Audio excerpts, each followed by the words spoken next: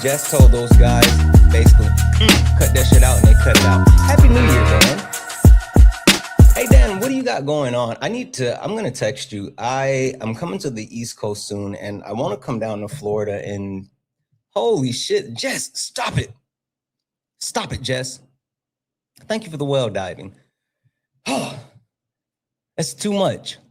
What do you got going on, Dan? I'm coming to the East Coast soon, and I want to come down to Florida and visit you if you're gonna be available. I think I'm gonna come towards the end of the month for my birthday. So if you're available, let me know. MAGA for life, biggest grifter of 2026. Listen, I might be. MAGA for life, I might be. If I can get my grift game up,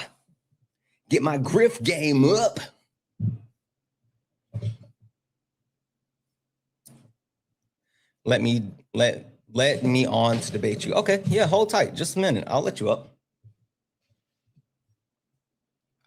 I have protocol here though, so just hang tight for just a moment. Sorry, I'm getting everything set up, and yeah, we can squabble. Yeah, Dan. All right, cool. I'll text you.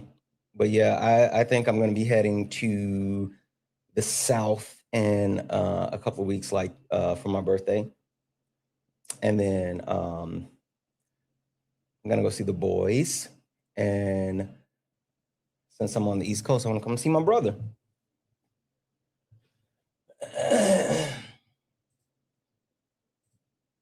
All right, there we go. All right, we have everything set. Guys.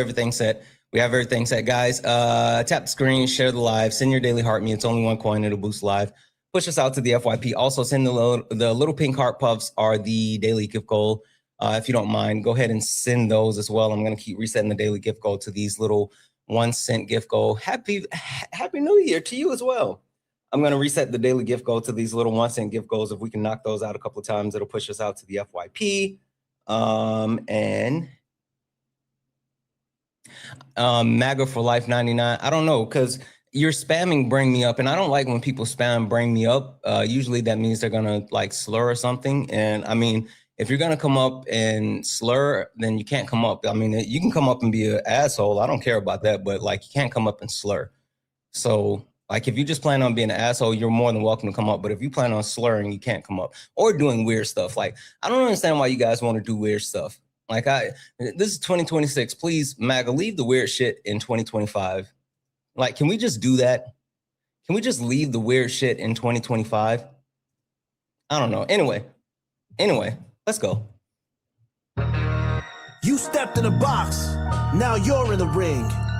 Ain't no hugs here. You better take your best swing. Mike Hot, who wanna step in the flame? This ain't a debate. This a mind game.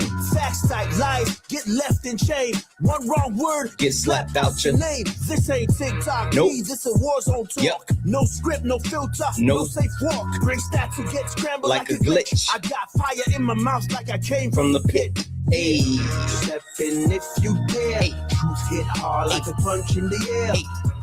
Ain't no rules, no plan, no script. One wrong move, get cooked real quick. No cop, no shield. You better know your stuff or you get revealed. Step in, don't you wanna? Sparring with Santana. I don't care what you claim on your background. Facts only, if not, get clapped down. Whether you're left or right, or don't even vote. If your logic is weak, I'll sink your boat. You talk slick, but you ain't got source. Just vibes, that ain't power, that's force. I'm the test, the trap, the trip, the call. You slip once, I'm snatching it all. Lego. Step in if you dare. Hit hard like a punch in the air. Ain't no rules, no plan, no script. Yeah. One wrong move, get cooked real quick. No cap, no shield. Better know your stuff or you get revealed. Step in, don't you wanna? Sparring with Santana. Step in, yeah, you care. Get hard like a punch in the air. Ain't no rules, no plan, no script. One wrong move, get cooked real quick. No cop, no shield. Better know your stuff or you get revealed. Step in, don't you wanna? Sparring with Santana. Morning, Shay. How are you? This ain't a safe place. It is not. This is place. It absolutely is. Don't you wanna? Sparring with Santana.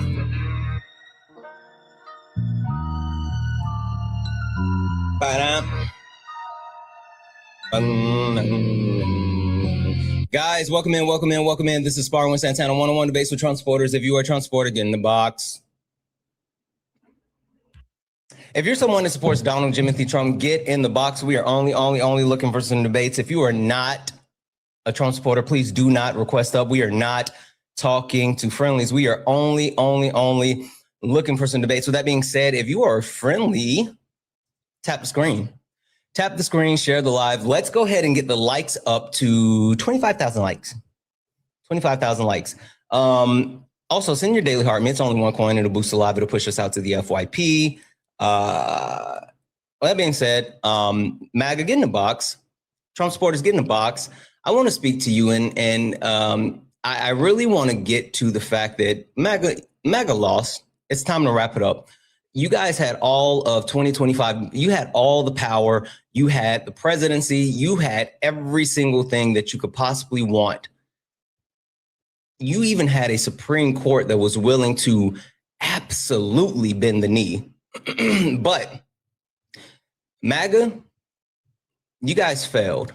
You failed to lead the country. You failed to progress society. You failed to do anything beneficial for everyday Americans across the board, right?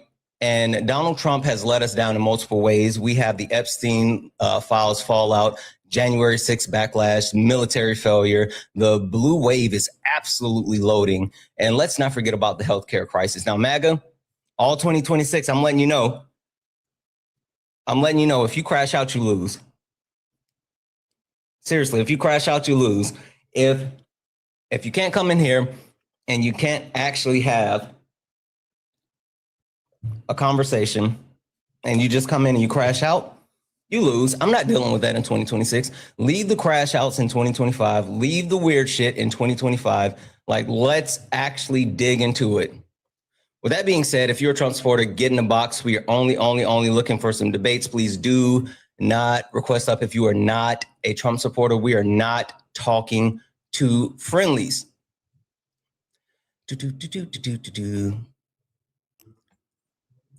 Oh, sorry, grab someone else. Hi, Bear, are you a Trump supporter? Bear, are you a Trump supporter? Oh, Bear's gone. Samu, I think it's pronounced. Are you a Trump supporter? No, okay. History, are you a Trump supporter? Yeah. Okay. What can I call you, friend? What's your name? History Hound. Okay, I'm gonna call you Hound because that sounds. Wait, really quick, and before we get too far down the road, why History Hound?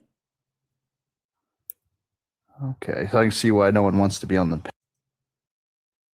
Aw, poo-poo. Him ran because I had a question. Him ran because I was personable. Oh, him ran because I'm a real person and not a contentious POS like him. Oh, History Hound, it's okay. Listen, History Hound, I'm sorry. I'm sure you're probably used to like automatic crash outs and people being contentious right off the bat. I'm not an asshole unless I have to be one. I don't want to absolutely give you guys a hard time. I mean, like, it's your choice. Hi, MAGA for life. Hey, I thought we agreed to leave the weird. Wait, I thought we agreed to leave the weird shit in 2025. I hear you. I know you're playing the sound and then you're saying nigger. I hear you. Listen, no one cares. But Bubba, that doesn't make me melt. I know. But you spammed the whole time to get up here. Is that all you have? Right. But listen, did you not think this through? Serious question. Like, I'm not even joking anymore. Not joking, not even being contentious. I would really, we don't even have to debate. Seriously. Quick question. And I'm going to send you a request to come off mute. Is that all you were going to do? Did you think it out any more past that? Or like, serious question. What's the game plan? Okay. So that's the best that you have. I know. Your sounds, I know. All you have is making sounds. Listen, this is what I want you to do. And I'm being genuine. I'm not even upset at you. I'm genuinely not upset at you. I'm actually giving you advice, and hopefully you're listening. If you're gonna troll, like, be better. Me being completely honest, if I was gonna be a troll, I wouldn't come up and I wouldn't just make sounds. Also, I wouldn't just slur, because like that's lowbrow, right? What I would do is come in and I would build a narrative that's at least close enough to draw the person that's talking in. And then once I draw them in, I would waste their time, right?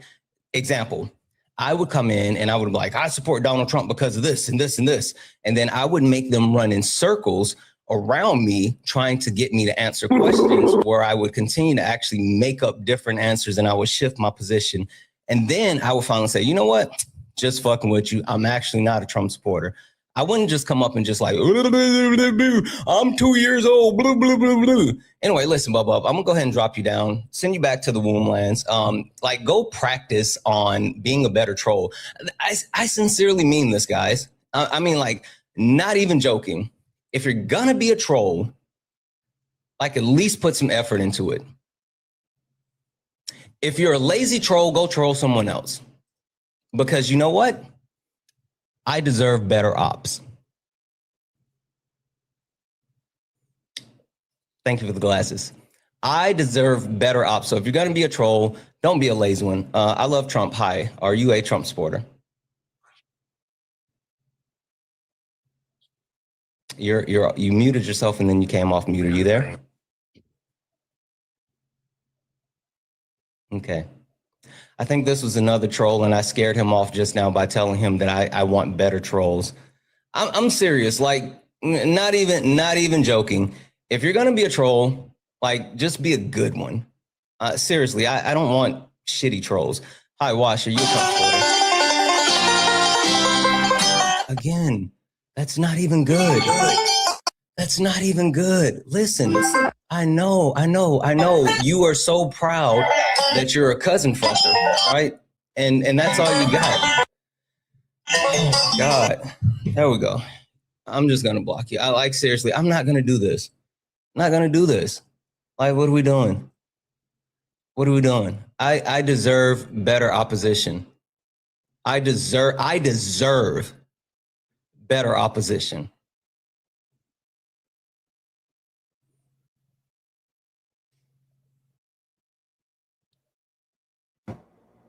Hi, King. Are you a Trump supporter?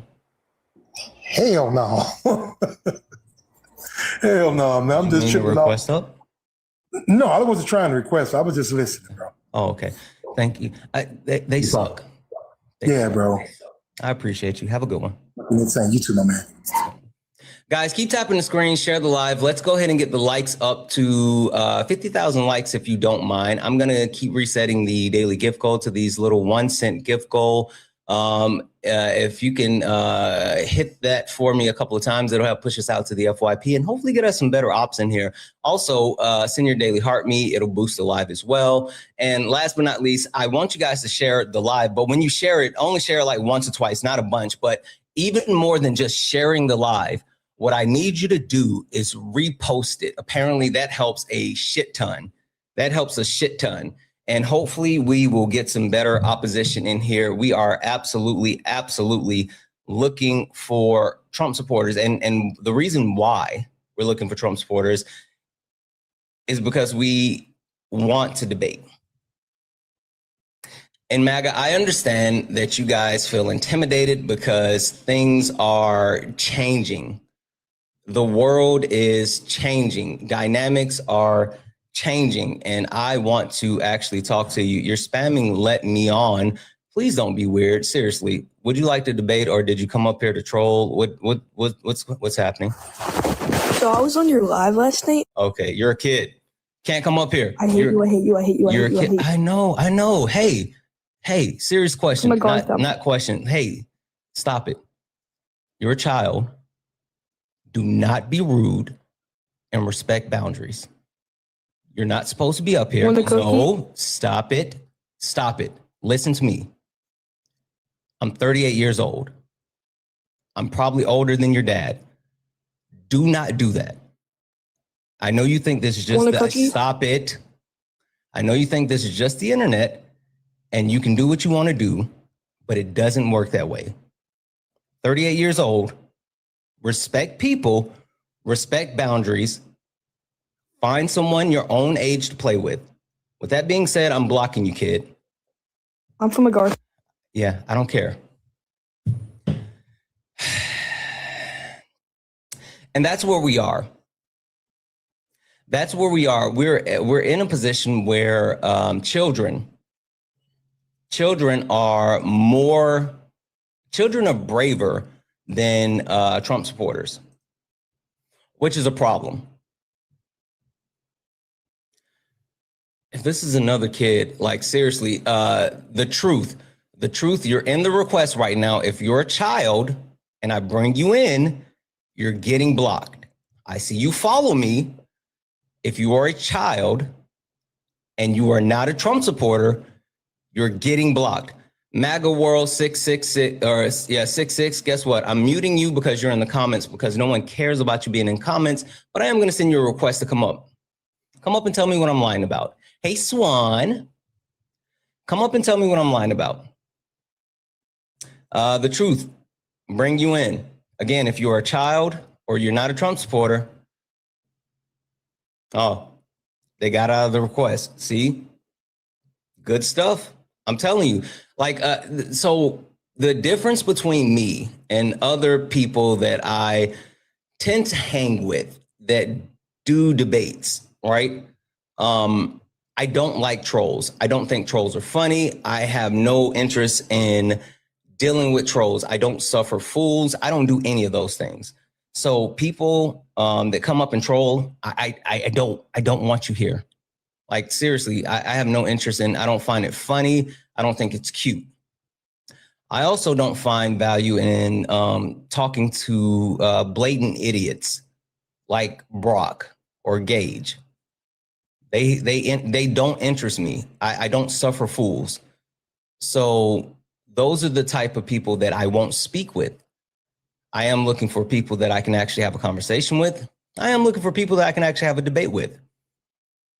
I actually will not talk to, I won't talk to disingenuous people. Like there's no reason. But MAGA, you also don't get to yip yap in my chat. You don't. This is not your safe space. This is not a place where you get to come and like spam weird stuff. I don't do that. Hi, Sohum, you're back. Are you a Trump supporter? Yes. You're a child. Why are you requesting up if you're a child? You ran before I can block you. Pain lover man, please get out of the request. I know you're a kid. I'm telling you, if you come in, if I bring you up here and you're a Trump supporter or a child, you're getting blocked. Toe Muncher, you're already blocked on my backup. I don't know how you're not blocked on my main, but you're getting blocked. I don't understand why you think I would bring you up. I don't get it.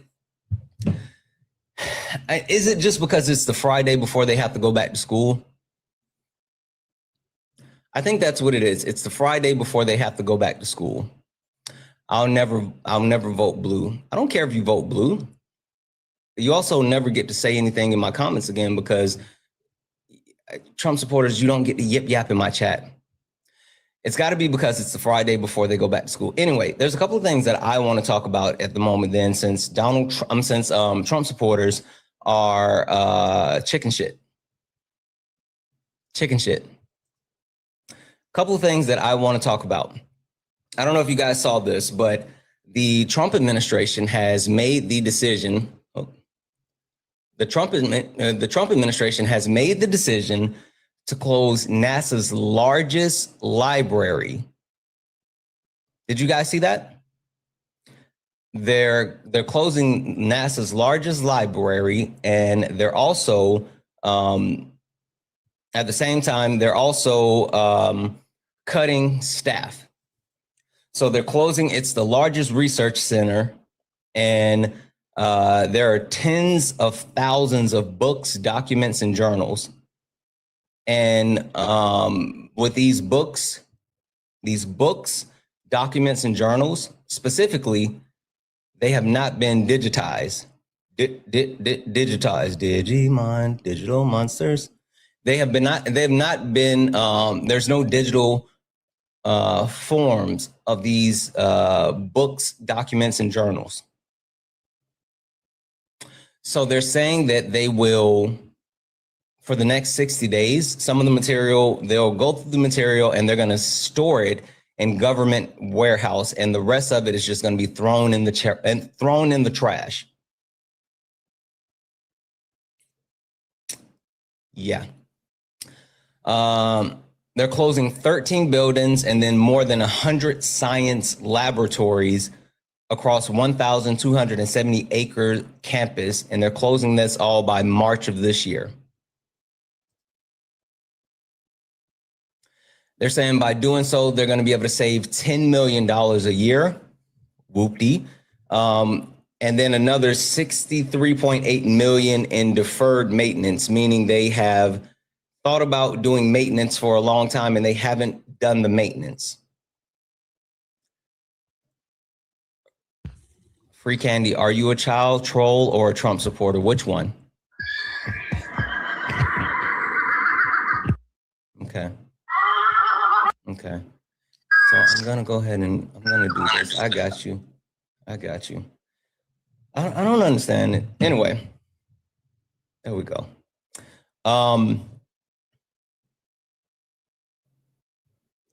They are, where are we? This all comes out from budget cuts that occurred under Doge, right? So Doge was the catalyst for the cuts to this library.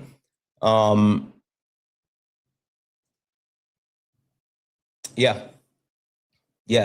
I think it speaks to the fact that the Trump administration has a lack of care when it comes to actual knowledge or preserving anything that's beneficial. The thing that I thought of when they said that this was happening, the first thing that came to my mind was the fact that in Nazi Germany, one of the biggest things that they made sure to do was burn the books, right? Yes, they also started by persecuting the queer community, right? They told lies, they peddled in misinformation and disinformation, but they absolutely burned books. They got rid of certain sources of information. They hid things. I think that's why it's such a big deal that people outside of the United States, they're chronicling Donald Trump and his efforts. They're chronicling the fact that Donald Trump is a wannabe authoritarian. They're chronicling all of Donald Trump's fascist behaviors, because Donald Trump, in this point of history, will not be recorded the way that it's playing out. I think that's why it's so important that we keep our own records, right? This is one reason why I really love doing these lives, and not only doing these lives, but I have all of these lives on my YouTube, right? And the fact that they're all, it's saved, right? Because at a point in history, either people are going to look back and they're going to stand up and they're going to say, I wasn't a part of that, when they clearly were. Or 20, 30, 40 years into the future, there's going to be people saying that these things didn't happen. There's going to be people saying, no, Donald Trump didn't arrest undocumented immigrants just to put them in concentration camps for free slave labor. There's going to be people saying Donald Trump didn't ruin the United States economy. There are going to be people saying Donald Trump didn't install an authoritarian regime and try to overthrow the United States. He's already trying to get his felonies overturn and trying to get all of that wiped away. That's another reason why he sued the Justice Department. It's because he's trying to rewrite history. What are you talking about? Slave labor, bad economy. Oh, MAGA 2025, come up here and talk about it. I'll tell you about it. Listen, Bub, I'm going to go ahead and mute you, and I'll send you a request. I'll tell you all about it. You don't know about the free slave labor? Absolutely free slave labor. Get in the box. Get in the box. I'll tell you about it. Or you can stay in the comments and no longer be able to yip yap because you don't get to yip yap in my chat. You have to get in the box. I don't play those games. I don't care about your questions from the comments. I only care about your questions while you're on the panel. So if you're not going to join the panel, then you don't get to have your questions answered. Anyway, I think they're going through the process of trying to rewrite history, and I think it's going to be super important that we ensure that we let people know what's happening. We have to do it.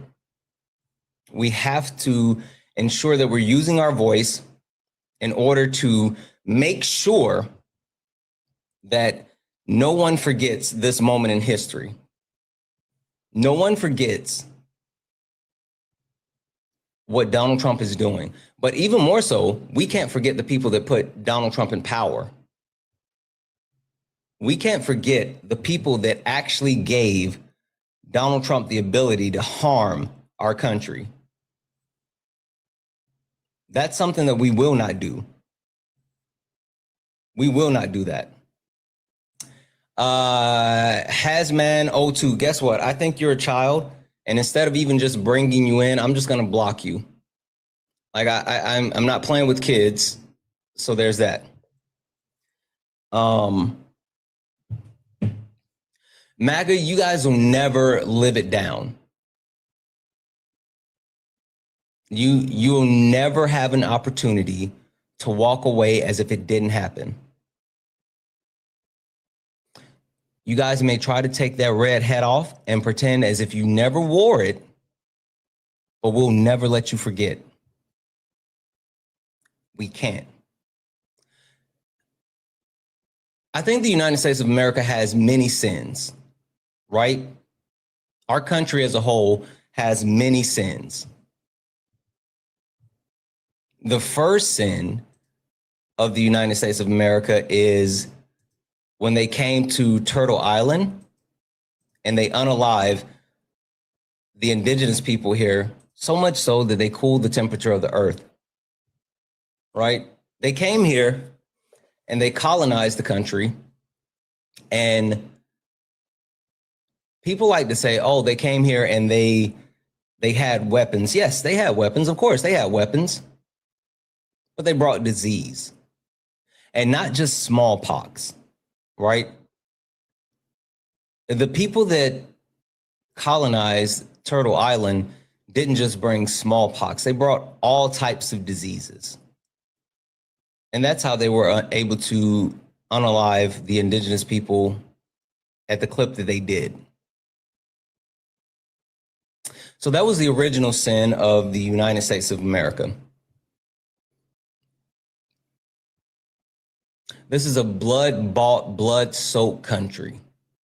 Now, the second sin of the United States of America is chattel slavery. The way that they rip Black people away from their homes, force them onto ships, stacked on top of each other, planking, living, sleeping, and unaliving in their own feces. Many Black people choosing to jump into the ocean and end their lives versus make the trip and be enslaved. Now, when they got the Black people here, not only did they enslave Black people to build this country, but they bred Black people. Because when they could no longer go and steal Black people, they had to make their own Black people. So, of course, They had breeding farms where they ensured that they were able to replenish their livestock, because that's what Black people were to them.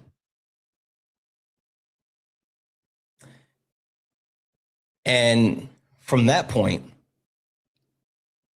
they forced Black people to build this country for free. They forced Black people to build this country, this stolen land, for free.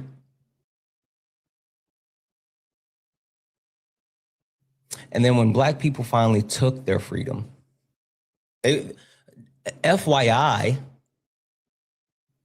the Emancipation Proclamation did fuck all.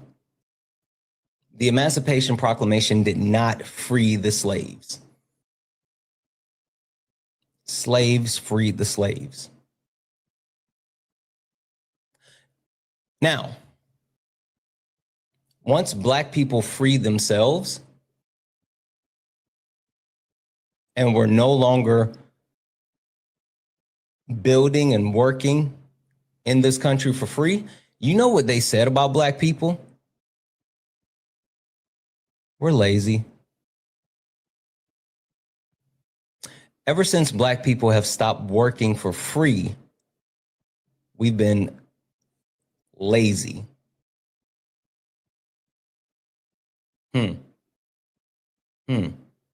That's interesting. Anywho, those are two of the largest sins of the United States of America. But I brought all that up to mention two of the most unforgettable sins of the country. Thank you for the cake.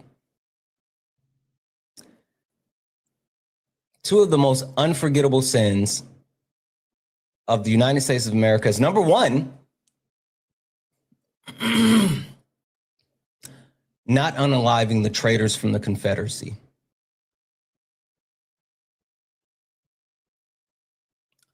Every single traitor from the Confederacy who committed treason, who fought to keep slavery. What did Donald Trump say? Treasonous behavior, seditious behavior, something about a gallows. Yeah. Every single person that fought on the side of the Confederacy should have walked the Green Mile. Period. Just say thank you and get back to work. Tech 1616. I'm going to mute you, right? Because I don't care. You seem like a Trump supporter, and I can't actually bring you up because you don't have your request on. Whoever this person, I love Trump. Guess what? I think you were already up here and I kicked you. I'm blocking you. Why would I bring you back? You've already been up here to try to troll. I'm looking and I see it looks like there's just a bunch of kids in my request, and I'm not going to play with kids. So, yeah, I'm just not going to bring you guys up. If there's an actual Trump supporter that would like to come in, an actual adult that would like to engage with the background, then get in the box. We're looking for Trump supporters, but I'm not playing with kids. I know it's the last Friday before you guys have to go back to school, but I'm 38 years old. Go find someone else closer to your age and go troll them. Go play with them. Go do all the other weird stuff with them. I don't play those types of games. I have kids of my own. I have no interest in entertaining kids on the internet. Yes, I am old. I am absolutely old. Now, like I was saying, everyone that fought on the side of the Confederacy should have been unalived. And those people that say, well, those people that still wave the Confederate flag and say, this is my heritage. First and foremost, it's not. That's not even the flag that was flown by the Confederacy.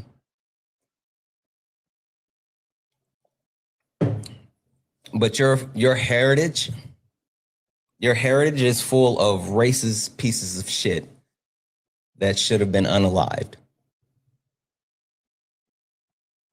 Does that mean your bloodline shouldn't be here? Anyway, I digress. That was number one. Number two, January 6th. January 6th. Every single person that participated in the insurrection, they should still be in jail. Every single one of them. Every single person that broke into the Capitol, every single person that rioted, that breached the Capitol, whether you were one of the ones that smeared shit on the wall or not, you should still be in jail. Whether you were one of the ones chanting unalive Mike Pence, you should still be in jail. Every single person that stormed the Capitol on January the 6th should still be in jail today. Because every single person that stormed the Capitol are all traitors to our country. There's no ifs, ands, or buts about it. If you participated in January the 6th, you're a traitor to the country. And you should still be treated as such. But the current president of the United States is the one that incited them to do that. The current president of the United States is the one that planned, plotted, and used their weakness to do that. And this isn't even me just saying, oh, Donald Trump incited an insurrection on January 6th. No. Jack Smith, who completed an investigation into January 6th, has flat out said it. Has flat out said that Donald Trump did it. These are his words from his deposition. Our investigation developed proof beyond a reasonable doubt that President Trump engaged in criminal scheme to overturn the results of the 2020 election and prevent the lawful transfer of power. Our investigation has also developed powerful evidence that showed that President Trump willfully retained highly classified documents after he left office in January 2021, storing them at his social club, including in his ballroom and bathroom. He then repeatedly tried to obstruct justice to conceal his continued retention of those documents.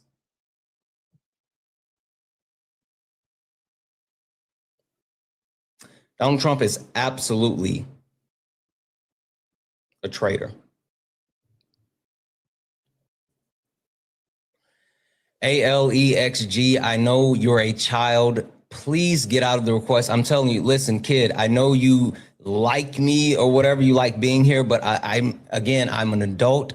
You are a child. You do not get access to my live. And if you cannot stay out of the request and respect what I'm saying, I will block you. Listen, I love kids and I appreciate you being here and hopefully you learn something, but this is not a space for children. So get out of the request.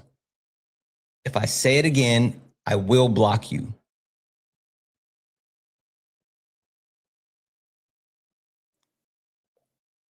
Now, as I was saying, Donald Trump is the reason why these people are not in jail.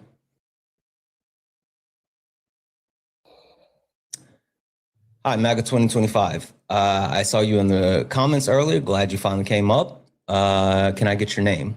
Eric. Eric. Hi, Eric. How are you doing today? Good. How are you? Good. Happy New Year, Eric. Happy New Year. Eric, I know I was sitting here prattling on. There's a couple of things I was just getting off my mind. I would love for us to get in a debate and we can engage with the things in the background. If you have something more specific you want to talk about, then we can, or we can go where I was just speaking on. I will give you the decision as far as what we do. I was just curious if you saw the report out of Georgia with the 315,000 ballots that were not signed. Okay, so we want to talk about, just to make sure I have an understanding, we're going to talk about the 2020 election and possible fraud, things along those lines, right? Yeah, I'm just curious if you saw that report. Okay, yeah. Let's get in. We'll get into that. 1 second though, before we get into it, I have kind of a thing that I do. Roll with me just for a second. Eric, do you know who I am? Just from being on here. Okay, perfect. Eric, if you don't mind, let me give you a proper introduction to who I am and what this is. Ladies and gentlemen, welcome to the main event.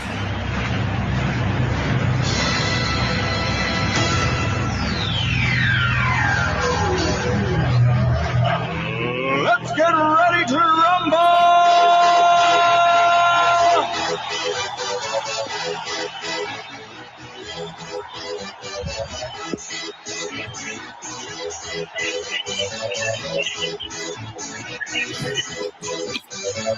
Y'all ready for this? Guys, welcome in. This is a Sparring with Santana 101 debates with Trump supporters. If you're a Trump supporter, get in the box. If you're someone that supports Donald Timothy Trump, get in the box. We are only looking for some debates. Please do not request up. If you are not a Trump supporter, we are not talking to friendlies. We are only looking for some debates. If you're a friendly, tap the screen, share the live. Keep knocking out the gift goal. Right now it's little finger hearts. If we can knock the gift goal out a couple of times, it'll push us out to the FYP. Also, guys, send your daily heart me. It's only one coin. It'll boost the live and it'll push us out to the FYP as well. We have Eric up here, and Eric and I was going on talking about January the 6th, and Eric and I are going to talk about what may or may not have happened. And Eric, you brought up the unsigned ballots in Georgia. Tell me more about it. I guess if they're not signed, they're not legal ballots. But I guess Trump only lost by 11,000 ballots in Georgia, and they found 315,000 that weren't signed. You're kind of, I don't know what just happened if you connected to a Bluetooth or something, but your sound is different, and I can't really understand what you're saying now.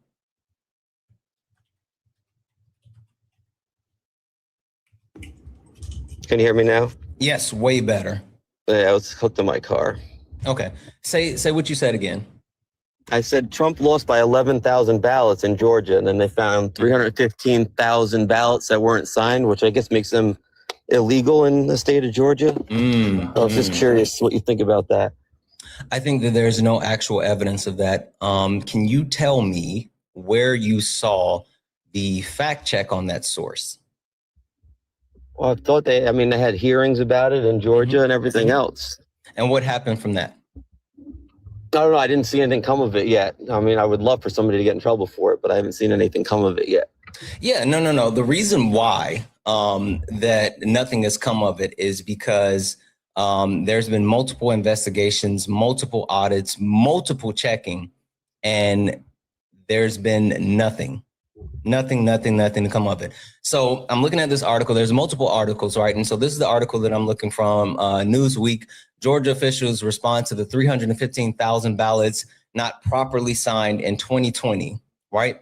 Georgia Secretary of State Brad Raffensperger, and just FYI, this is a Republican, has said a clerical error in the state does not erase valid legal votes, responding to the renewed sanctuary of Georgia's 2020 election results, which former President Trump repeatedly and falsely claimed it was stolen. Earlier this month, Fulton County acknowledged at Georgia State Election Board that there were more than 130. I don't know what this is. Oh, okay.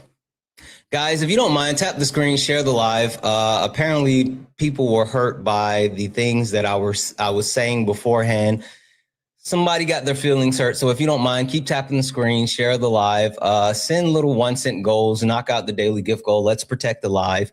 130 tapes from 2020 election were not signed. A lapse of officials said involve about 315,000 ballots, and which brought renewed scrutiny and questioning of the results through multiple audits, including hand count and affirm results. So this talks about the fact that, yes, there were clerical errors that were listed in the ballots in Georgia for the 315,000, but the clerical errors do not result in the actual ballots or votes being thrown out, right? And that's what we're talking about.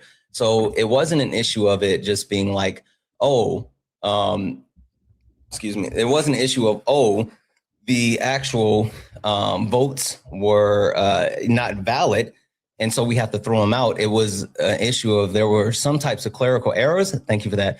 But the votes were still valid. So I guess, Eric, the question I have for you, right? What? How is it misinformation if I correct the information? Holy fuck. All right, so he got kicked for misinformation, which I am calling BS on because I was just letting him explain what happened, and all I did was actually talk to him about it. This is fucking stupid.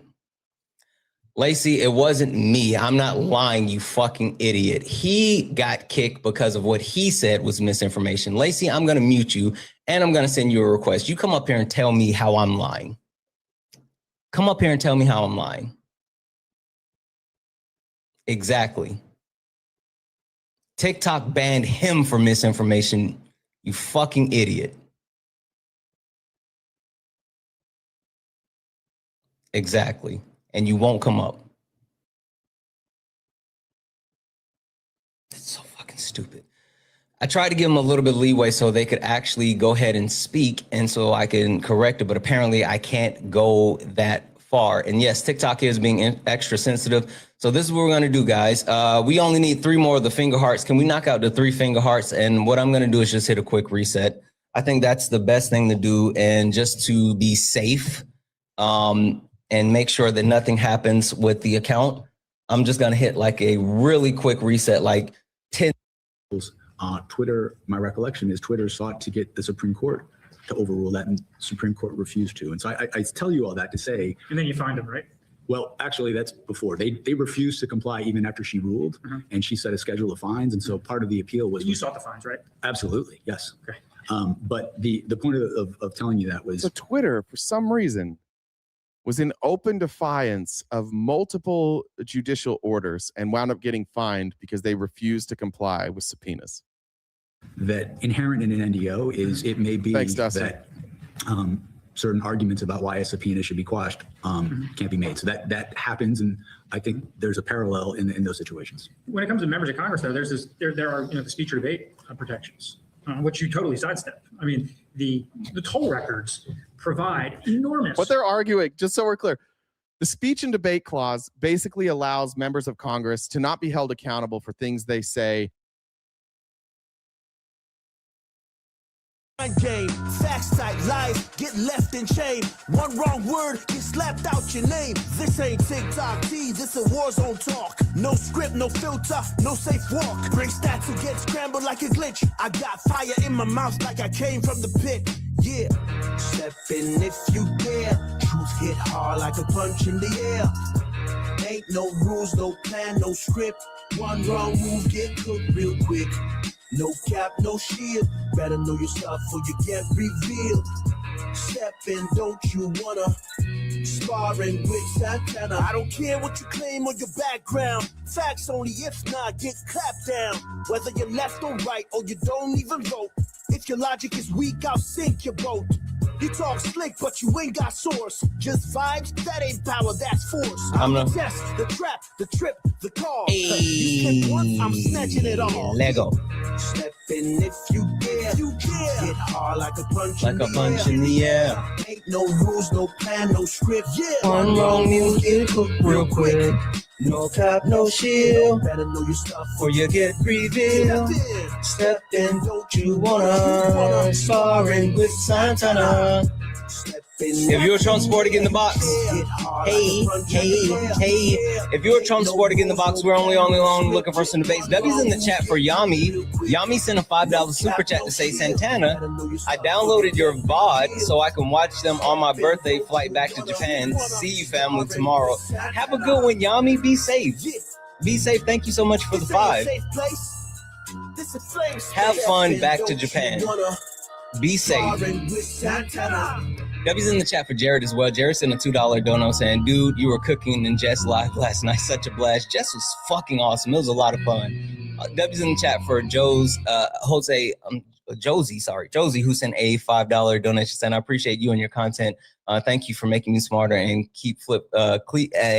making me smarter. I keep flip-flopping from you and Parker this morning. Absolutely. W's in the chat. Guys, if you're a Trump supporter, get in the box. We are only looking for some debates. Please do not request up if you are not a Trump supporter. We are not talking to friendlies and we're not talking to trolls. So if you are not a Trump supporter over the age of 18, please do not request up. We're not talking to anyone except Trump supporters that are over the age of 18. If you are anyone else, tap the screen, share the live, keep knocking out the daily gift goal. It's the 1 cent gift goals. I'm going to keep resetting those. Send your daily heart me. It's only 1 coin. It'll boost the live and push us out to the FYP as well. A couple of things that I was talking about, and we were kind of getting to it. I want to finish up the thing that I was saying about the people that were not held accountable by the United States of America and some of the biggest failures and sins of our country. And I was talking about how the traitors from January the 6th, they were all released back into the country by the person that spearheaded January the 6th. Donald Trump tried to overthrow the United States government with January the 6th. There's no ifs, ands, or buts about it. Donald Trump actively tried to take power on January the 6th. That's what happened. And since our country reelected a felon fraudster, a sexist, a classist, a grapist, a fascist, since our country made the decision to give power back to the worst among us, which don't get it twisted. I'll never forgive MAGA. I'll never forget. While I may sit here and have these conversations with you, while I may sit here and say, hey, we need to protect our country, while I may sit here and say, hey, we're all Americans, I'll never forgive you for giving power to the worst of the worst in our country. You chose to put a victimizer back in power because you were scared of a black woman. You chose to hand our country over to a fascist because you were scared of a black woman. You chose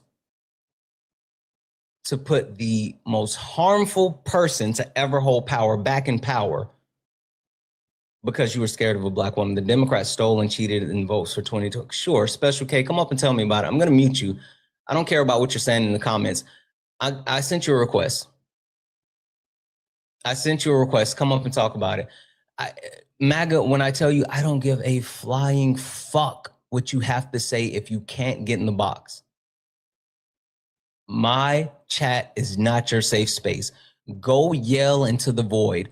Go outside and scream at the top of your lungs that Trump got cheated out of 2020 or some bullshit. I don't care about you typing that in my chat, and you will not get to type that in my chat.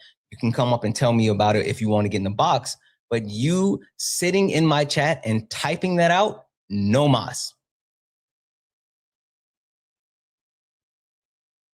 I ain't got no problem getting the box. There we go, Special K. So, first and foremost, thank you for coming up. And just a FYI, I will unmute you because if you actually have the courage to get up, then you actually get the ability to chat once we finish our conversation. So, with that being said, Special K, tell me about it. You said the Democrats cheated and stole the 2020 election. Correct. Tell me why you believe that. It's been proven. Have you seen what they did in Georgia, where they found all these ballots? Yeah. We were literally just talking about that before. Right. So let me give you a heads up, Special K. So I had a person who was literally just up here before we did a restart, who was saying the same thing. And TikTok, the algorithm, actually flagged him and forcefully removed him from my live for misinformation. The actual algorithm, not me, I didn't touch. I was looking down, reading and talking, and I looked back up and I saw the actual warning on my screen and that he had been kicked. The algorithm is outright calling people out on their lies, but I will give you this. So Special K, 315,000 ballots. This is from a Newsweek article that just came out the day before Christmas, the 24th. And this is directly from Georgia Secretary of State, Brad Raffensperger. Do you know who Brad Raffensperger is? I heard his name before.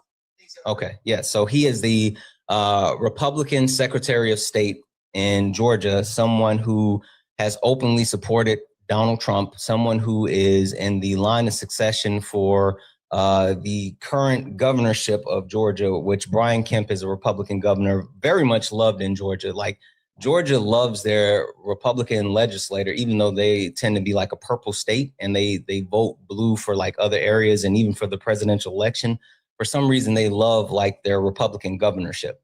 But I digress.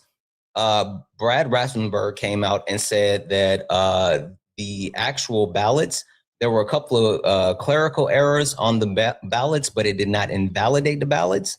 And even more so that they have completed multiple audits, reviews, and even hand counting and validation of the ballots. And no, the 315,000 ballots that were in question are all valid, and it would not have changed the 2020 election. Okay, I understand it, but you don't have this. I don't know if you've seen this young man who invented. He had something to do with the programs in the machine. I think he's from Venezuela somewhere. Hold on one second. Just FYI, I don't know what the sound is in the background. It's kind of loud. It might be like a TV. Is there any way you could turn it down a little bit or maybe step away? Okay, let me. I put it on mute. Okay, I'm okay, ready. Perfect. You were saying something about a young man in Venezuela. Yes, the guy in Venezuela. That's basically why he really kind of going at this Venezuela, because he invented the program for those. What do they call the machine? Dominican, it's all what it did, the machines. The Dominion voting machines? Yeah. He had something to do with that. So you got to go a little deeper down the rabbit hole because, you see, we don't get all the information, man. We just get it from pieces from this and that. When you go deeper down the rabbit hole, there's more to it than what we're looking at. Like I said, I have no problem with people winning, but I hate when you cheat to win something. I agree. I agree. And you know that you really don't have the power of change in this country. You're still a puppet. We're looking at these things in a different matters because these guys are really not running anything. They don't. The people that got the money run the ship. Yeah. Our leaders that we have that are legislated, they have been bought and paid. Yeah. So let me say this, Special K, as far as like the Dominion voting machines, again, I don't know if you are up to snuff on this. See, this is the interesting part about like all of these claims. The only reason these claims are coming back up is because Donald Trump is in power and he refuses to admit that he lost the 2020 election. But he is in power and he has no ability to verify that the 2020 election was stolen. So even when you talk about the Dominion voting machines, that conspiracy theory was ran through its fullest course, right? Not only did they take the Dominion voting machines and they checked them and they verified them, they actually took this to court. They made accusations. People like Rudy Giuliani made accusations, and even Fox News made those same claims that you're actually saying right now, Special K. And you know what happened with Fox News? No, what happened? They got sued? They got sued and had the largest settlement in United States history because they lied about Dominion and about the voting machines. And not only did they admit that they lied, Fox News said a couple of different things. Fox News said that they're not actually a news organization, they're an entertainment organization. They said they're not news, they're entertainment. They're saying that the anchors that they have are not news anchors, and they have no expectation of the people that watch them to believe that the people that are on their channels are reporting any type of news. That's true. That's true. I'm gonna tell you, I agree with you on that because I didn't understand that game until I watched that movie, Mary Jane. Have you ever seen that movie, Mary Jane, with what's your girl that married to the basketball player down in Miami? Gabrielle Union. She played Mary Jane. Do you remember that? Have you ever seen that? No. Yeah, when you go and look at that, it's going to show that all the news, those guys are not reporting. They're being told exactly what to say, how to say it, when to say it. Was this a TV show or a movie, or was this a documentary? It was like a series. Okay, so it was a like, okay, so it's like a TV, so it was fictional. Yeah, it was fictional, but it was behind the scene of how it works when you are reporting the news, because you'll find that most of them say the same thing. If you pull up, give me 1 second. Hold on 1 second, Special K, if you don't mind. 1 second. Yeah.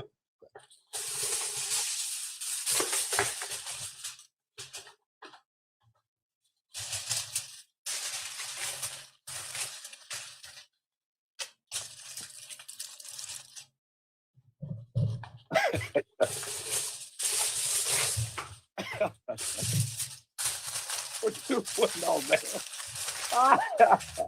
What you going to the moon? No. Just keeping my brain safe. All right. Special K, you were saying that this series with Gabrielle Union tells about how like the news is fake and they are all told what to say. All right. Floor is yours. I mean, just go next time I get on your channel, man. You just check it out. You see. I wasn't aware of it because I didn't really look deep into it. But they see, the point is they got to show you the truth. Hollywood gonna show you the truth, and it's just that you're gonna have to be able to see it to understand how the games play. Because you'll find that most of these channels, they'll be saying the same thing, all repeat the same process. You know, now how's Chicago saying the same thing as us in Texas? How Texas said this? What are they saying? That's the same thing. They repeat the same. Other words, they repeat the same type of news. You know, they had. Have you ever heard the term "if it bleeds, it leads"? Yeah, I heard. Yeah. Okay, so a lot of time with legacy media, they pick up on stories that are controversial, stories that will get people's attention, stories that will drive ratings, right? And so it's not necessarily that they're quote unquote saying the same thing, but they are looking for specific types of media sources that will drive people's attention, right? And so that's why you have to understand the differences in media sources. You have to understand the differences in what media is being put out. But even more so, like you have to understand that like legacy media is not the most trustworthy. The reason why Donald Trump was able to regain power is because legacy media sane-washed him. Legacy media allowed people to forget that under Donald Trump, his first administration, there was a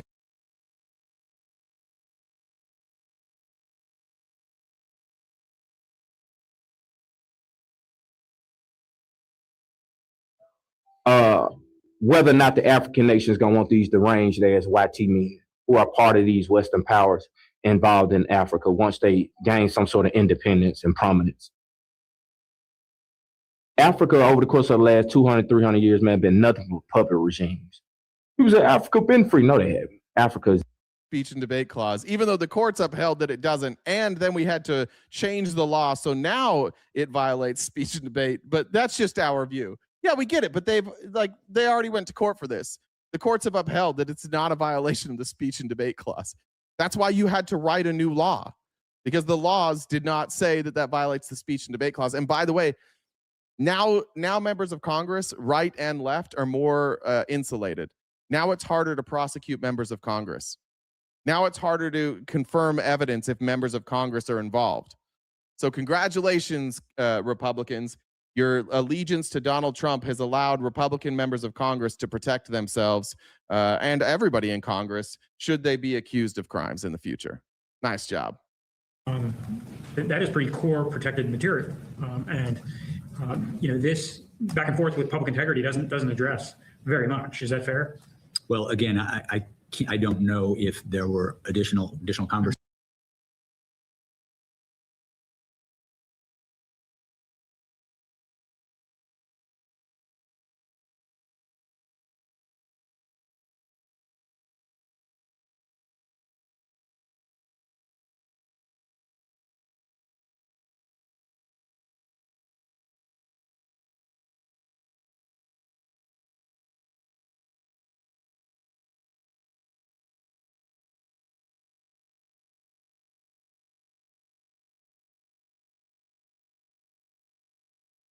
Yeah, so Yeah, Mississippi.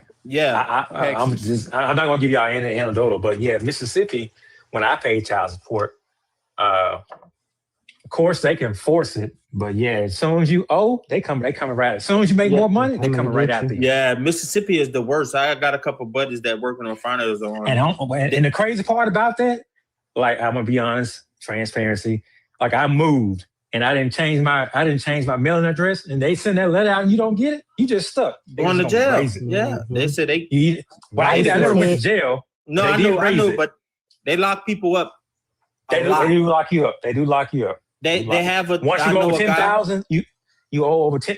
They lock. Matter of fact, once you go beyond $2,500 for those that pay child support or you got issues going on, they suspend your license.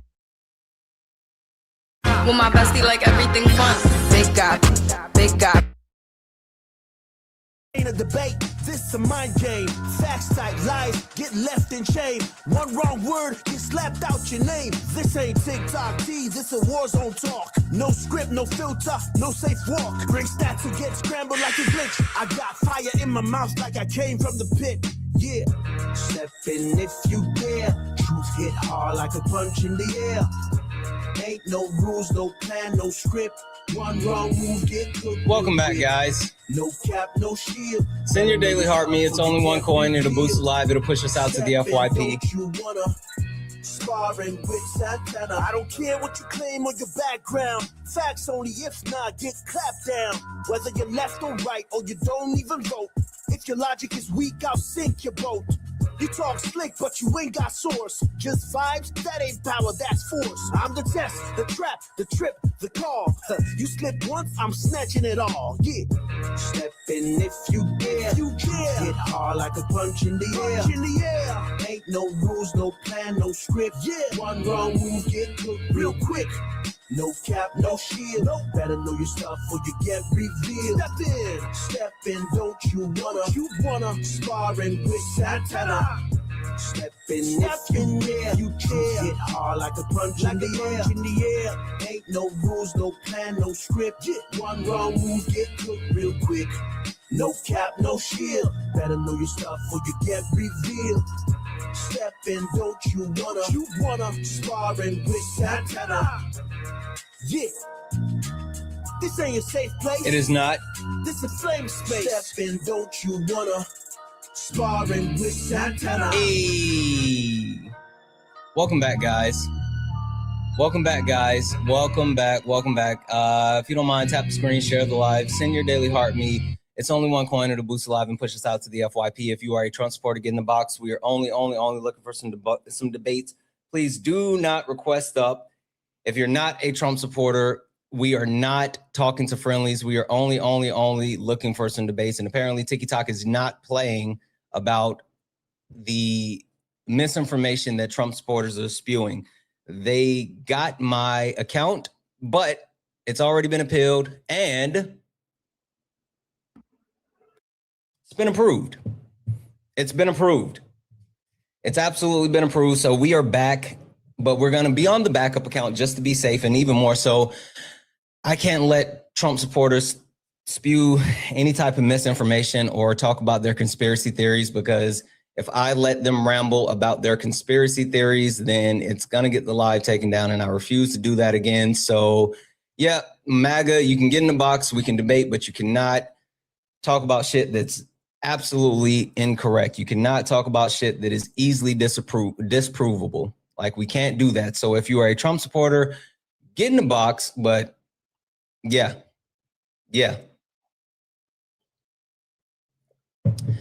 TikTok profile as an immigrant Trump is doing. Yeah, sure. I'm going to go ahead and mute you, and I'm going to send you a request. Come up here, TikTok profile. Tell me about it. I when I say I genuinely don't care what you have to say from the comments, I mean that. Tax deductions on tips and will help millions. Sure, James. I'm going to mute you as well, Bub. Again, I don't care. I don't care what MAGA. Listen to me. Be very, very sure that you hear what I'm saying. I don't think I can say this any more plainly than how I'm going to say it. I don't care what you have to say from the comments. If you have something to say, you have to get in the box. MAGA, Trump supporters, you don't get to yip yap in my chat. Joe Haas, I'm muting you and I'm sending you a request to come up. I do not care what you have to say from the comments. I do not care about your comments from the comments. Can you mute me too? Just another guy? No. Don't worry about it, Bub. I won't mute you, but I'll block you. You can have a block. How about that one? I don't think there's a need to mute you. I'll just block you. There you go.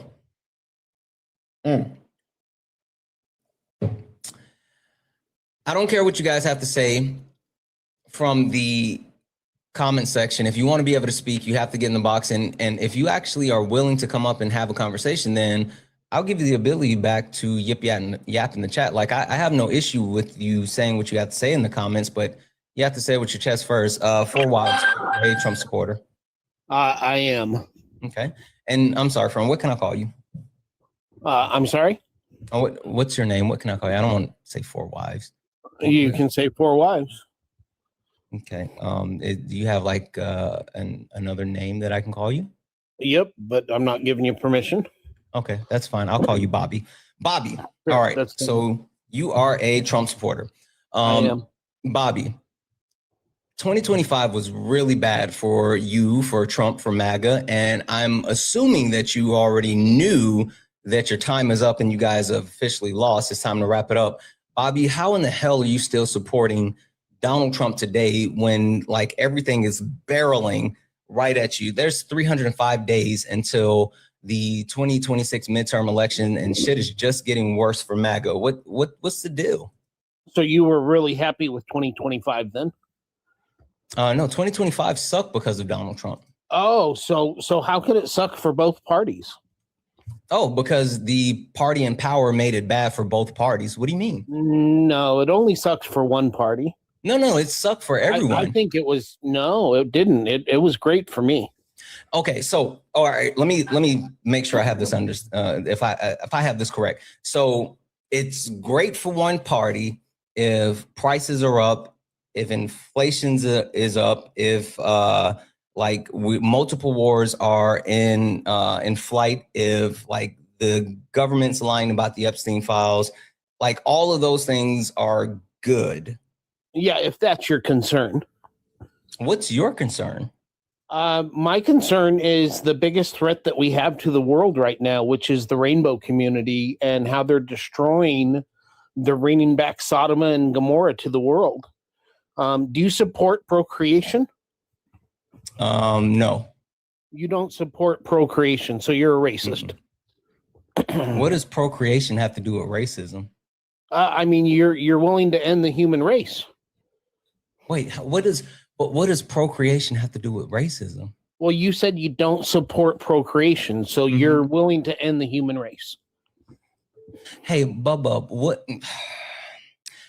Bobby, what is racism and what's its functionality? Racism is somebody that wants to end the human race. Where'd you get that definition from? I mean, it's just a fact. No, it's not. If you don't support procreation, nobody can support procreation and support the LGBTQ.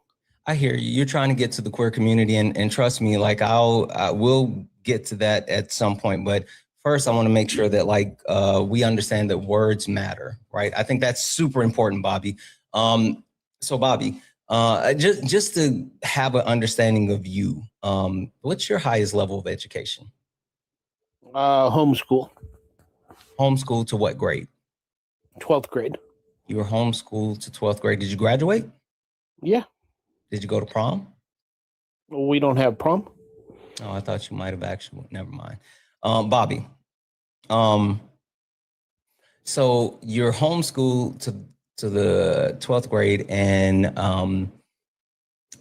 how do you actually inform yourself, right? Like, how do you, if you want to acquire knowledge, Bobby, what do you do to actually seek out knowledge? Pray to God. Okay. So your knowledge comes from osmosis from God. Not osmosis. Then how does God put the knowledge in your head then? Divine intervention. So osmosis. I mean, you can call it that if that's what you want. Do you know what osmosis means? I said you can call it that. No. Question. Do you know what osmosis means? You can call it that if that's what. That's fine. I'm not saying that I'm calling it one thing or another. I'm saying, do you know what osmosis means? Bobby, I'm just trying to say, Bobby. No, Bobby, stop. Your questions. Stop it, Bobby. I just need to know, do you know what it means? Because if you don't, I'll tell you what it means. But if you do, then I'm going to go forward from there. I just need to understand, do you know what that word means? Yes or no? I can tell you what it means. I just need to know if you know what it means. I'm not trying to be contentious. I just need to know, yes, I know what it means. And then I'll continue on my point. No, I don't know what it means. And then I'll explain it. No, here's the thing. If you want me to answer your question, then you will answer mine. That's not how it works, Bobby. This is my live, but I've already answered how it your works. question. If you don't like it, then kick me. No, Bobby, you run. I don't need to. I'm not afraid. You are afraid. That's why you won't answer the question. Let's talk about the destruction. You're a coward. No. Nope. Nope. Not until you tell me if you know what osmosis means. You're afraid to hear the truth. I know. Hey. You're scared, Bobby, because you don't know words, Bobby. We'll take Bobby. America straight. Bobby. We're gonna take this. Bobby. We're gonna criminal. Bobby. Listen, Bobby. It says right here. Look, Bobby. Look at this. Do you see this, Bobby? This says crash out, you lose. Bobby. This says you crash out, you lose. 62. Bobby. If you crash out, you lose, and you're crashing out, Bobby. You're losing, Bobby. Bobby, I know you want to talk about the queer community. Okay, hey, stop. Guys, no need. I'm muting him. No need for anyone to mute him. I got it. Punishment is hey, listen, I promise you we're going to talk about all of this, Bobby, but you have to actually stop rambling. Stop. You can't actually talk over me and us have a conversation. So, Bobby. No, listen, seriously, I'm not even joking. If you want to have a conversation, you have to act like an adult. I can't talk over you. I already did. Bobby, serious question for you. Your statement was incorrect. I hear you. When you come on these lives, do you come on the live for a purpose for your voice to be heard and for you to actually get a point across? Or do you come on live just to crash out? I need to really understand that right now. Because if you want your voice heard, I will allow your voice to be heard. But if you came here just to crash out, self-control. It doesn't seem like it, Bobby. Yeah, well, when somebody speaks, you have to have a louder voice. No, you don't. You just wait until the other person stops speaking. I know that's because I know that's because you're not an adult. You don't have actual choice. I know. You're not an adult. You don't have actual knowledge. That's why listen, Bobby, the fragility of a random white man to come on a TikTok live and to sit here and say, I have to speak louder, and that's how I get it across. Bobby, no one can understand the words that you're saying. Like literally, if you actually wanted the stuff that you were saying to be heard, then you would actually make sure the stuff that you're saying is heard instead of saying every other word because you're being muted. Holy fuck, I have no problem with letting you speak, but I need you to act like an adult. Bob, you sound like you're like 50 something years old. I need you to act like an adult. Stop it. I need you to have impulse control. I'm muting you. This is me muting you, Bobby. Bobby, this is me muting you. Be an adult. Bobby. Bobby, be an adult. You're showing right here, right now that you don't have self-control. I can't hear you because you won't stop talking while I'm talking, Bobby. When I finish speaking, then you can come off mute and then you can actually speak. No, stop taking yourself off mute, Bobby. Bobby, you're acting like a child. Okay. Bobby. Have 1 minute. You're crashing out, Bobby. You see at the top right here, I put this on the background for a specific reason. And this is for not only Bobby, this is for all Trump supporters. If you crash out, you lose. If you crash out, you lose. And Bobby, you're crashing out. You're crashing out, so you're losing. So with that being said, I'm going to go ahead and finish the point, and then Bobby, you can speak. So you said that you get knowledge through divine intervention. I say osmosis. Same difference. I know you don't know what the word means, and it's fine. I'll let you look it up at some point. So you only get knowledge from God placing the knowledge in your head. Is that accurate, Bobby?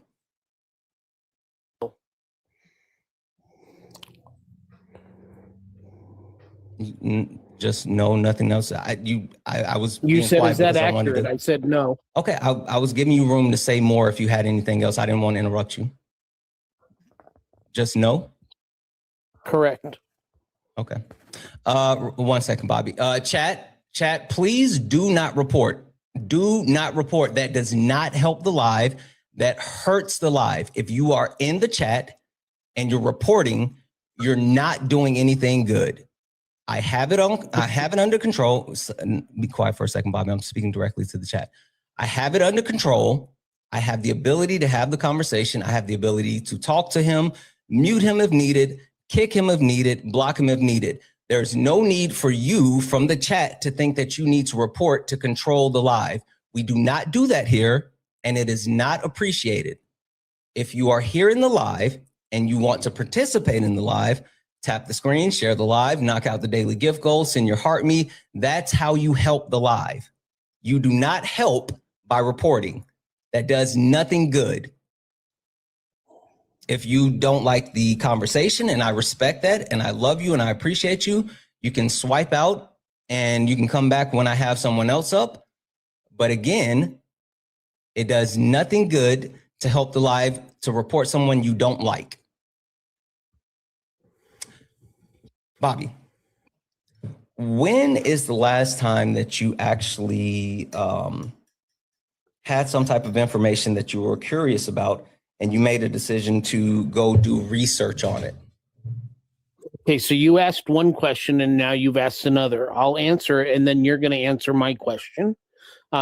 Sure. You know what? I'll play your game. I absolutely will. 1 second. Hey, damn it. I just blocked someone. I'm sorry, not block. I muted someone and I didn't get to send a request. Hey, the person that just said, oh, you're crying, but we lost. Yeah.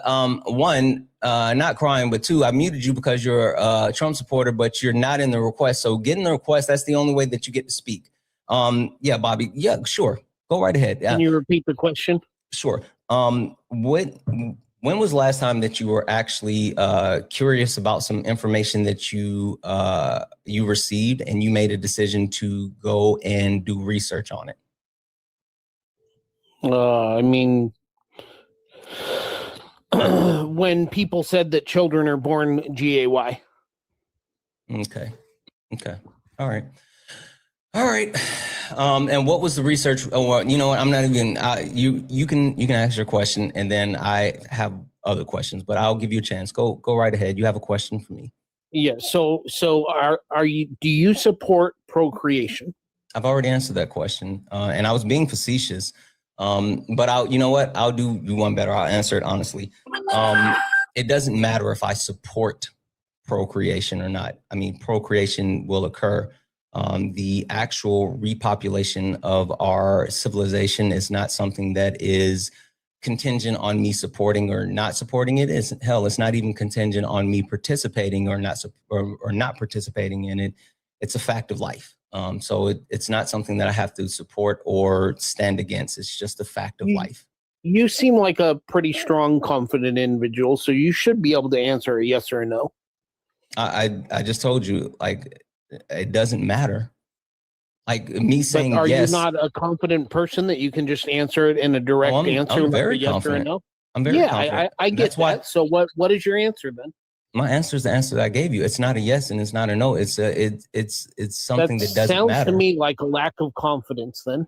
Well, I mean, if you feel that way, I'm sorry that you feel that way, but that's not the truth. The truth of the matter is it doesn't matter. Like literally, it doesn't matter. Do you support the rainbow community? You mean the queer community? Absolutely. Yes. So you support them. So then you do not support procreation. Okay. You can't support both at the same time. You literally can. Hey, question for you, Bobby. You cannot. Question for you, Bobby. Is the only way to procreate to procreate for a man to physically have sex with a woman? To put it in the right hole. Is that the only way must go in the right hole? Sure. Is that the only way to actually have a baby is for a man to physically have sex with a woman? If you put it in the wrong hole, a procreation cannot occur. Okay, so again, listen, Bobby, I want you to understand that we're not talking about different holes. Yes, we're talking about a man's penis and a woman's vagina. A lot of people put it in the wrong That's fine, hole. Bobby. We're not talking about the wrong hole per se. I'm being very direct with my question. That's fine, and I have an understanding. Bobby, I have an understanding. I'm not confused. I'm not mislabeling my words. I'm not doing any of that. I want you to understand that I'm being very clear and very straightforward. This is not a trick question. This is a direct question. Is the only way for people to reproduce is for a man to have sex with a woman? The only correct way. Correct way by your standards or by science? Any other way is sinful. Okay. So it's not the only way, period. It's just the only way that you accept it. It's the only way that is accepted by God. Where does it say that? Where does it say that? Where does it say that in the Bible? Where does it say that the only way? It doesn't have to say it in the Bible. The Bible is written by man. That's fine. Then again, Bobby, your actual premise is flawed. If you can't point me in the direction in the Bible where it says specifically that the only correct way to procreate is by a man. No, Bobby, you have to let me finish my sentence. You have to let me finish my sentence. You can't rely on the Bobby, Bible. you have to let me finish my sentence. You don't even know what the rest of what I was saying. I already stopped your sentence by saying I know, because you don't have impulse control. Now I'm muting you again, Bobby. Let me finish my sentence and then you can actually speak. I want to hear what you're saying, but I need you to hear what I'm saying so you get it. I'm saying your premise is flawed. If you can't point me in the direction where the Bible says that the only proper way to procreate is for a man to have sex with a woman, then you have to give me something that's substantial to believe that that is the only way that is acceptable by God. So what is your premise if it is not the Bible? Rely on just the Bible. Sure. So what is your premise if it is not the Bible? Through prayer. Okay. So, Bobby, do you have an individual relationship with God? Yes. Okay. Bobby, does everyone have an individual relationship with God? Or should, I guess that's a better word, because some people don't believe, but should everyone have their own individual relationship with God? I believe that it should be a freedom of choice. And if they want if they want to, then they have the right. Okay, perfect. So, Bobby, how do we know that God, if we all supposed to have our own individual relationships with God, right?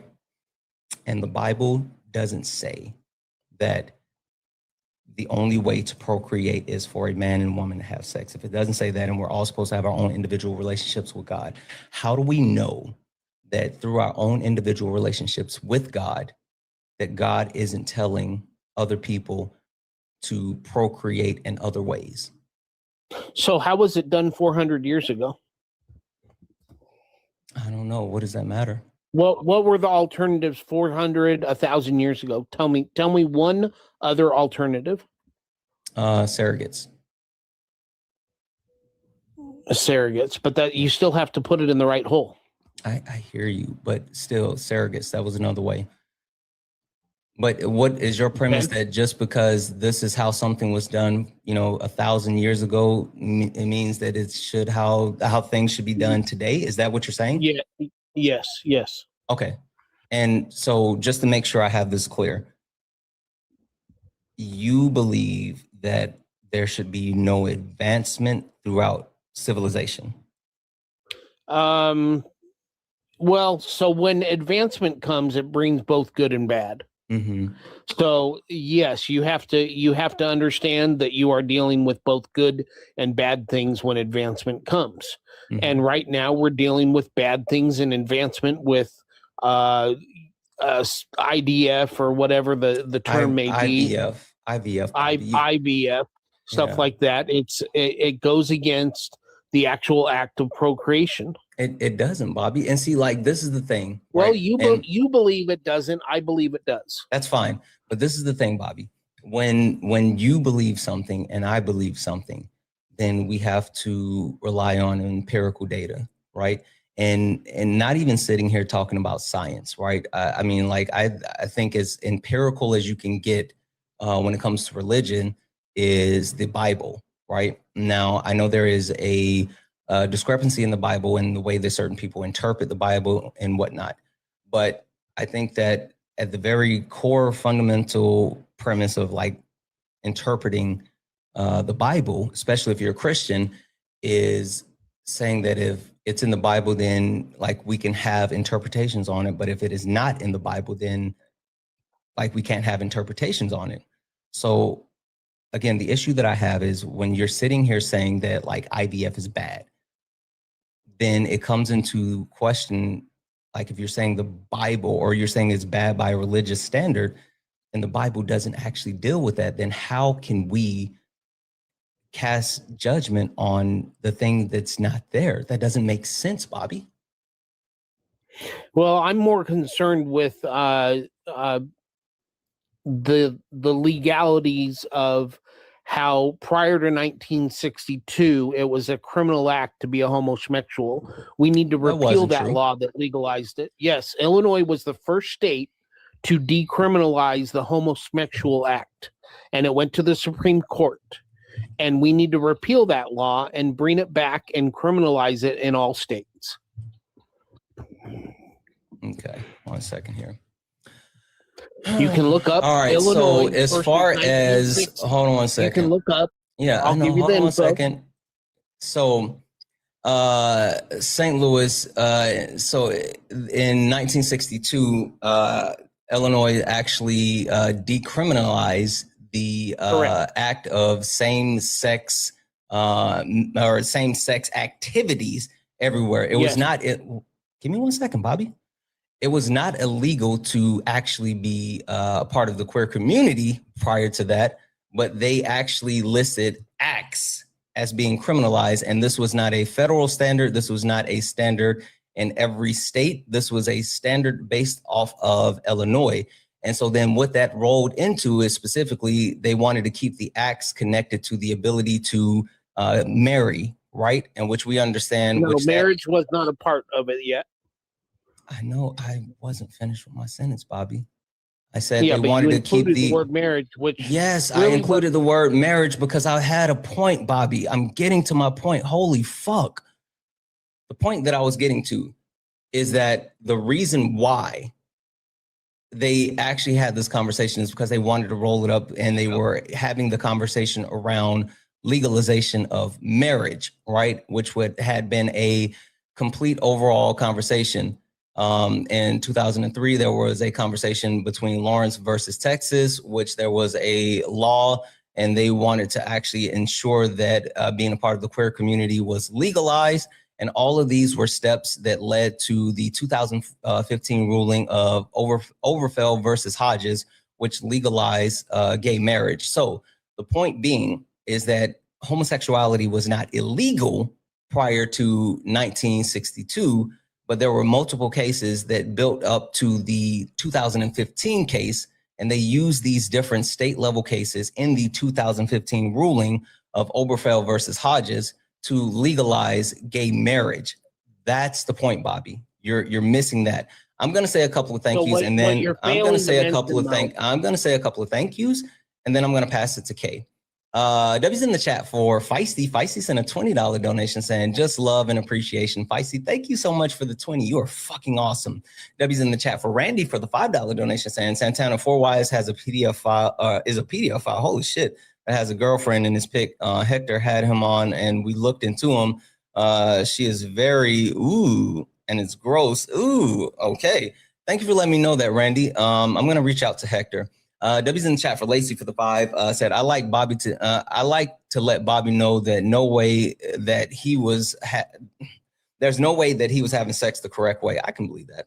W's in the chat for Jared for the $2 donation saying, Bobby, if women biologically cannot carry children and use surrogates through fertilized eggs, isn't that still supporting procreation? Exactly. That was my point as well. W's in the chat for Mark for the $5 donation saying, might not want to read this out loud. Okay.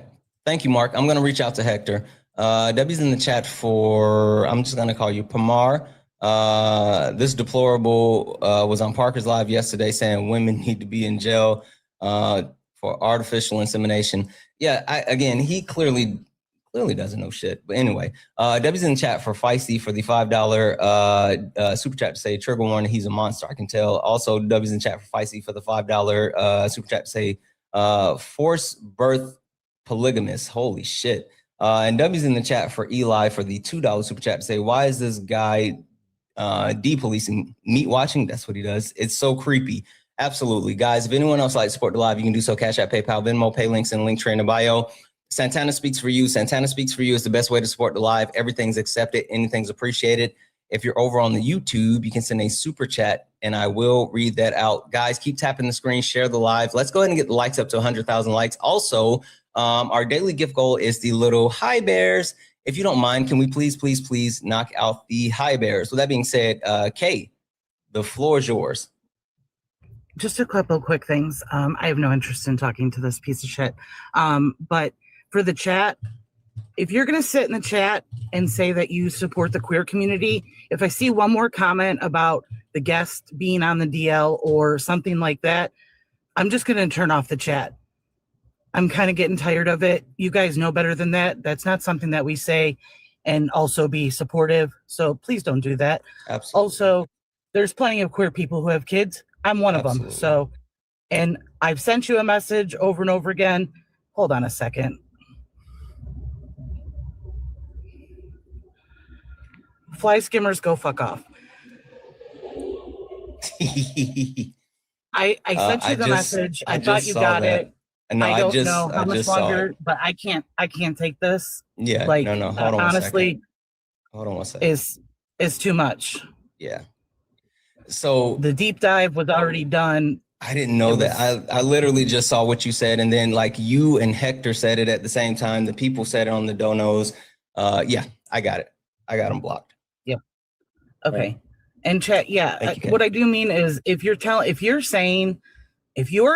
choosing to say what somebody's sexuality is, that puts people in a box, and that's what the queer community has been going through for a long time. So when you like try to out people who may be living on the down low because of safety, like you cause harm when that happens.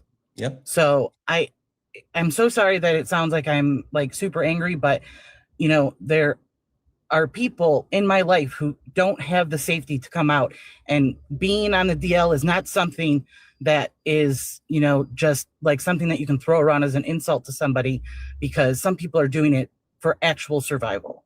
That's absolutely So correct. I love you all. Thank you so much. Have a wonderful day.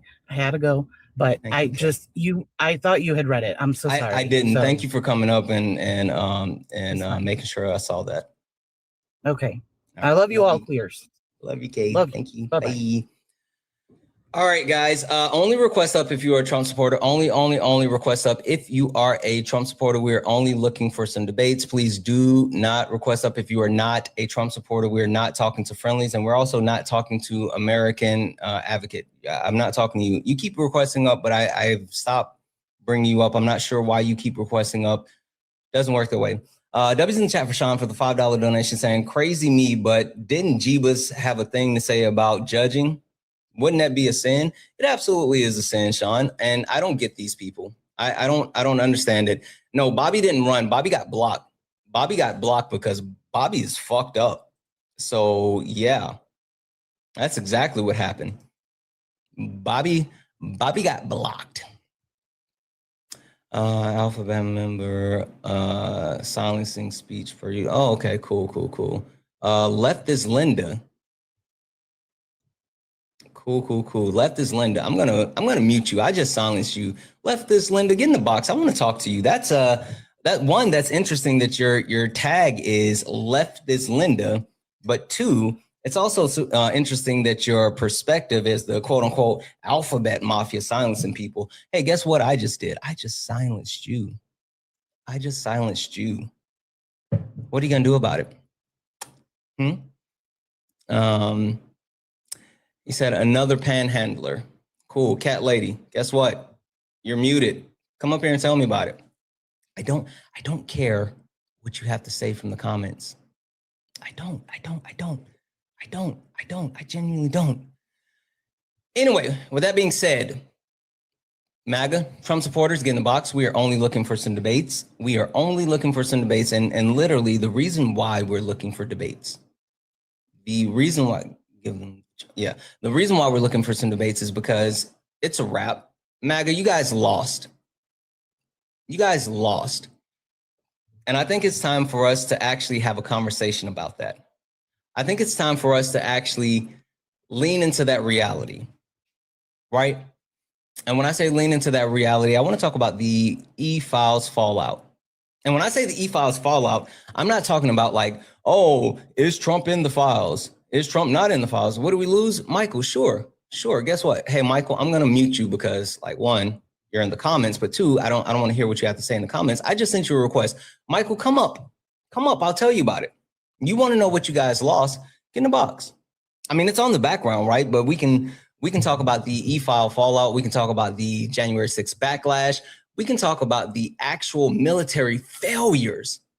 We can talk about the blue wave that's loading, or we can talk about the healthcare crisis. All of these things lie at the feet of MAGA. Brandon, are you a Trump supporter? Yes, sir.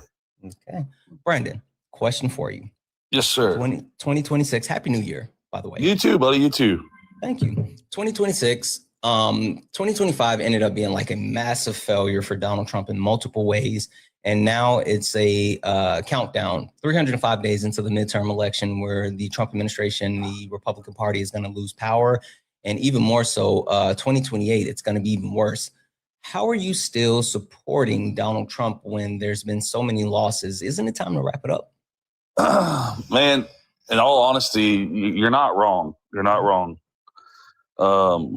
There's a lot of things that have failed, but I'm not so sure that, had it went the other direction, I'm not so sure that, it'd be any better. You know what I'm saying?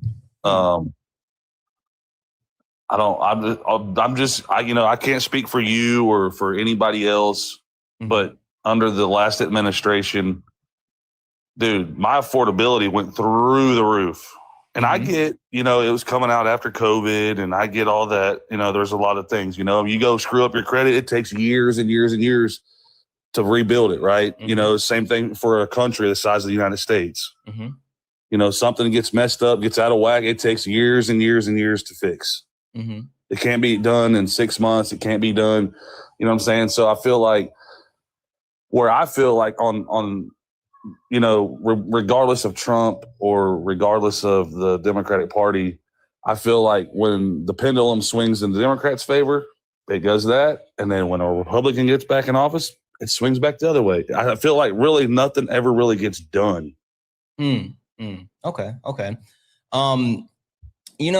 That's an interesting perspective, right? And I think more than anything, people have a tendency to lean into feelings instead of facts, right? Right. No, I can understand that. Yeah. And a lot of people have you ever heard the term revisionist history? No, man, I'm not well versed on that. No. Okay. Yeah. Revisionist history is like looking back on certain things that have happened in your past, and you have a fonder memory of it than what actually occurred. People tend to look back and things in the past and think that things were better. And that's because, one, we have distance between the time that it occurred and where we are now. And two, details tend to be a little bit fuzzy. And so people don't necessarily remember the things. And so revisionist history makes us believe that other things are better from the past than it actually was. That's why everyone has, like, think about it. Almost everyone has like great memories from their childhood. Right. And it's not because everybody had the best childhood. It's because, one, it was so far away. Two, it represents a time where there was like more freedom and less responsibilities. And three, some of the details are very fuzzy. Right. But I want to break this down for you really quick, right? Because what's not revisionist history is numbers and actual information, like things that we can substantiate. And so this is since 1970, right? So 1970, that's 56 years. Since 1970, this is the breakdown of Republican presidents versus Democratic presidents, right? And the leadership that's incurred. So since 1970, under Democratic presidents, the average growth of the GDP has been 2.88%. The average growth under Republican president leadership has been 0.94%, right? The total amount of jobs that have been created under Democratic presidents since the 70s, 61.2 million. The number of jobs created by Republican presidents is 27 million. The stock market performance since the 1970s under Democrats has increased by 2,228.57%. And under Republican rule, it's increased by 793.28%. The average unemployment rate under Democratic leadership has been 5.84%, while the average unemployment rate under Republican leadership has been 6.16%. The number of recessions that have started under Democratic leadership, 1. The number of recessions that have started under Republican leadership, 7. The number of criminal indictments of Democratic leadership since 1970s, this is, President, Congress, just that level. So that level or higher. 3, since the 1970s, under 3 Democrats since the 1970s has been criminally indicted. Since the 1970s, and again, this is president, this is Congress, 272 Republicans. And last but not least, felonies, presidential felonies, 1970s, Democrats 0, Republicans 34. The point that I'm sitting here trying to get across, right, is while a lot of people might think that our country has ebbs and flows and people go back and forth, and sometimes the Democrats are good and bad, and sometimes Republicans are good and bad. History actually says that the time that we spend under Democratic rule ends up being better for our country as a whole versus any of the time that we are under Republican rule. Right. No, I'm not going to argue with you on that at all. By no means. Numbers are numbers. It is. That's facts, right? But it goes back to where I can't speak. Like I said, I can't speak for every other state in the country, everybody else's situation. All I can speak on is how things affected me, over in my family's life, and what goes on for me. You know what I mean? I can tell you, I know, like back in 22? It was right before.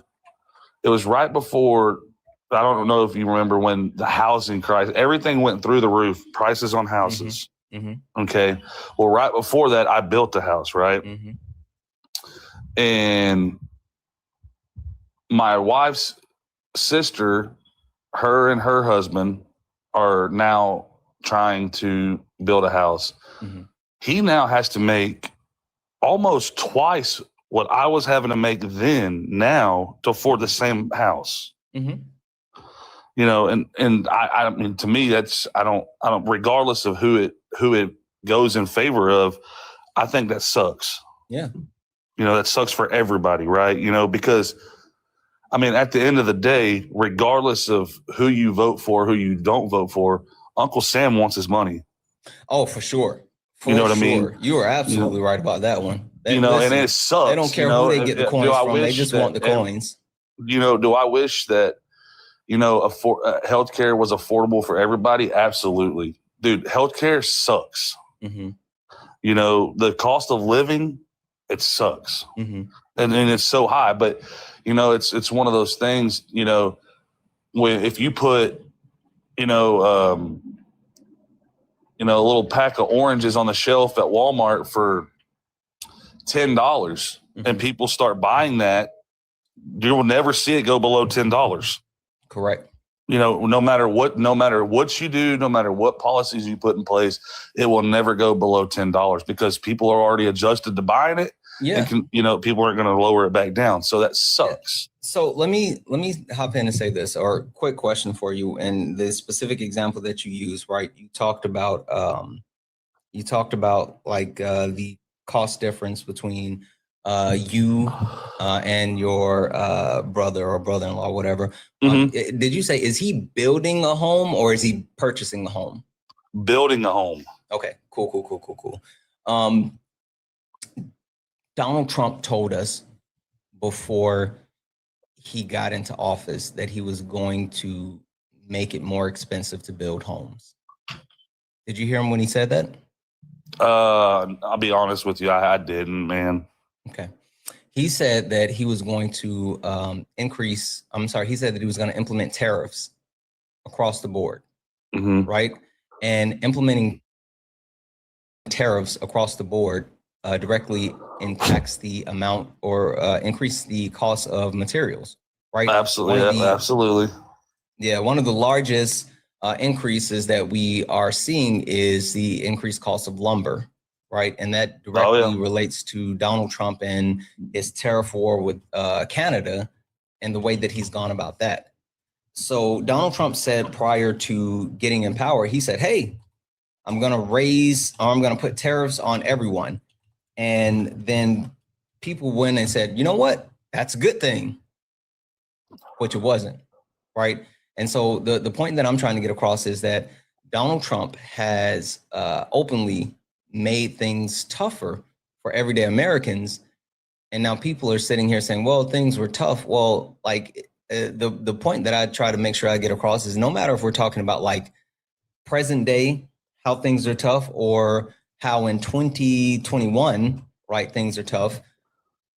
Donald Trump had more impact on these things being tough than Joe Biden. And I can prove that. I can prove what I'm saying, that Donald Trump had more direct effect on gas prices being higher than Joe Biden. Donald Trump had more direct effect on grocery prices being higher than Joe Biden. Donald Trump had more effect of housing.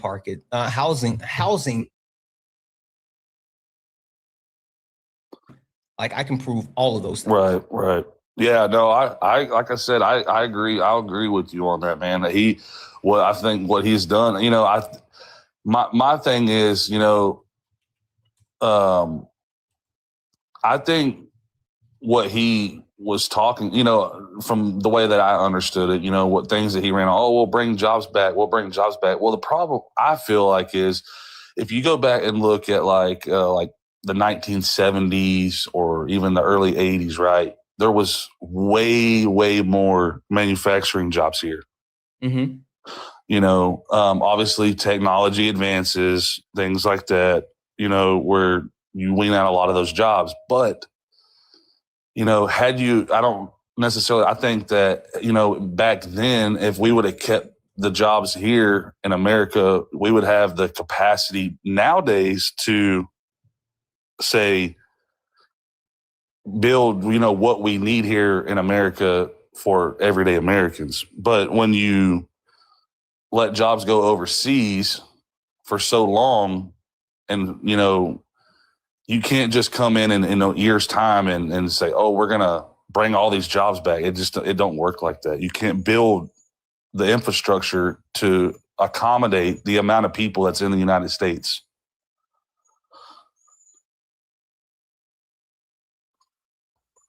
To bring back certain positions, but I disagree, right? I don't think there's a need to bring back manufacturing jobs to the United States. I don't think there is a need for us to, bring back the ability to manufacture straws or strings or, bottles or things like that. I don't think those things are pertinent to the United States of America, not where we are today in our society. We should be investing in the future, right? We should be investing in math and science and STEM. We should be investing in education that allows us to continue to push forward and capitalize on the coming transition of AI and the actual, age of information that is continuing to boom. Like, we shouldn't be walking backwards when our country is literally a consumer country, and we don't actually manufacture things. And even if you want to talk about manufacturing, right, like, we can be real about it. Manufacturing actually increased under the Biden administration. It had its largest increase in recent US history under the Biden administration. But since Donald Trump has taken power, he's talked about bringing back manufacturing while also harming manufacturing and costing thousands. I think it's over 100,000 jobs now in manufacturing, 100,000 people losing their jobs. I don't look that up specifically, but the manufacturing industry has taken a massive hit because of Donald Trump. So the point that I'm trying to get across is Donald Trump said a lot of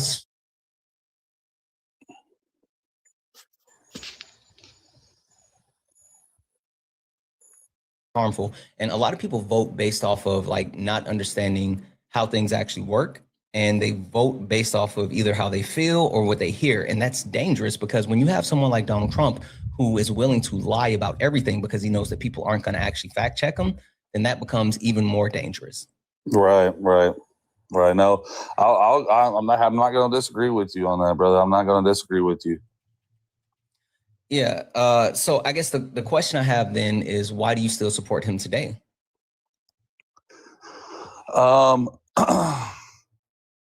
So let me ask you this: is this your everyday job as like as somebody that streams? I mean, I work in corporate America. Corporate America. Okay. Mm-hmm. So in my line of work as a truck driver, I see a lot. Okay, for instance, I don't know if you know how the logistics world works. Are you familiar with it?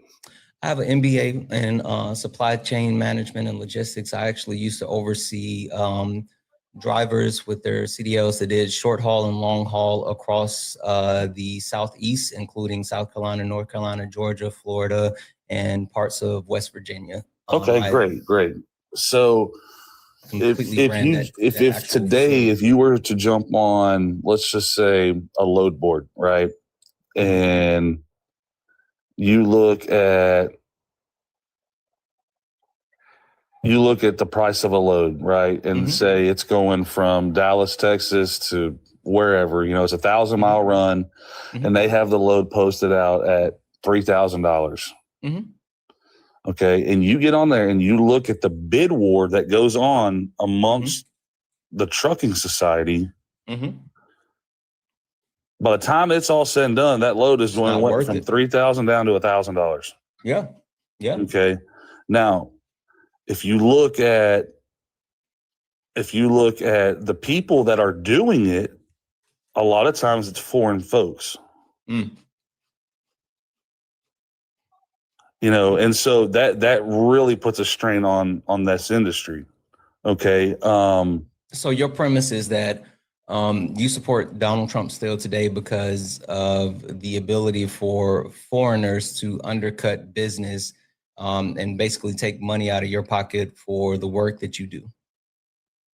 I guess, I would say that's a pretty heavy thing, right? I mean, you can't really do much in life without funds, right? I mean, that's true. It costs to come into this world and it costs to go out of this world.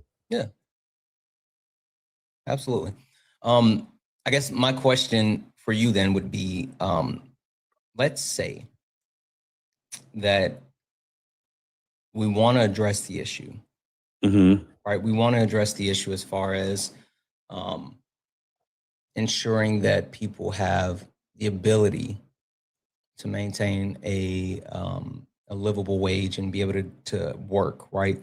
Why wouldn't we address the companies that have the ability to continue to go for people that are undercutting versus actually requiring them to have certain securities for Americans, right? I'll give you a very specific example. Okay.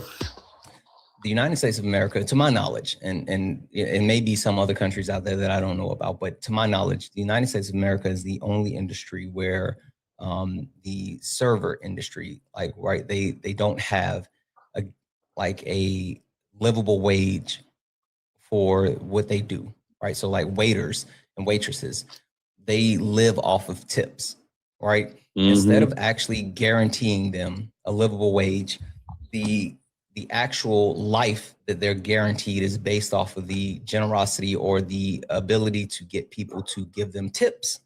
Right. And in other countries, that's an insult, right?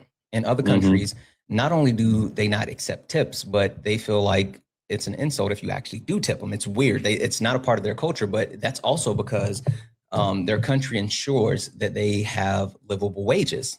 Right. So my question is, why wouldn't we demand livable wages and guarantees as a country, as a society, instead of saying like these other people who are willing to take less because they need it, they're the problem, instead of saying the actual system that we all live in currently that's willing to exploit those people are the problem.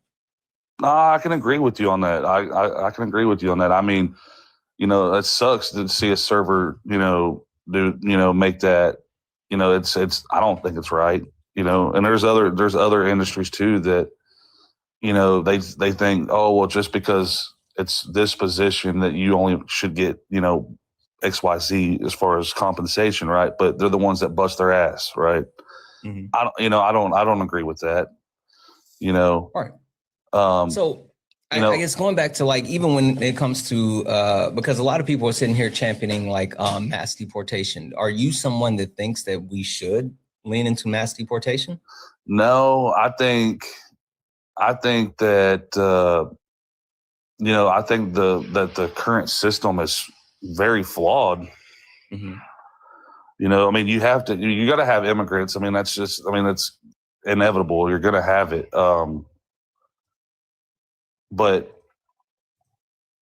in my area where I'm at, which I don't know if are you familiar with the Houston area? Somewhat. Okay. So what we have seen, what sucks, and yes, you should hold the companies accountable. I agree with you 100%. But when they were doing like those whole ICE raid things, right? You would see contractors shut jobs down, pull their crews off of jobs because they knew that ICE was coming. That sucks. Because they knowingly are hiring these folks, paying them, wages, and they're not even supposed to be working, right? That we see a lot of that around the Houston area, and it sucks. Does it go back to a broken system? Sure. Should there be a better way of people being able to come in here and do it? Absolutely. We should get that fixed. But as it sits right now, it's not fixed.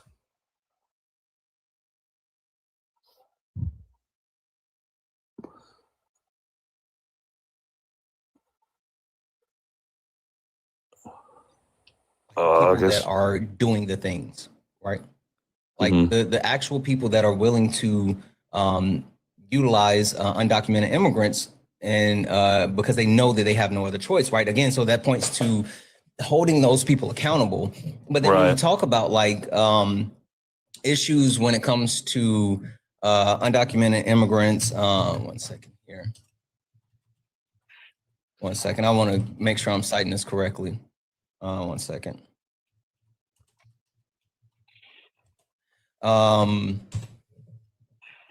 Where is it? This just actually came out today. Dang it. Hold on. I want to find this. But when you talk about like Donald Trump and the policy that's been instituted, is this not on? I guess it's on my other phone. The actual policies that Donald Trump has instituted, it's been harmful to people overall, and it's harmful to the United States as a whole. I mean, you can talk about like the way that they're pulling people from sites and all this other stuff, but like if we addressed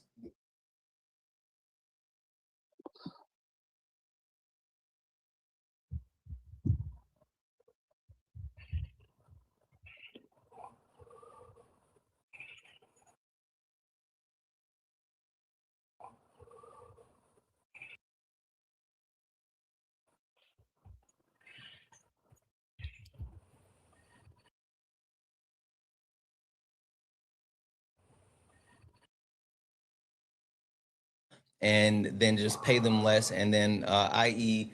people would lose out on being able to make livable wages. If we looked at like mass amnesty, then it would not only bring these people into becoming American citizens, but it would allow the everyday American to be guaranteed a basic level of pay. Right. Sorry, 1 second, guys. I see the lag as well. 1 second.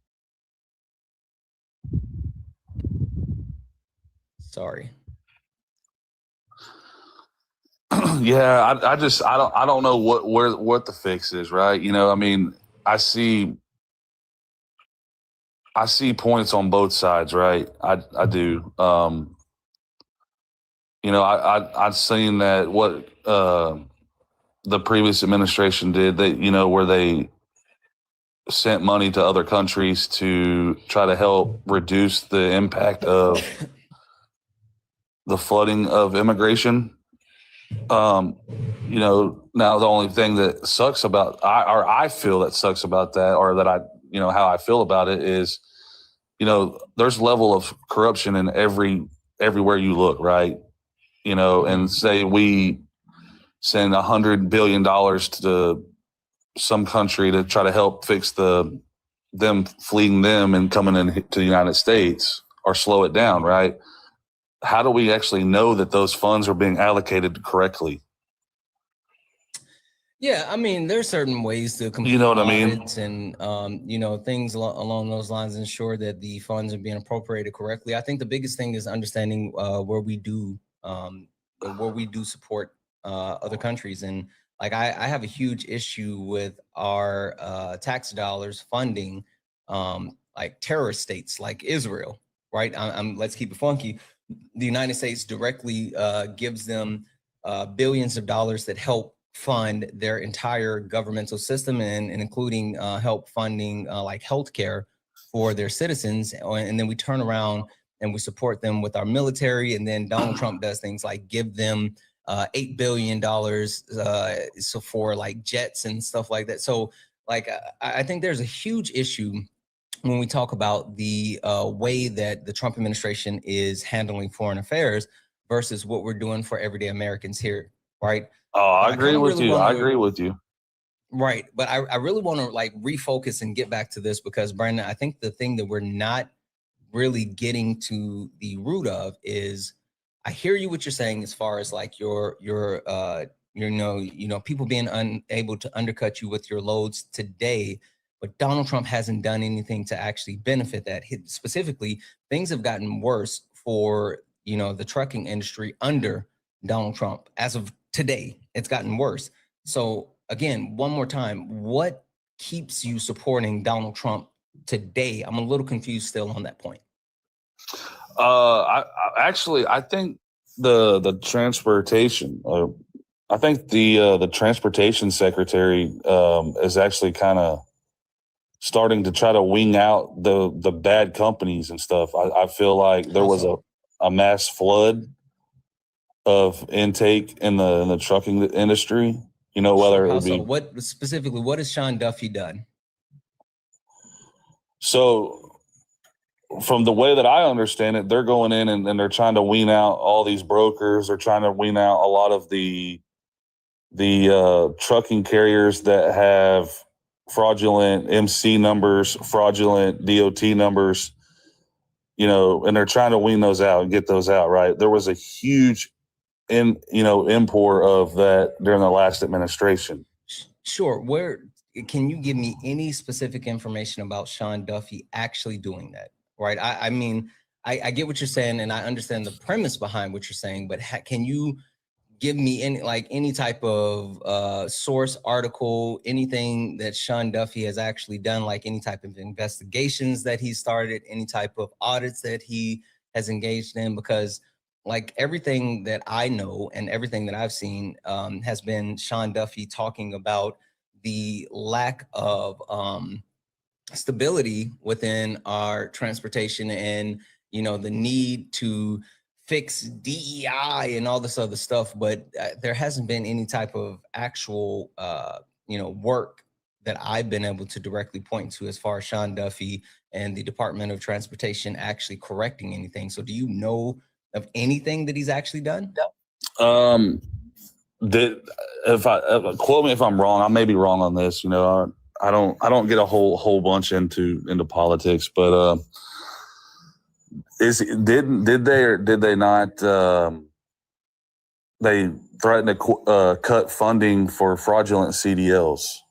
I mean, that's a pretty big deal. I mean, if you're giving out fraudulent CDLs, and it's not certain states, it's across the board. There's so many states that have done this, right? Mm-hmm. They all need to be held accountable. But when you're giving out fraudulent CDLs, I mean, by the thousands, I mean, that ultimately screws everything up. I mean, it affects everybody. I know. Well, one, I mean, where have you seen that there's been actual? And so the reason why I keep saying this, right, because I'm going to keep going back to like proof, and it's not a situation of like me sitting here saying that you're lying or anything like that. The one thing that I'm trying to get to is like there's a lot of misinformation and different disinformation that is perpetuated, especially within politics, not just the Trump administration, but political figures as a whole use misinformation and disinformation to further their agendas, right? And we can dig to the root of it. We can look at the numbers. We can actually verify information. And one thing that I love to call out, right, is when people start screaming fraud or cheating or stuff like that, then I say, okay, that's fine. I'm willing to listen to it. I'm willing to accept it. But where's the proof?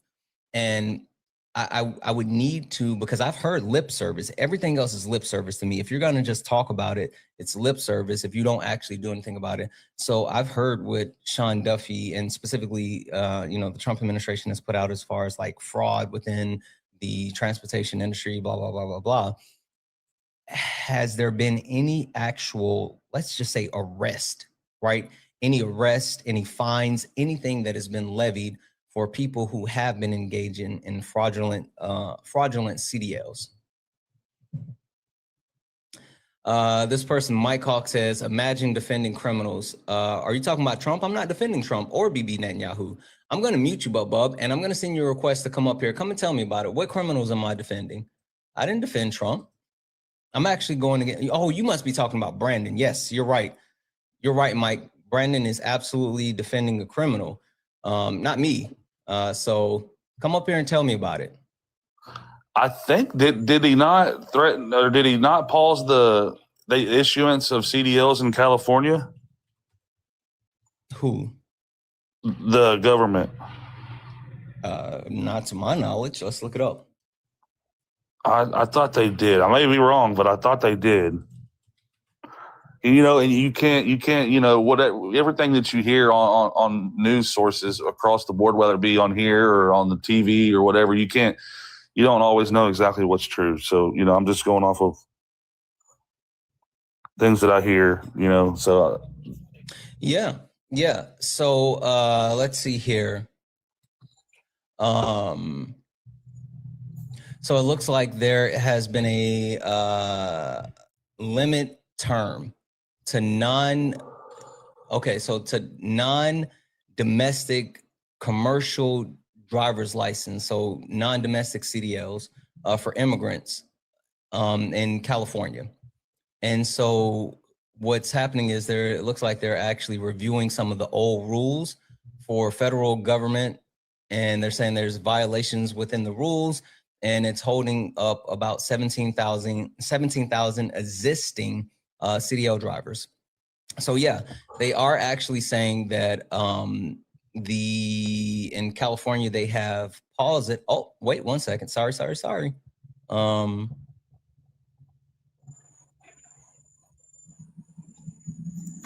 It looks like, what did they say?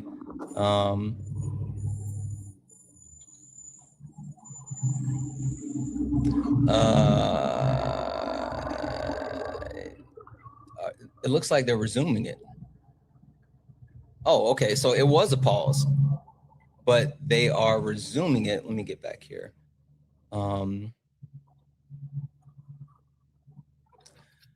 Issued on international compliance, government informing the terms terminate. Oh, okay. So they originally had the pause that was supposed to go into January the 5th. They extended the actual review process until March the 6th, which is a 60-day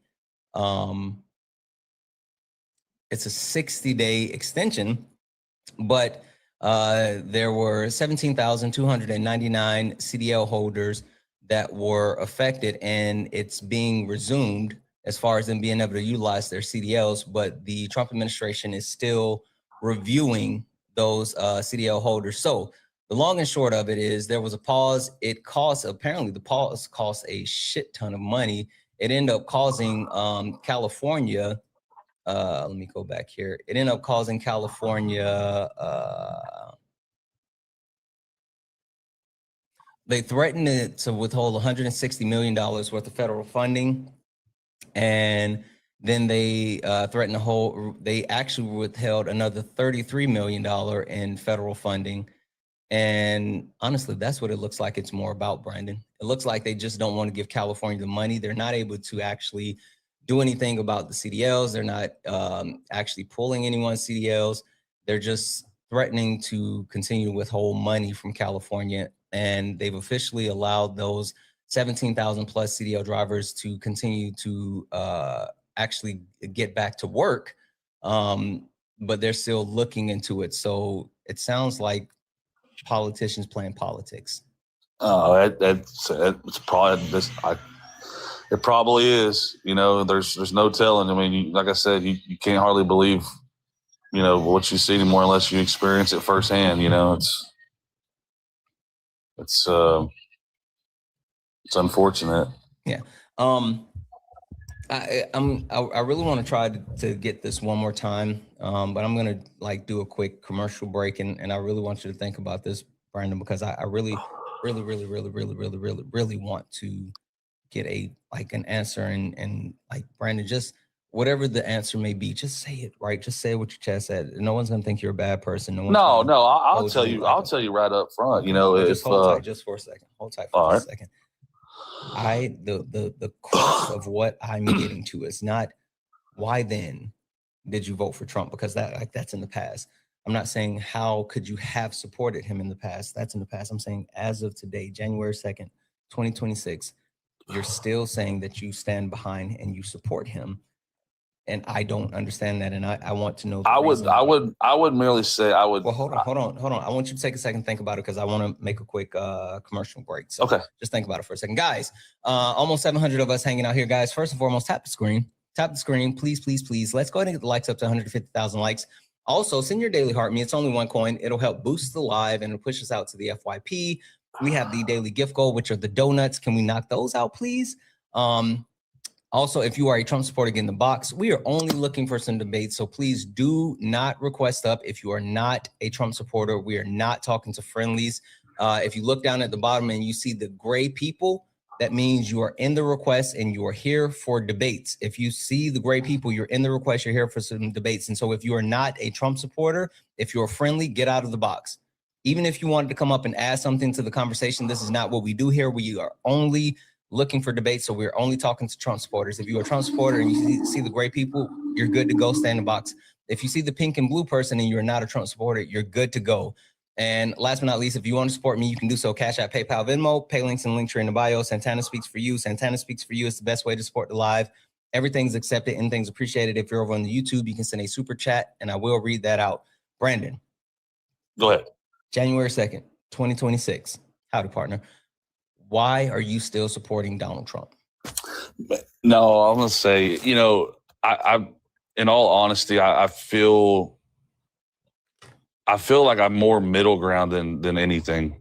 In all honesty, you know, I don't feel like I'm gonna go in either direction with it. If I'm being honest with you, I feel like I'm mutual on a lot of different things, on viewpoints, but I can't go either or. Okay. What's holding you up from supporting any type of Democrats moving forward, especially because of what we're talking about? Like, I want to be very clear about this. Our GDP growth has slowed. Our job unemployment has spiked. Grocery prices are higher. Gas prices overall are higher. We talk about the actual inflation rate. The numbers are funny, but the head of the Fed, Jerome Powell, has directly said that the tariffs, which are increasing overall prices on Americans, is the direct driver of the inflation. Like, all of these negative indicators that are occurring because of Donald Trump, his administration, and the Republican Party having full power. And we also can talk about the fact that, like, there has been no type of legislation passed that overwhelmingly benefits everyday Americans, right? The ACA subsidies that were not extended under Republican rule has increased the premium cost for every American with their health care. So everyone's going to be paying more for healthcare. Donald Trump and his administration have unpaused, like, the student loans forgiveness programs. And so now people are going to start having their paychecks garnished for student loans. He removed the protections, and now medical debt can now go back on people credits reports. So people credit is going to take a hit. Like, all of these things, with knowing all of these things. Okay. Can I ask you a question? Sure. Okay, on the ACA subsidies, I mean, wasn't that healthcare system kind of already jacked up? What do you mean? I mean, it was already expensive, regardless of I mean, it was already kind of a crappy system, anyways, wasn't it? And you know why? Go ahead. Because when the ACA was first passed, it was supposed to be a starter. It was supposed to be the framework that allowed us to move forward and get better health care. But the Republican Party at every single term has not only pushed back as far as improving the Affordable Care Act, but doing anything that gives us access to universal health care. So the Republican Party, you remember when the ACA first came out, and if you didn't have health care, you got a fine that you had to pay? Correct. That was done by Republicans. Literally, Ted Cruz. Ted Cruz is an idiot. Yeah, he is. But he's the one that told the Democratic Party that he would filibuster the ACA if they didn't put that poison pill in, saying that if you don't have health care, then you're going to be fined. And then ever since that situation, the Republican Party has tried to overturn the Affordable Care Act without any type of replacing of the Affordable Care Act. And if it wasn't for John McCain at one point, him being the single vote that saved the Affordable Care Act, it would have been gone. And so now what Donald Trump and the Republican Party has done is they realize that they can't just get rid of the Affordable Care Act because of the popularity, right? The Affordable Care Act is massively popular under everyone's perspective, right? And when I say everyone, I'm not just talking about like Democrats or, you know, blue areas or whatever, the Affordable Care Act is massively popular by every single group. We can take a look at the, shoot, 1 second. Let me get back here. You can take a look at the actual increase of the sign up for the Affordable Care Act, right? Since 2020, in blue states, we've seen an increase of sign up for the Affordable Care Act by 36%. But in red states, we've seen an increase of sign up for the Affordable Care Act by 157%. Right? Right. And since the subsidies are now being removed, you're going to see average increases for healthcare and healthcare premiums across the board for all Americans. And I say this in the sense of like just a monthly increase. It's an average of it's going to be an average of increase of about 130% for everyday Americans. Right? Yeah. See, I don't know. I'm not like I said, I'm not too familiar on the whole political part of it, but I know back, was it 2010, 2011, 12, somewhere in that ballpark. The healthcare here for us, for a family here, for us, it was very reasonable. And last year, Texas, right? Correct. Okay.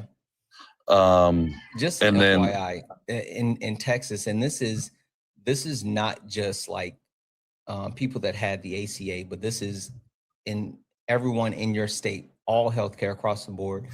In Texas, the average healthcare is going to increase for normal people by an extra $459 a month. Oh, there's no doubt. I believe it. So I think the insurance that I'm talking about, I'm not 100% sure, but I think it was before the ACA stuff, where it was affordable for us. And then last year,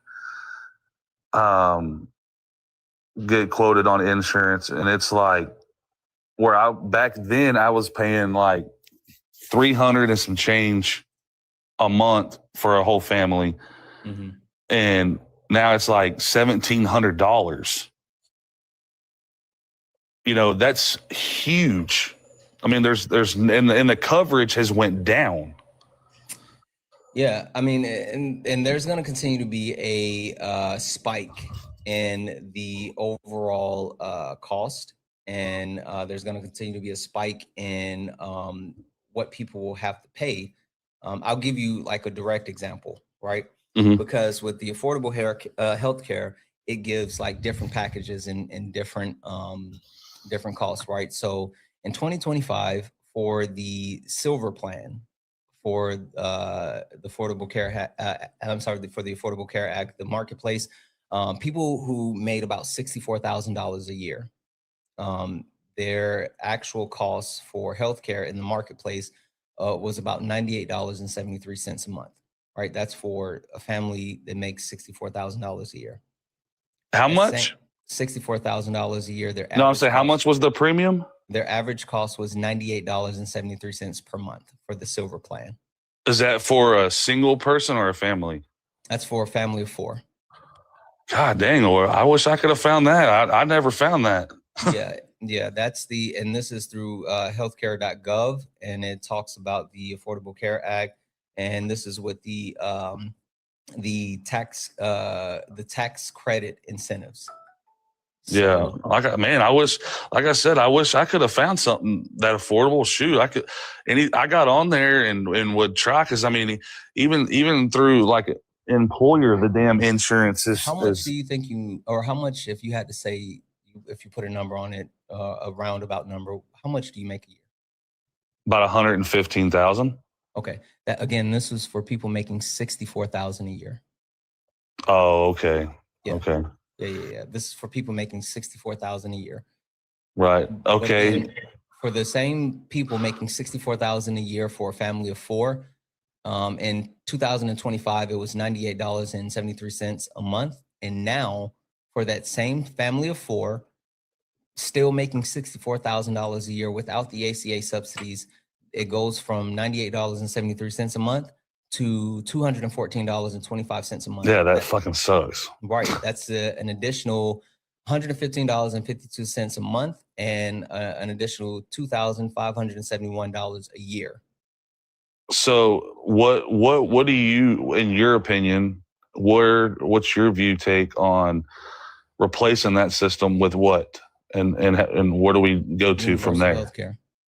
Okay, I think we need a single payer option. People can keep their private healthcare if they want, but we should have a public option that allowed Americans to have coverage for sure, and then go outside of that. Like, we can build on it. Like, if we increase the tax percentage, just the tax percentage on everyday Americans to a maximum of 5%, then we'll be able to afford universal health care for all Americans.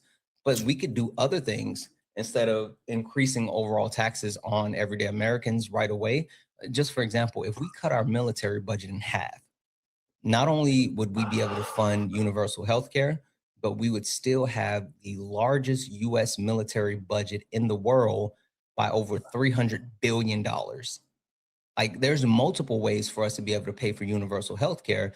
The problem is that people within the government, not only do they have amazing health care, but people within the government have these lobbyists that are in their pockets, and they pay them to vote against what's beneficial for everyday Americans.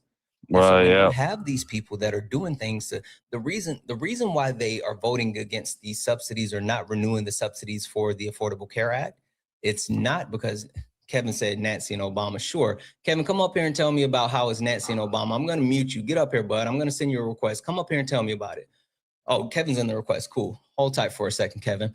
Not only are they voting against, universal health care, but literally they have specific lobbyists that will allow them to increase how much they make. So by them actually being able to remove the subsidies and prices increasing, what's going to happen is the stock prices for these healthcare companies are going to go up, and the people that have investments in these healthcare companies are going to make a shit ton more.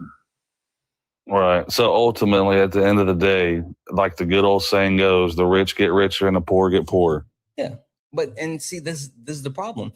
When you have people, because you have people on both sides of the aisle that's calling for for them to stop being able to purchase stocks. Like one, and I call people's attention to this all the time, Josh Hawley, who's a Republican out of Missouri, specifically has been advocating for removing the ability for Congress to, purchase stocks. And until we get to that point, then they're going to continue to do things that will not be in the best benefit of everyday Americans. But you have to get people who are holding things up like that out of the way. And a lot of the people that keep saying no are on the Republican side. Some of the people are on the Democratic side as well, but more of them are on the Republican side. And we need to get rid of all of them. Doesn't matter if they're Republican or Democrats. If they're keeping us from being able to live better lives, then we got to get rid of them. Well, I can't agree with you. I mean, I think they should go and wipe out and revamp the whole how everybody is in the government. I mean, there's so much. They're all about lining. To me, I feel like they're all about lining their pockets, and that's all they give a shit about. I agree. But listen, Brandon, I appreciate you coming up. Yes, sir. Absolutely, brother. And happy New Year's to you. Happy New Year's to you as well. Have a good one. All right. Thanks. Bye. W's in the chat for Emmy Jade. I think this is saying Mary Jane. But Emmy J, thank you so much. You sent a $25 donation saying, Happy New Year. Thank you for smoking these goofies. Love you, MEJ. Thank you so much, MEJ, for that $25 donation. You are fucking awesome. Thank you, guys. If anyone else likes to support the live, you can do so. Cash App, PayPal, Venmo, pay links, and link tree in the bio. Santana Speaks for You. Santana Speaks for You is the best way to support the live. Everything's accepted. Anything's appreciated. If you're over on the YouTube, you can send a super chat, and I will read that out. Guys, keep tapping the screen. Let's go ahead and get the likes up to 200,000 likes. And also, can we knock out the donuts? The donuts are the daily gift goal. What up, Gucci? Can we knock those out? W's in the chat as well for Sean for the $5 super chat to say, I want to thank the caller for being a reasonable person in this world of voluntary insanity. Yeah, I agree. W's in the chat for Sean for that $5 super chat. Gucci. Kevin, you said Nancy Pelosi and Obama are the boogeyman when it comes to what's happening. Tell me about it. No, they got plenty of money. Where'd they get it from? Plenty of money. Where'd they get it from? Look at their wealth. Whose wealth? What do you think is? How long should you stay? You sound kind of far away, Kevin. Is there any way? I'm sorry. I don't know if you're on a Bluetooth or you're far away. I'm in my office. I'm sorry. No worries. Is there any way that you can get a little closer to your mic? Maybe. Let me turn my other stuff off. Maybe not. It just sounds like you're like I can hear you, but it sounds like you have your phone on your desk and then you're like sitting somewhere across from it or whatever. Done any better? A little bit. We can work with it. No, I was just saying. I mean, how long does Nancy Pelosi and them stay in office? Look at the money they've made. So I just I'm not an asshole. I ain't trying to be an asshole, but I mean, sometimes you got to let them go, man. I mean, it's. I agree. Listen, first and foremost, I believe in term limits. I think that Nancy Pelosi and Chuck Schumer, but also like Mitch McConnell, like all of these people have been here for too long. And I agree, like going into public office should not be a time that you actually enrich yourself. You're a public servant for a reason. And a lot, the crazy thing is a lot of these people, they call doing, their time in Congress, like doing time, like literally they go into Congress, they build a name, connection, and brand for themselves. And then they go into the private sector and make millions of dollars. Yeah. And so like, that's what happens. But you're right. There are certain people that actually go into the public sector and then they make themselves super rich from the time they're in office. I just seen where somebody said, well, Obama hadn't been there. I mean, he still made millions. They all make millions after that. George W. Bush, they all make millions. Just to make sure I have this correct, Kevin, because I don't think I asked this question. You're a Trump supporter, right? Yes. Okay. How do you feel about Donald Trump making money? Well, I'm fine. I'm fine with it. I mean, you're making probably money off of this podcast because of him, correct? Wait, you think that people send me money because of Donald Trump? No, because you're talking about him. So you have your side, and then we have our side. That's why you're getting money. No, I'm not getting money because I talk about Donald Trump. People send me donations to the pay link, Santana Speaks for You, Cash App, PayPal, Venmo, or Super Chat over on YouTube. They send me donations because they appreciate like the information, education, and entertainment that I provide. I mean, while I am talking about Donald Trump currently, I talk about other stuff, but even more so. So like if Donald Trump was the president, you probably wouldn't get any money because we wouldn't send you nothing. Who is we? You don't have you sent me something, Kevin? No, I've never sent you nothing. Okay, then who is we? Are you speaking French? Because again, I'm sitting here saying like the people that actually support me and the people that actually donate and the people that actually keep this platform going. They're Democrats. If Donald Trump wasn't president, you wouldn't be getting any money. Again, the support that people send me is not connected to Donald Trump. It's not connected to. It's because you're talking about Donald Trump. No, it's because they enjoy the education, information, and entertainment. Like literally, I sit here and I provide more information. One, I talk about way more than Donald Trump. I do way more than just actually talk that's about the first Donald time. Trump. That's the first time I've seen you, so I'm sorry about that. Yeah, no, you're good. But what I'm saying is the reason why people actually support me is not because I'm sitting here and talking about Donald Trump. It's literally because they enjoy what I do in multiple ways. Just like Edwin, thank you so much for the $10 super chat to say, but he does make you one of your best conversations, Santana, informative, informal, and productive. No trolling BS and no ignorance. Awesome. W's in the chat. Thank you so much for that $10 super chat. Or people like Jared, who sends a $5 donation saying, my $5, whether Trump, Kevin, or effing Super Grover was president. W's in the chat, guys. Thank you so much for those donos. And again, if anyone else like support the live, you can do so. Santana Speaks for You is the best way to support live. We got people like Barfield, who sent a $20 donation saying for D. What do you looking for, Barfield? W's in the chat for Barfield for the dono. So when I say this, and I truly mean this, Kevin, like the people that actually make the decision to support me, because like, let's be honest, times are hard. And when people make the decision to support me, It's not because of Donald Trump. It's not because Donald Trump is in office. It's not because I talk about Donald Trump. It's literally because of the substance that I bring on a daily basis when I do flip on my screen and they hop on TikTok, YouTube, Twitch, Instagram, wherever they find me, and they get that actual substance. Okay. I mean, if that's what you think, I mean, that's fine. I still think it's bullshit, but wait, what? Again, it's not what I think. It's literally what they say when they send me. I just like literally the two of the donations three of the donations I just read off. All of them specifically talked about like what I've provided, and it has nothing to do with Donald Trump. Like right yeah, exactly. Here, I mean, Cat they sent a won't $20 Trump donation support. saying. Yeah. Cat sent a $20 donation saying from a non-Democrat because you talk about Trump.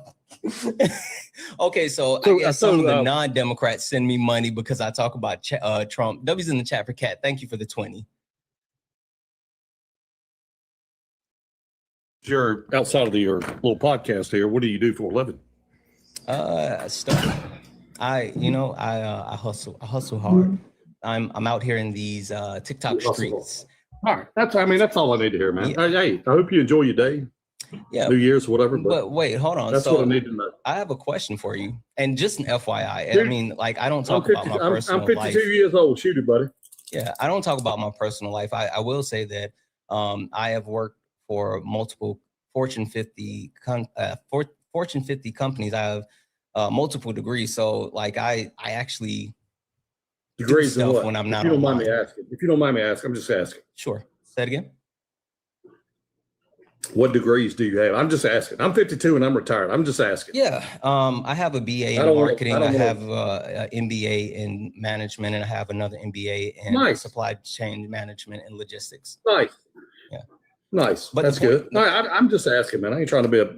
No, it's all good. I just like I don't. You know, there's no point in bragging about anything because there's not really anything to brag about. Yeah, I mean, it's not necessarily pertinent to the conversation. The point that I'm just trying to get across, right, is that having these conversations are important, not only to me, but important to other people. And when I get up here, like, I don't know how long you've been watching, right? I've been live now for almost 3 hours. And in the total, I've been on about an hour. I've been watching you for an hour. I hadn't. Right. And so before that, it was literally me dealing with trolls and people coming up and crashing out and slurring and like all this other stuff. And when I tell you it takes time, energy, effort to be able to get on, a lot of people have a misconception and think that we flip on these, like we just get on our phone and it's just that. Like, no, there's so much to it. Like there's information studying, like I have equipment everywhere. It's a whole thing. But the point that I'm getting across is that regardless if I have a conversation about Donald Trump, whether I have a conversation about politics as a whole, whether I have a conversation about, intersectionality, racism, like all of these things is things that I bring to the table, but people support me because they want to support me, not because, they think that I'm a grifter. Now, Donald Trump is a grifter. And you talked about, I want to get back to this original point because you talked about like Nancy Pelosi making money and we shifted towards me when I mentioned Donald Trump. And I let you get me across, but I want to get back to like Donald Trump, since coming back in office, has made over $5 billion. Exactly. And while I think we can both sit here and say politicians shouldn't be able to enrich themselves through their political being in office, I think that's a little, it's a little hypocritical for you to call out politicians for making money when Donald Trump has made over $5 billion in less than a year. Yeah, so I agree. I mean, I'm not going to be an ass about it, but why do you think he got elected again? Why do you think I mean, you had so many Democrats. Why do you think? Is it because of the older people, or no? It's Donald Trump got reelected for multiple reasons. Do you think it's because Kamala was a woman? I mean, I'm just asking. Kamala. Yeah, I'm sorry. Because Kamala was a black woman, but that wasn't the. Let me run it down. It's super quick. The reason why Donald Trump got reelected is number one, people are stupid, right? Americans are just actually stupid. People don't understand what causes inflation, and so they actually said that the Biden-Harris administration was the reason that inflation occurred, not understanding that it was one, a global thing, two, it was connected to supply chains, was connected to like what was happening in Russia, Ukraine. It was connected to so many different things. So they didn't understand that. And they just said, oh, my life was better before, even though they didn't understand how things were working. They understood that like that it was that. Now, another thing, and I'm going to be completely honest, this country is built on racism, sexism, and classism. It's literally, it was literally what the country was founded on. It was written into our Constitution. Literally, when the Constitution of the United States of America was written, the only people that had rights were white men that owned land. Everyone else after that had to be given their rights. And that's woven into our Constitution. And so when a lot of people saw this Black woman going for the highest office in the land, they said, no, we can't do that. Specifically, white men. White men said that we had to uphold our place within the top of the patriarchal system. And so white men who came out and voted for Donald Trump at the highest clip in United States history voted for Donald Trump. There's never been another candidate that white men have voted for more succinctly than Donald J. Trump. And whether you like him or not, there's no way in hell you can honestly say Donald Trump is the best Republican president ever, right? Now, do you agree if you probably let Biden go earlier, let him go earlier, since, you know, can't nobody say he's retarded or whatever's wrong with him. Not saying that, but you probably should have let him go. You can't say the R word. That's a slur. You I didn't can't mean say to say that on TikTok. Yeah. You can't say the R word. That's a slur. And you definitely can't say that on TikTok. I will say, I do blame Joe Biden. Joe Biden broke his contract with Democratic voters. Joe Biden said that he was going to be a one-term president. And then after getting power, he made the decision that he was going to hold on to power, right? And then he gave everyone the short end of the stick by holding on for way too long and giving Kamala Harris only 107 days to run her campaign. So it's a lot to it. Rebecca, are you a Trump supporter? Oh, sorry, that's an accident. No worries, I'll drop you down. Guys, only request up if you're a Trump supporter. We are only looking for some debates. Only request up if you are a Trump supporter. We are only looking for some debates. Please do not request up if you're not a Trump supporter. We're not talking to friendlies. Let's see here.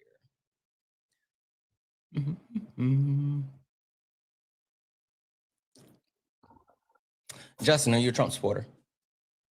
Brother, I did not try. My bad, bro. No worries. I'll drop you down. Willfully wants Upsy. I don't know who Willfully is. Willfully. Prove that Trump is a PDF file. Okay. Willfully, you're not in the request. I'm gonna mute you. Get in the box. Like, I didn't make the claim that Trump was a PDF file, but if you want me to prove it, I'll do it. But like, that wasn't my claim. Oh, she's muted now. So I guess she's not going to be yip-yapping in the chat anymore unless she actually gets in the box. So sorry. MAGA world, you're lying. Cool. Come up here and prove it to me. I'm going to mute you. Hi, are you a Trump supporter? Big T. Big T, are you a Trump supporter? We're giving away 5 days and 4 nights for the first 50 callers who can name. I'm going to say no, but at the very least, like, that background noise is wicked. MAGA, whatever, 66. I sent you a request. Get in the box. You keep saying I'm lying, but come and prove it.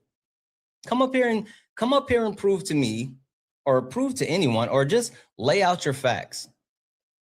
Lay out your facts that I'm lying. I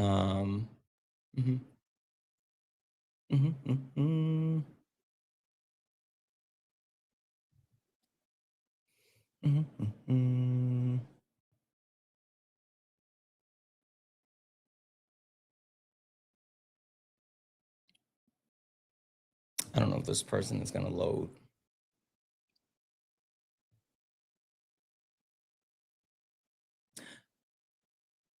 I don't think this person's gonna load. Guys, only request up if you're a Trump supporter. We are only looking for some debates. Only request up if you're a Trump supporter. We're only looking for some debates. Please do not request up if you're not a Trump supporter. We're not talking to friendlies. We would like to get some debates. W's in the chat for Whitney. Whitney sent a $15 donation saying 37-year-old woman, BA in environmental science, and I work in aviation. Side job as a Twitch streamer and absolutely love, absolutely a job. Thank you for what you do and always providing outstanding. Trust me, bro. I thank you for providing evidence outside of trust me, bro. Absolutely. We absolutely have to do that. Absolutely. Absolutely. Guys, if anyone else like to support the live, you can do so. Cash App, PayPal, Venmo, pay links in the link tree in the bio. Santana speaks for you. Best way to support the live. Everything's accepted. Anything's appreciated. If you're over on the YouTube, you can send a super chat. I will read that out. Kevin, I can't bring you back up because you slurred. And TikTok, not only, I mean, I know it was unintentional and you may, because you're a man of a certain age and you may think that like, oh, that word isn't bad or whatever the case may be, but it's not only is it ableist, but it violates TikTok TOS. And so having you up would actually hurt the live. So I can't bring you back up. So there's that. One thing that I want to take a moment to actually talk about, and a lot of people might not have heard this earlier, right? But I wanted, or I'm sorry, this is the one thing that I haven't gotten a chance to talk about. AI. Guys, I think that we're moving towards an actual moment in time where there should be more regulations on AI. And AI is becoming dangerous, right? And this is why I say this, right? So there's something that's been happening over on the old TikToks, and I'm sorry, not TikToks, but Twitch. Not, holy shit, Twitter.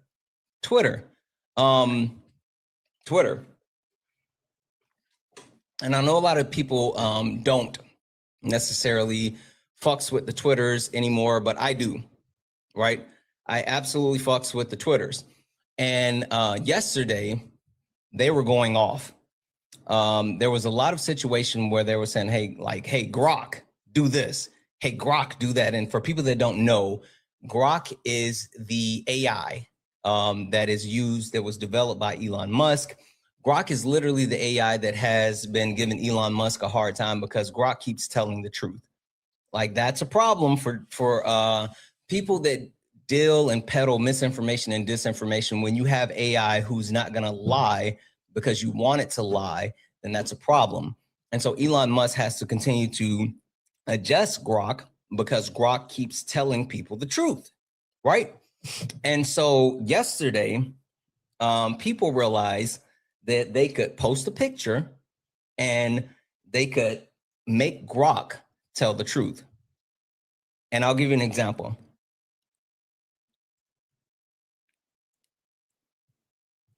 Sorry, guys, my lips are a little chapped. I'll give you an example. So a couple of different pictures.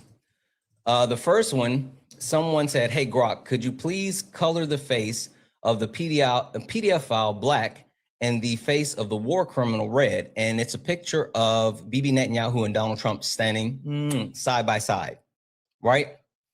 And Grok replied with Donald Trump, and his face is completely black, and Bibi Netanyahu, his face is completely red.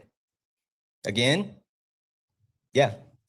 The next picture was a picture of Donald Trump and Xi Jinping shaking hands, and someone said, hey, Grok, remove the PDF file. And then Grok just has a picture. It's an image of just a Xi Jinping standing by himself. He's not shaking any hands. He's just standing there, right? The next thing was a picture of President Zelensky and Donald Trump when they met in the White House and they were just sitting side by side. And someone said, hey, Grok, remove Putin's puppet. And then the next picture is just Zelensky, President Zelensky, sitting by himself, right? And the last one, which is my favorite, someone tweeted, there's a picture of Bibi Netanyahu and his wife and Donald Trump and Melania, all of them. This is from New Year's Eve. I think it was New Year's Eve. I don't know. Maybe it's New Year's Eve. I don't know. Like Donald Trump is in a tux, right? He has a bow and he's in a tux or whatever. and it says, "Hey Grok, remove the PDF file and the baby unalivers from this photo." And again, it was Bibi Netanyahu, his wife, Donald Trump, and Melania. And Grok removed everybody except Melania. So I say all that to say that, yes, that all of that was funny. It was hilarious as shit to me. It was hilarious as shit to me. But then it went dark. Because there was a trend where people started to take pictures of themselves. Specifically, it was like, you know, women or whatever. And they would take pictures of themselves. And it was like, they would say, "Hey, Grok, put me in a pink bathing suit or a pink bikini." And it would be like super curvy women, and it would take them, Grok would post a picture of them in like a bikini, right? And it would look like they just took the picture, right? It would look real. And so that was happening all day yesterday. And I woke up to an article from Reuters. And apparently, some people got a hold of that idea and then took pictures of kids and had Grok do the same thing. And Grok is AI. Grok is not a person. It has no moral compass. And it is not properly tuned to ensure that it doesn't happen. So, what apparently ensued is people who are PDF files who were looking to deal in child porn, taking pictures, going to Twitter, going to Grok, and telling Grok to remove the clothing of minors.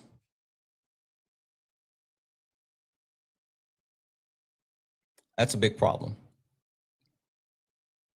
That's huge problem. Right? So I say all that to say this. While the premise behind how yesterday started was super funny, AI needs to be regulated because that's a problem. That's a massive problem. And the Trump administration specifically is not shifting towards AI regulation. That's scary. That's dangerous. That's negligible. It's bad. W's in the chat for More Baked, who sent a $2 super chat. Say, what's the last four of your number for Venmo? You can just hit skip. You don't need the last four. If you're looking at Santana Speaks For You, or if you're clicking the link and it takes you to my Venmo, you can just hit skip and it'll allow you to do that. You don't need the last four of my number. Sorry, I definitely can't give that out online. But I appreciate you, More Bake. W's in the chat for More Bake for the super chat, and I appreciate you. So I will say this as well, right? Following up from that story specifically about what's happening with AI. And it's a dangerous premise that I don't know if everyone's heard about this conversation or where we stand with this, but so everyone's been talking about Donald Trump and how we need to remove Donald Trump, right? Like everybody's been saying, get Donald Trump out, get Donald Trump out. And while I agree that Donald Trump sucks and I want him gone, I said this prior to the election. JD Vance scares me more than Donald Trump. And this is why. This is why. So while JD Vance is not Donald Trump, JD Vance is bought and sold by a lot of billionaires, specifically Peter Thiel, right? I mean, Peter Thiel has funded JD Vance's life, right? Peter Thiel has funded JD Vance's education. He has propped him up and ensured that he had a job. Peter Thiel has pulled the strings to guide JD Vance to where he is, including being the vice president of the United States of America. Now, the dangerous part comes in about what happens if JD Vance replaces Donald Trump. While I know for a fact that Donald Trump is harmful, I know for a fact that Donald Trump is lining his pockets, and I know for a fact that Donald Trump is actively selling the country. The way that JD Vance would sell the country would be even worse. And when I say that, I say this. If JD Vance gains power, then JD Vance will give all of these technocrats, these ultra wealthy billionaires who already guide him, will give them access to the United States government to integrate AI within our military, and then integrating AI within the military, which we understand that's already a thing, but it'll exasperate it, and it'll have a private sector entity that is enriching themselves off of the United States government. The United States government budget is already bloated. It's almost $1 trillion, right? You allow them to continue to enrich themselves even more, but then they have direct influence over the United States military, the most powerful military in the world. And it's not just Peter Thiel, it's all of them. Hell, Elon Musk already has his hands all over the United States government, but also connections with the United States United States military. Maddie, you said when JD wins. Sure, Maddie, I'm gonna go ahead and mute you, right? Because one, no one gives a shit about your comments in the comments, but I'm also sending you a request. Come up here and tell me about how JD would win. The one thing that I will say is the only way that JD Vance gains power is if by Donald Trump stepping down. There is no way in hell that JD Vance could beat Kamala Harris, that JD Vance could beat Gavin Newsom, that JD Vance could beat Pete Buttigieg, or JD Vance could beat my pick, AOC. JD Vance couldn't beat any of them. Not in a fair election.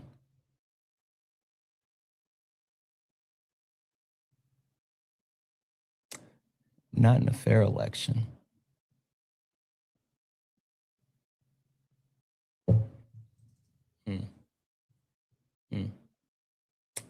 Just saying. Just saying. But they are all apparently behind JD Vance, right? And I have a theory.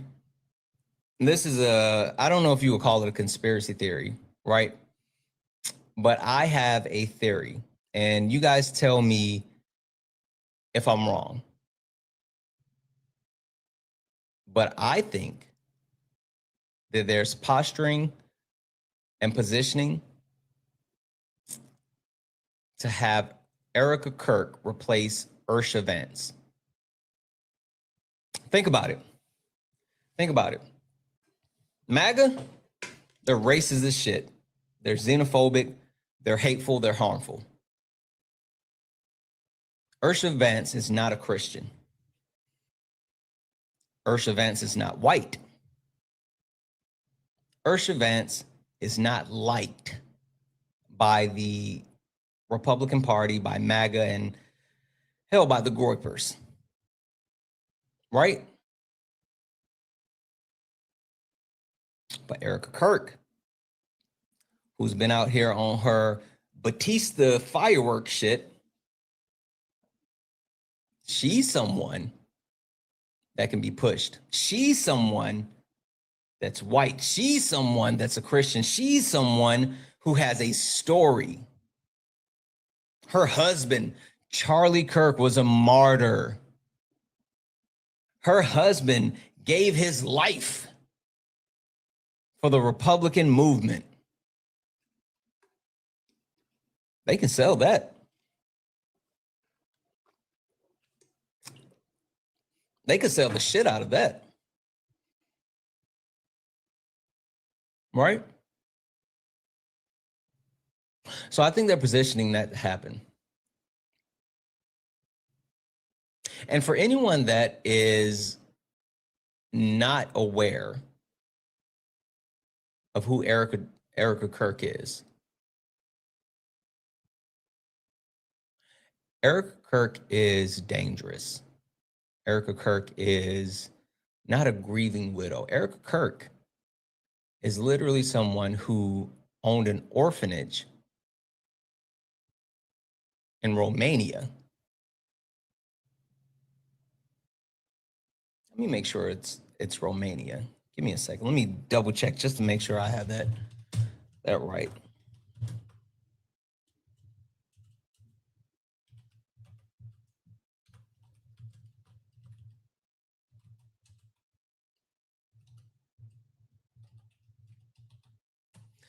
Let's see here.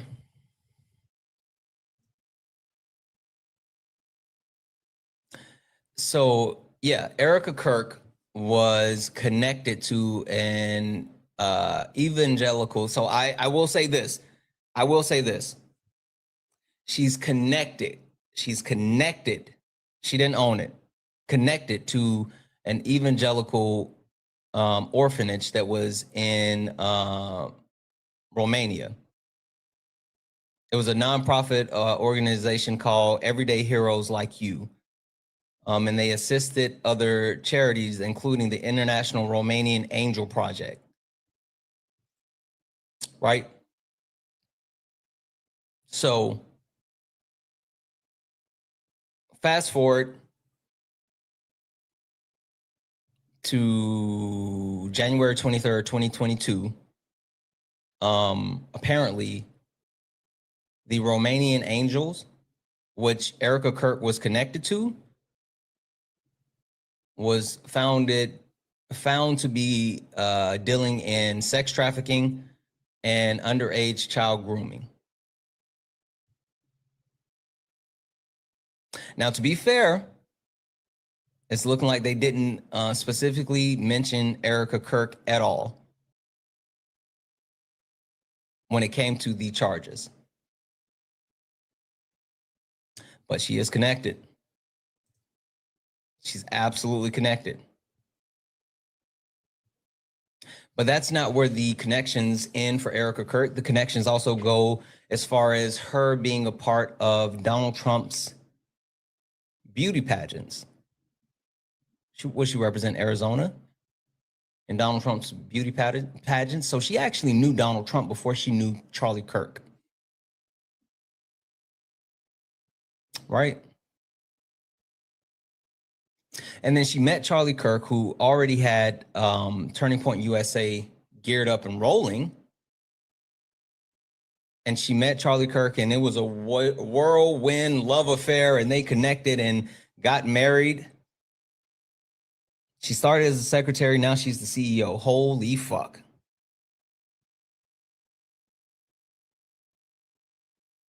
The point that I'm sitting here trying to get across is that Erica Kirk was way connected to the Trump administration prior to her becoming Erica Kirk. And she has been positioned through multiple avenues to be where she is. And so the point that I'm trying to drive home is it wouldn't shock me if Erica Kirk replaces Ursha Vance. And the 2028 ticket is JD Vance with Erica Kirk as his wife. And for the person spamming, can I join? No, you cannot. More than likely, either you are going to come up here and slur. No one wants to see you put your penis on the live, so you can't do that. Normally when people request up and they just keep spamming, can I come up? Can I come in? You're either a child, you're either going to slur, you're going to do something. And I have no interest in any of that. And it looks like you're a child. So Debbie's in the chat for Jared for the $1 donation saying, didn't Trump pass an EO trying to make it impossible for states to regulate AI? Yes, absolutely. Donald Trump and his administration have actively tried to engage in ensuring that that AI cannot be regulated on a state level. That's a problem. That's a problem. Also, I don't think that it's Donald Trump, right? It's his administration. It's the people in power. It's the people that write legislation for Donald Trump. W's in the chat for Kimberly for the $10 donation saying, could you discuss the indoor cat versus outdoor cat and why I would listen to you every single day? It doesn't matter what you're talking about. I just love and appreciate your education that you're willing to give. Sure. Listen, so this is the thing. First of all, I don't like cats. And it's not that I don't like cats because I don't like cats. I'm saying I don't like cats, but cats jump up on the counter and they lick the butter. That's a Seinfeld reference. No, actually, I love kittens. I don't like cats. I know that's kind of like weird or whatever, but like kittens are so much fun. Cats are lazy. And I guess that like, that's my whole thing is like, if you know what it is, cats are entitled. I love dogs because dogs are like super appreciative and dogs are like, oh, you are just the best in the world. I am so thankful that we're here today. And I can't believe you chose me to be your dog. And cats are like, what do you have for me today, peasant? Let's be honest, cats look down on us. Anyway, inside cats versus outside cats. The thing that's interesting to me, at least for inside cats versus outside cats, is like inside cats, they're super entitled, but outside cats are really about that life. Like outside cats, I was in a place where apparently there were a lot of cats around me, but there were a lot of outside cats that were around and they were scrapping. All the time I heard, meow, meow, and I was like, holy fuck. So I think that's the big difference for me. Outside cats are about their life. So anyway, back to the actual point at hand. The point that I'm getting across is while the Trump administration has a lot of people that are dangerous within the Trump administration, and I definitely think JD Vance is dangerous because of his connections to billionaires who continue to perpetuate harm and enrich themselves. Because guys, whether you know this or not, and if you have not looked this up yet, I still haven't actually talked about it, but you should go look it up. They want a plutocracy. They want a plutocracy. That's the governmental system that they want. It's not about oligarchy or oligarchy, however you say it. They want a plutocracy. Specifically, they're doing things to try to position the governmental system as a plutocracy. And they're doing things like trying to decrease the starting working age so younger people can enter the workforce. And they're doing things like trying to increase the age to be able to retire. And then they're trying to increase unemployment and empowering employers and weakening labor unions so you can create more of a desperate need to work. They're looking to weaken healthcare so people have a desperate need to work. And when they do all of those things, then they can actually increase the working class. That's what it's about. They want more worker bees. They want more worker bees. And if they can get more worker bees, then the ultra wealthy can continue to enrich themselves and everyone else can actually make them richer. That's what it's about. That's why Donald Trump has so many billionaires within his administration. They want a plutocracy. I just want you guys to be aware. That's why when I say things like, it doesn't matter if it's a billionaire on the left or a billionaire on the right, the billionaires always win. Donald Trump passed the BBB, which overwhelmingly benefited the top 1%, right? And you have billionaires like Peter Thiel that was ecstatic, elated, over the moon because of the more wealth they acquired. Who's on the right? You have billionaires like Elon Musk, who is quote unquote on the right, but he railed against the BBB because he said Doge was looking to save money and the BBB takes away from what Doge did. But hell, he made more money because of the BBB. You have billionaires on the left like the boogeyman George Soros, who has actively been, more so his son, is active now in trying to support Democratic initiatives to keep the Republicans and the Trump administration out of power. And the BBB benefited him as well. The point that I'm getting across is no matter if you are left or right, or you don't even vote, if you're a billionaire, the political system that's in place will ultimately benefit you. It doesn't matter if you personally agree with the people in power. Billionaires, their money gives them protections, and that's the problem. That's the problem. So, FYI. W's in the chat for Sam for the $1 donation. Saying, I wish I could send more, but I got F by healthcare this year. Listen, Sam, thank you so much for the $1. I genuinely appreciate that. When I say everything's accepted, anything's appreciated, I mean it. I'm like, that's not just a saying, that's me actually meaning that. I appreciate it because you don't have to do that. But thank you for the $1. Here just to say that I worked in internet crimes against children, and AI made CSAM become a huge problem, not to mention the environmental impact / racism factors. Thank you for what you do. AI regulations now. Absolutely. Listen, that's one side of like AI that I haven't talked about, right? The massive negative impacts that it has to marginalized communities, right? I mean, the largest data center that we have here in the United States is literally poisoning Black people.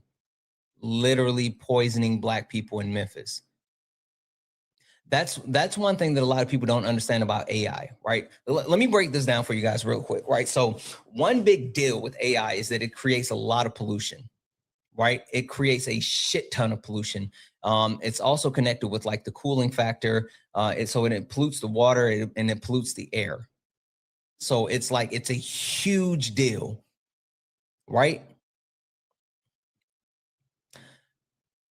I think a lot of people, this is the scary part about AI. The genie can't go back in the bottle. The genie can't go back in the bottle. There's no way that we can go backwards from AI, right? But there's so many negative factors that are in play now because of AI. We can talk about the misinformation and disinformation that can be perpetuated. Thank you for the corgi. Specifically, like the fucking part that blows my mind is like Black people catch the blowback for all of this shit, right? Think about some of the first AI videos that we really saw that were like good, like realistic AI videos.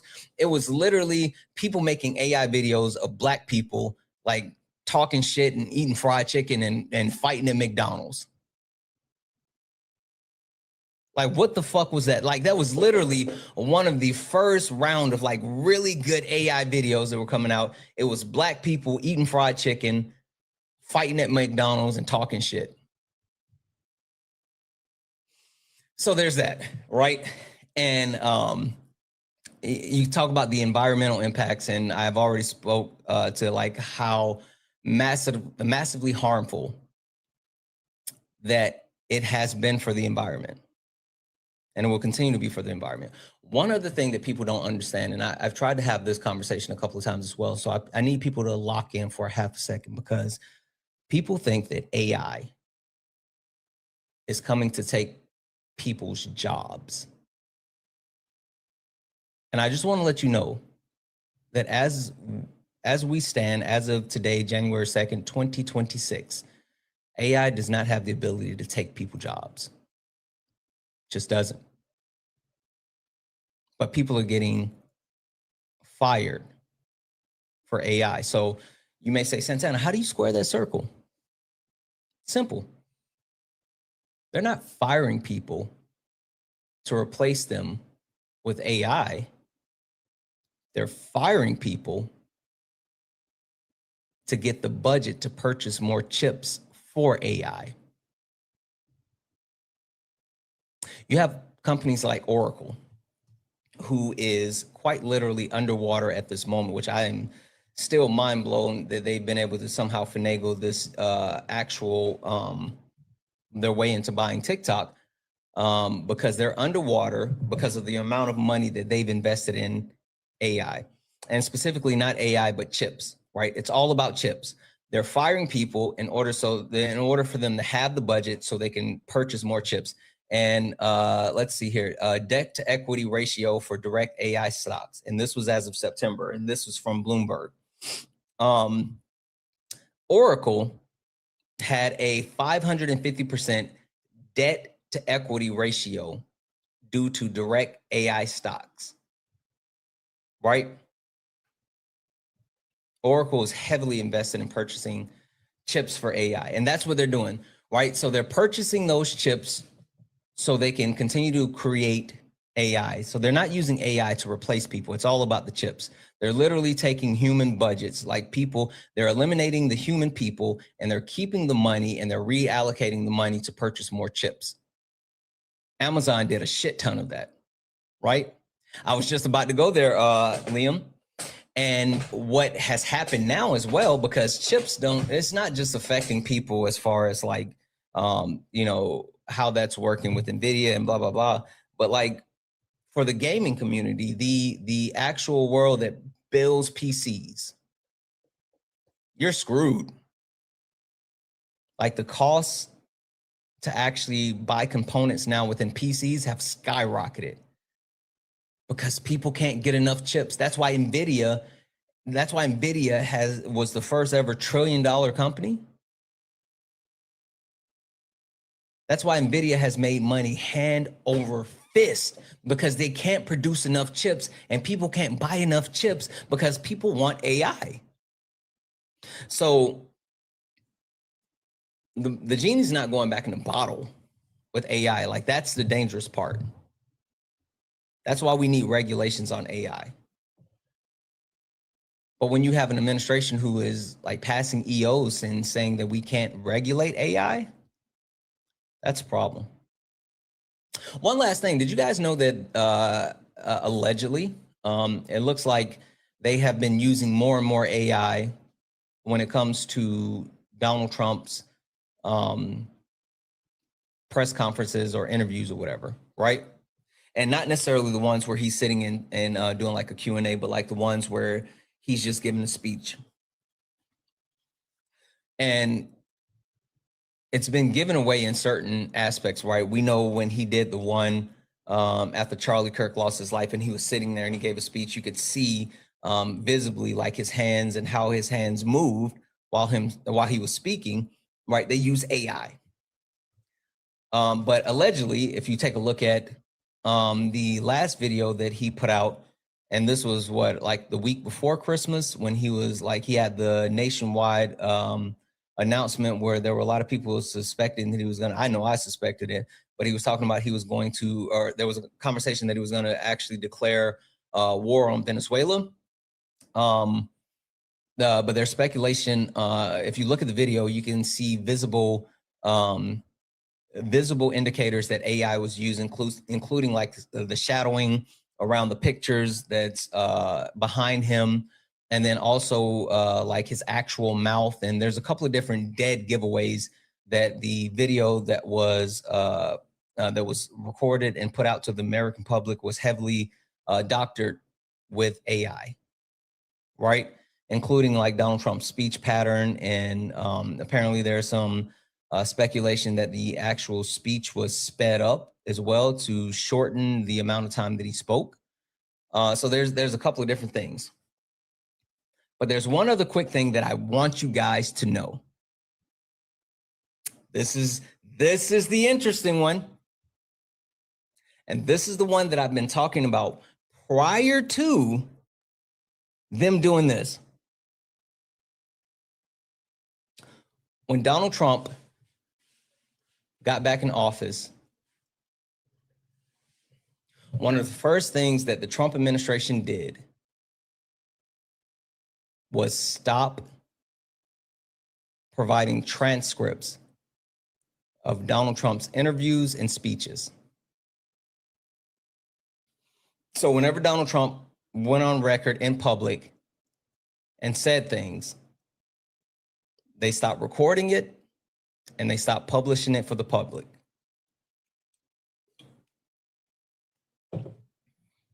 And then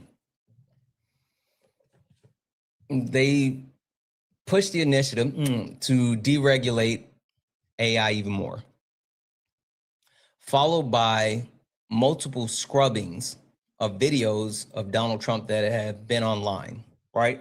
There are certain videos of Donald Trump that you can't find online. Me, I'm a bit of a hoarder.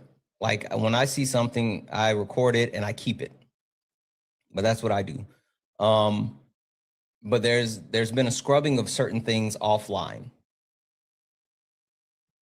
Now, this is my theory, completely my theory. I have no evidence of this except what's happening. And my theory, again, I have no evidence of this, is just me speculating, but I believe that there's going to come a point where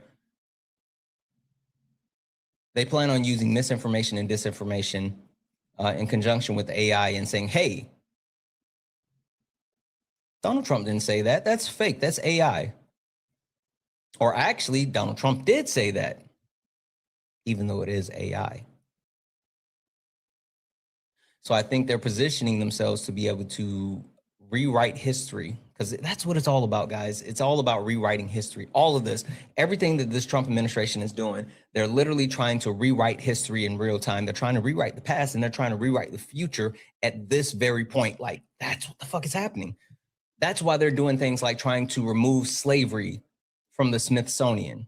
That's why Donald Trump is trying to have his actual felony charges expunged. They're trying to rewrite history in real time. And I think AI gives them the ability to do so. It's all connected. It's all connected.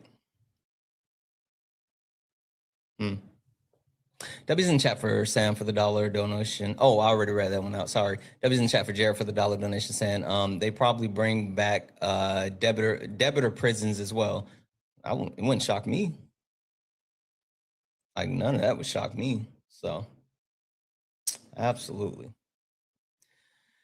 Absolutely. Well, chat, we've been on for 3.5 hours. We haven't had a debate in a while, and I started to ramble because, you know, it's kind of what I do. I was really hoping that we could actually get some good debates today. It's been a little bit wacky, but I don't know. Someone said everything, AI is everything. You can't tell what's real or what's fake. I will tell you this. The one thing that I'll leave you guys with when it comes to AI, This is my personal stance. This is my personal stance. I try to engage with AI as little as possible. As little as possible. Funny Dems resorted to conspiracy. Sure, listen, the reason why I've been talking about conspiracies, and I'm gonna go ahead and mute you. Let's see here, the normal whatever, I'm muting you and I'll send you a request to come up. The reason why I've had to not only quote unquote resort to conspiracies, but talk about certain things that are occurring and the connections I've made is because people like you are too much of a coward to get in the box. You're too much of a coward to get up here and talk to me. You're too much of a coward to debate me. You're chicken shit. You're actual chicken shit. Oh, Dad, new tricks. Guess what? You're muted as well. Come up here. Prove me wrong, bub. Prove me wrong. That's why you guys are so much more comfortable in my comments, even listening to me versus getting in the box. I was scrolling. I came through because I watch your setup sometimes, right? And I was just up with you the other day, and so it's crazy when you come on here and you says, "Oh no, you scared of me," and you get all tough. I really think that's inappropriate. Like, why the hell you got to think you're so tough? Like, why can't you just be an adult and speak in a way that's like, I mean, I get you want to challenge people. Maybe you're just trying to rage bait, whatever. But why can't you be? I mean, I don't know. I couldn't imagine myself or anybody like coming around going, "Oh, you scared of me. You scared me." Like, that is so crazy to me, bro. That's crazy work. Yeah. Would you like to know why I said that? I would. Okay. One, because it's the truth, right? I might tell you a joke, but I won't tell you a lie, right? But no, but I wasn't scared. You told me I was scared too. Hold on. Give me a second. Let me cook. I'm listening. So you said that you just scrolled in, right? Yeah. I just came in like 38 seconds ago. 38 seconds ago. Perfect. I've been up here talking for about 30 some odd minutes without a debate.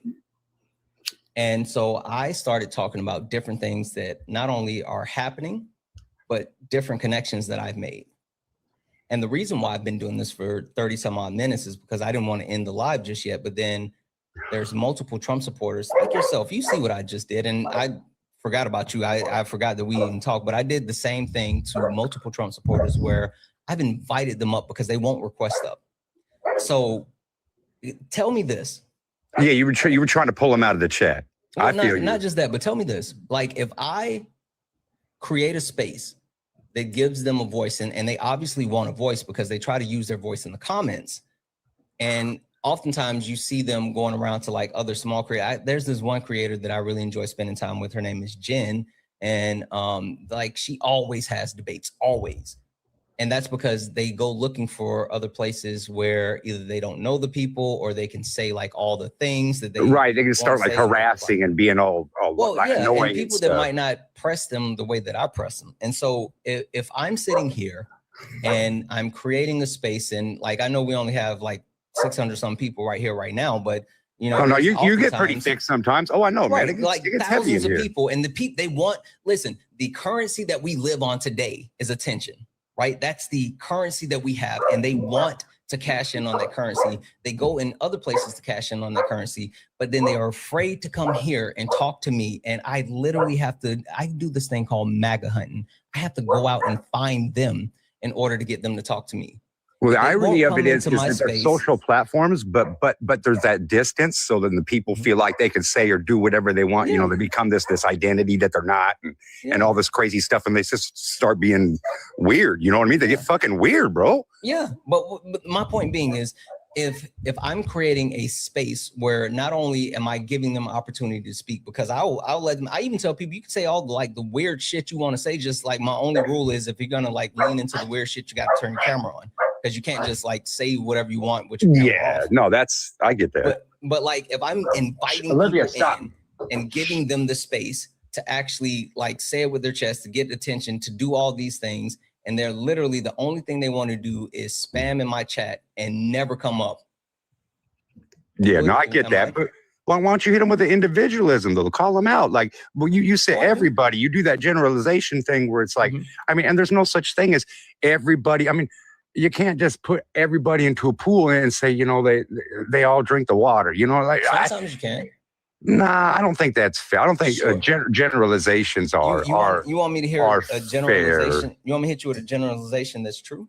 If I say something like all Democrats or all Republicans, I mean that automatically, bro, I'm lying because now it's an opinion piece, right?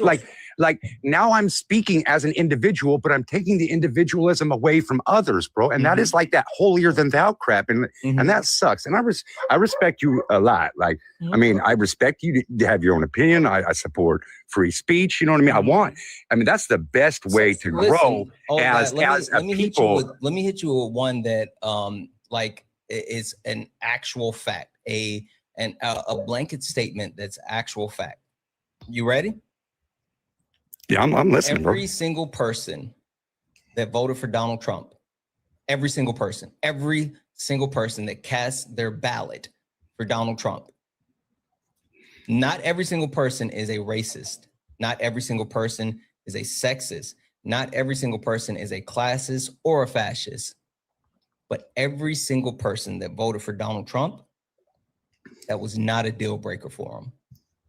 Because Donald Trump is all of those things and so much more. And so in order for you to vote for Donald Trump, at some level, you have to be good with racism. At some level, you have to be good with sexism. At some level, you have to be good with classism. And at some level, you have to embrace fascism, because that's what your vote does for Donald Trump. So every single person, including you, that's if you thought, if you had that, if you believe that exactly, that's all about interpretation of what something. Part is interpretation? And, okay, you and I can read the same book and get a different meaning out of it.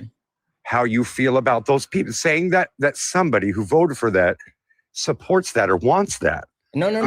I'm not saying that you support it nor want it. I'm saying it's not a deal breaker, because Donald Trump is a racist, a sexist, a classist, and a fascist. All of these things are provable. Had I believed any of those things, I wouldn't have voted for him. Yeah, I mean, it doesn't matter if you believe those things or not. It doesn't matter if you. I didn't. Again, just like. But listen, see, that's where the symmetry breaker comes in, and that's why I said it's not a deal breaker for you, because in your mind those things aren't true. And so in your mind, since those things aren't true, it allows you to accept those things because you don't necessarily believe them. So again, it's not a deal breaker for you because you don't believe them. It is a deal breaker if I believed it to be true, though. I mean, it really would be. It's predicated not on it actually being true or not. It's predicated on you believing that it's true or not predicated on it whether it's not true or not. Like all of the things that I just said, like they are actually provable. I can actually prove all of those things. And I'm not sitting here saying like, I think he's this, I think he's that. Like everything is well documented as far as him being a racist, a sexist, a classist, and a fascist. All of those things are tangible. And I can prove every single thing. I'm not saying I believe it. Now, your actual support is predicated on belief. My words are predicated on facts. I tend to disagree. I've heard people speak out who have worked with him, people of color, bro, that support him, that still like him, that have a relationship. Okay. He was a Democrat forever. I'm a registered Democrat. Okay, so Bill Clinton, I voted for Bill Clinton, but that doesn't mean I supported sexism and sexual abuse and doing weird stuff because I didn't know that. No, bro, because I didn't know. It wasn't a deal breaker for you. Like it would have been, bro. If I would have known, let's be very clear. Bill Clinton was running around doing. If you're talking about the situation with Monica Lewinsky, that happened after the vote, right? Things that happen.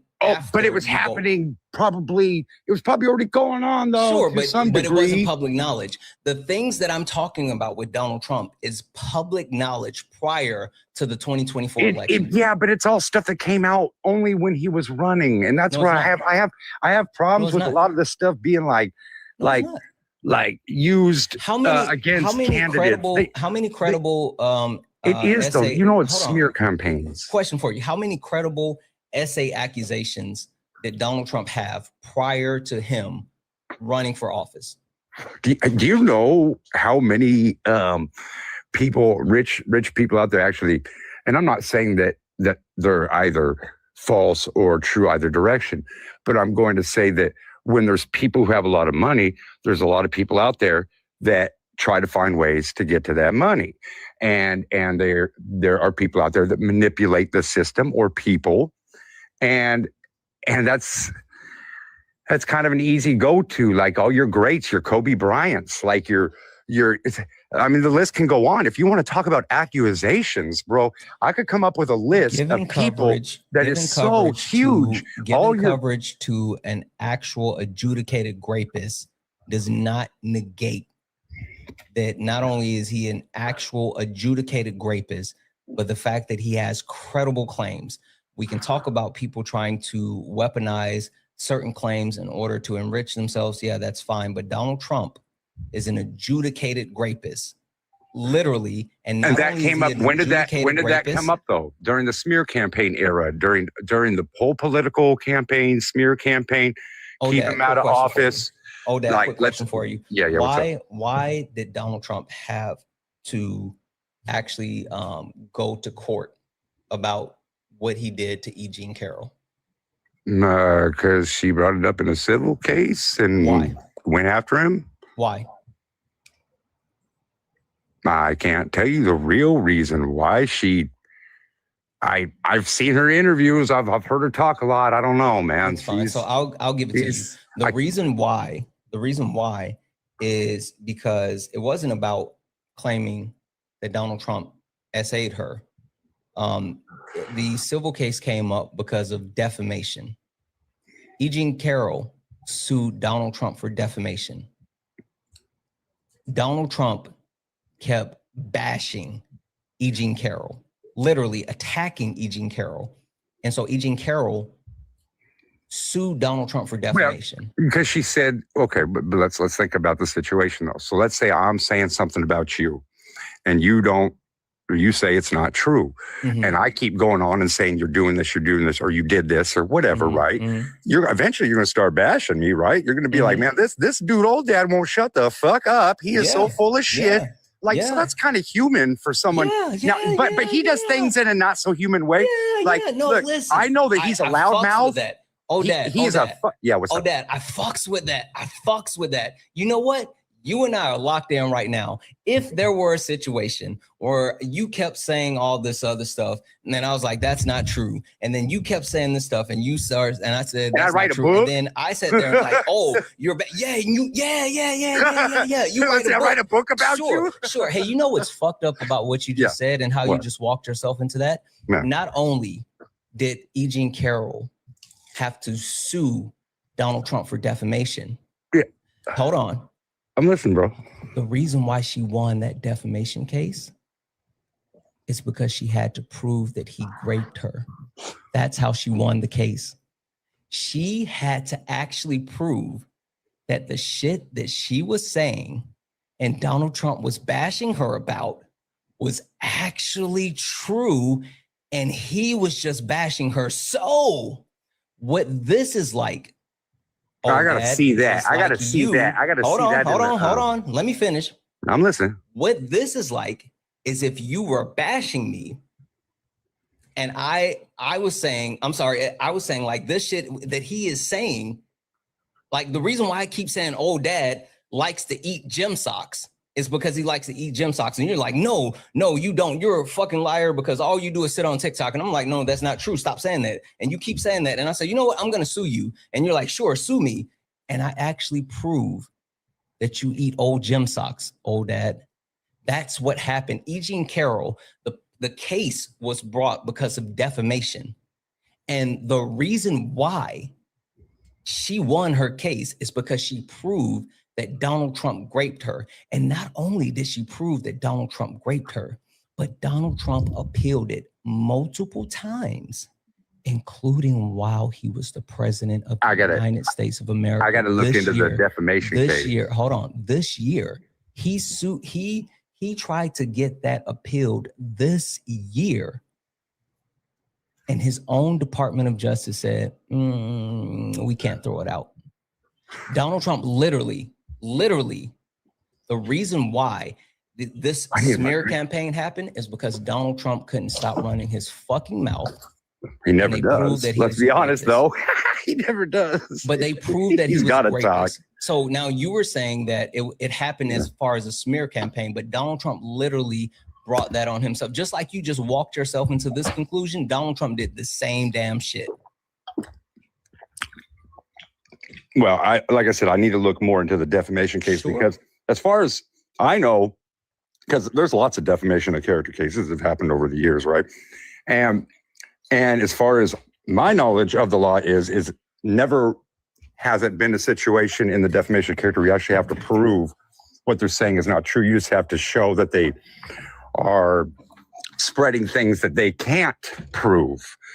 And if you talk about things that you can't prove, like if I just make up stuff about you, you don't have to prove whether or not you're W's in the guilty chat. of it. Thank you so much for the majestic. That is fucking cool. Let's go. Yeah, Holy shit. Sorry. They just have to show that it's an unverifiable claim. You know what I mean? So I can't just make stuff up about you because that's slander, right? And all sorts of other stuff.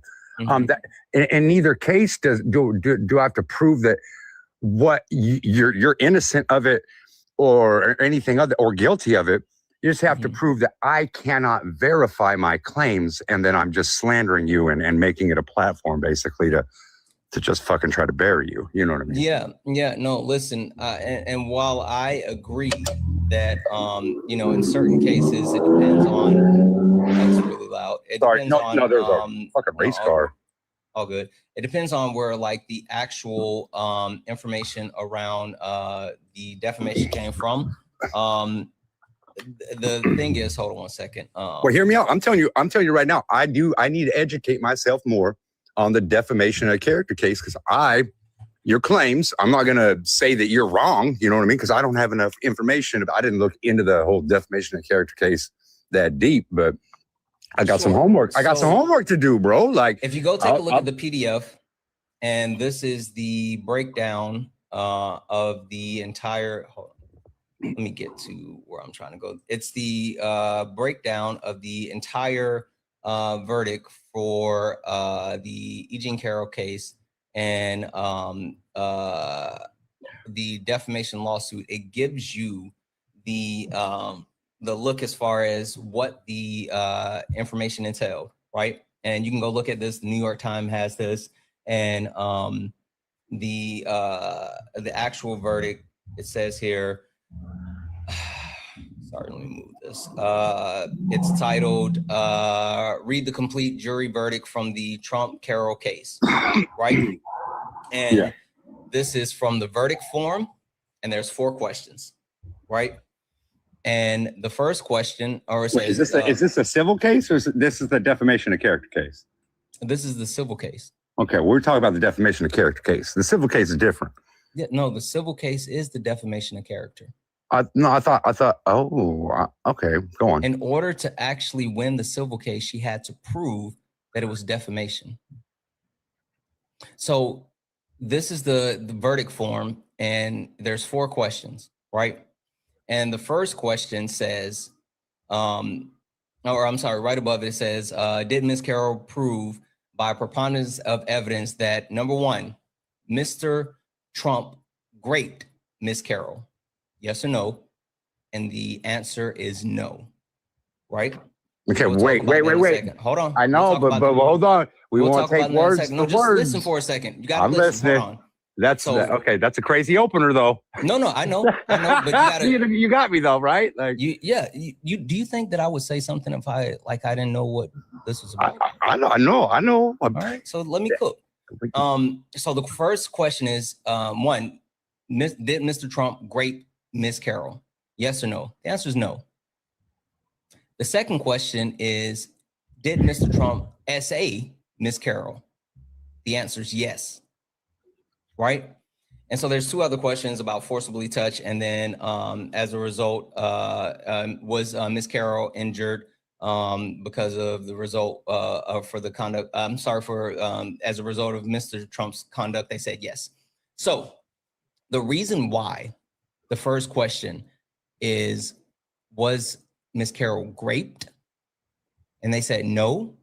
And then the second question was Miss Carroll SA'd? And they said yes. Is because at that time, under New York state law, rape was classified as forceful penetration of a female's member by a male member, right? And E. Jean Carroll could not tell if it was Donald Trump's member or his digits. She knew that he was forcefully penetrated. Holy shit, that's so cool. But see, I feel like that's a shaky testimony. No, hold on. Listen to me a second. She knew and she could verify that she was penetrated, but she couldn't tell if it was his finger or his member because she was pressed up against the wall, right? And she couldn't see. So she didn't know what it was. And under New York state law at that time, thank you for the cake, if you can't specifically prove that it was the member, then they weren't classifying it as rape. Now, two things. Number one, since that time, New York has changed their law. And now it doesn't matter if you can prove whether it was a digit or a member. If you forcefully penetrate someone, it's rape. There's no line between SA and rape.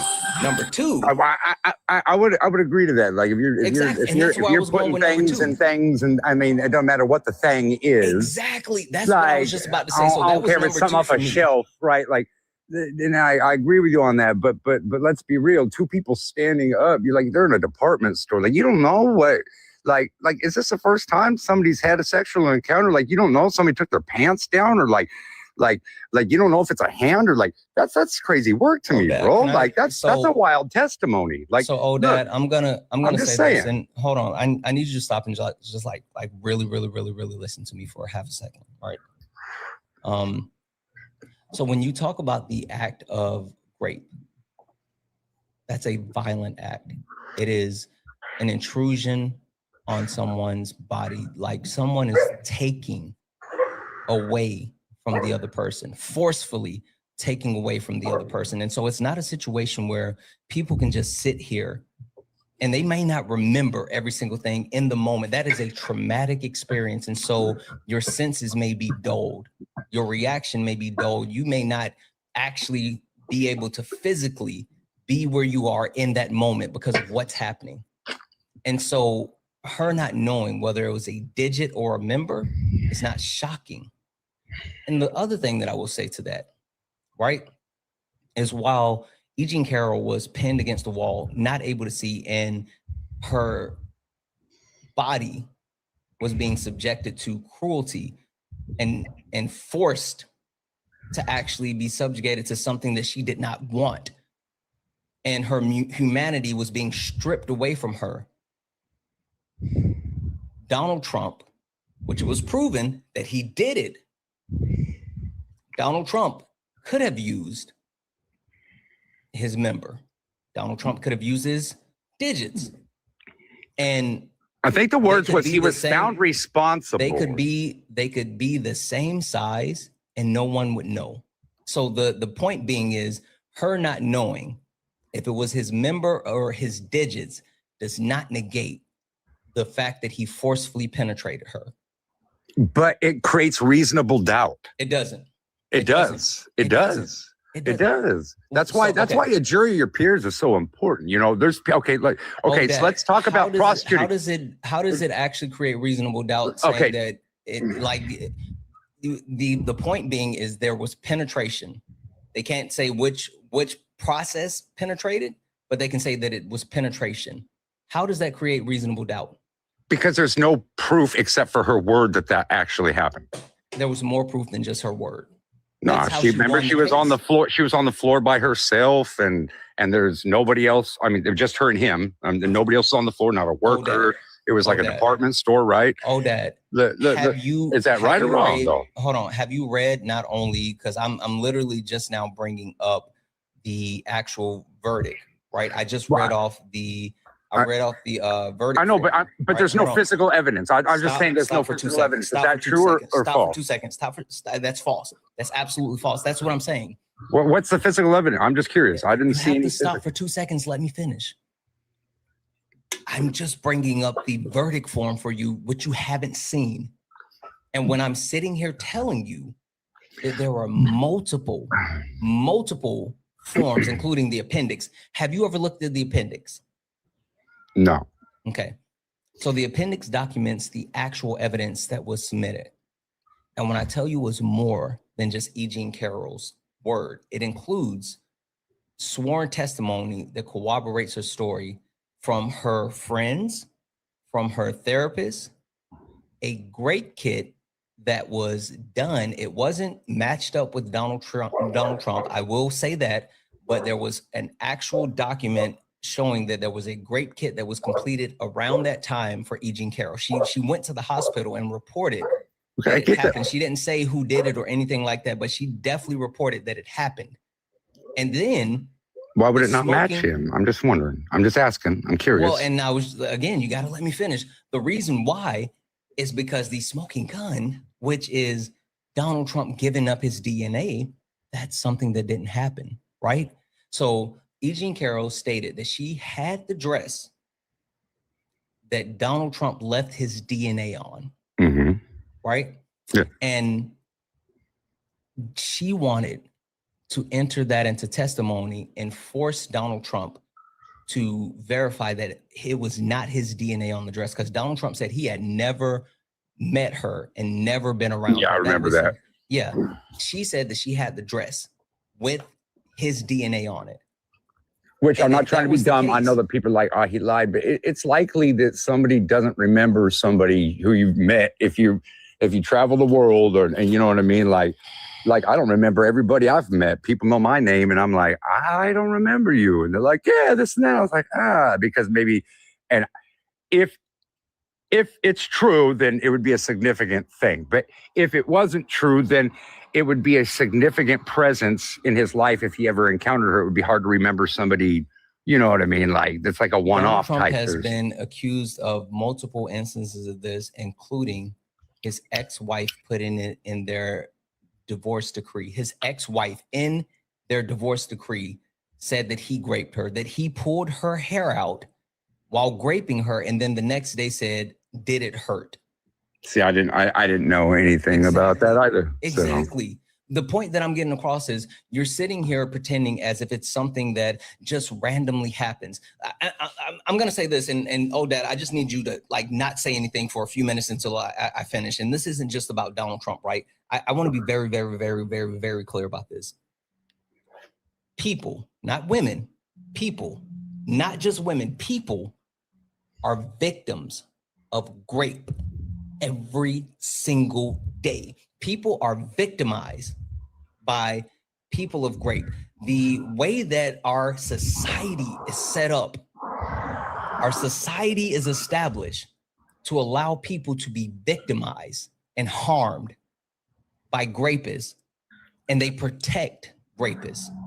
They protect rapists because of access to the patriarchal system, access to wealth, access to whiteness, all this other stuff. And then you have people that sit and they cape for rapists and say, oh, this person is a good person. I don't think they did it. Oh, this person is so famous and they have many women flocking to them. There's no way that they did it. Oh, this person is so rich and they could buy anybody and anything that they want.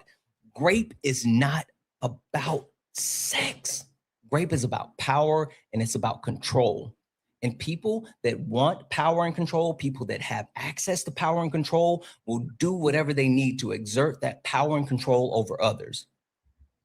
Donald Trump, him raping E. Jean Carroll, is not about sex. It could have been. He could have been so attracted to her that he's just like, oh, I want it and I can't take it anymore.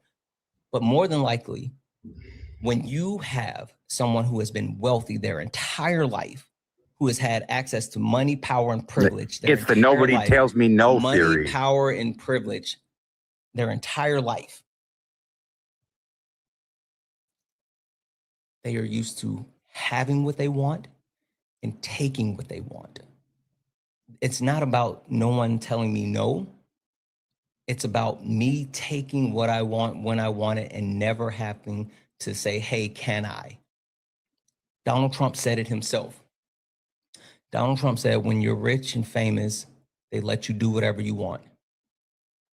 You can grab them by the P word and you don't even have to ask. Those were Donald Trump's words.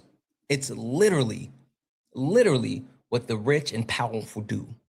That's why you see people like Weinstein, and that's why you see people like Kevin Spacey and Diddy and Trump and Epstein. That's why you see all of these situations with all of these rich and powerful people. Bill Cosby. That's Dude, why it's the nobody all of tells these me no rich and theory. powerful people coming out, and all of these rich and powerful people are now receiving backlash from having coverage of years and years and years and years and years of being able to do whatever they want. Men specifically have had coverage to do what the fuck they want. Do you know how many men have harassed women in work environments? In work environments for years. It used to be openly acceptable for men to walk past women and grab women's ass in the office, and no one would say anything. I know. It's because of the society and the culture that we have cultivated that women have been unprotected, and even more so victims have been unprotected, and people still get up and they champion for the actual victimizers today, and that's fucking wild.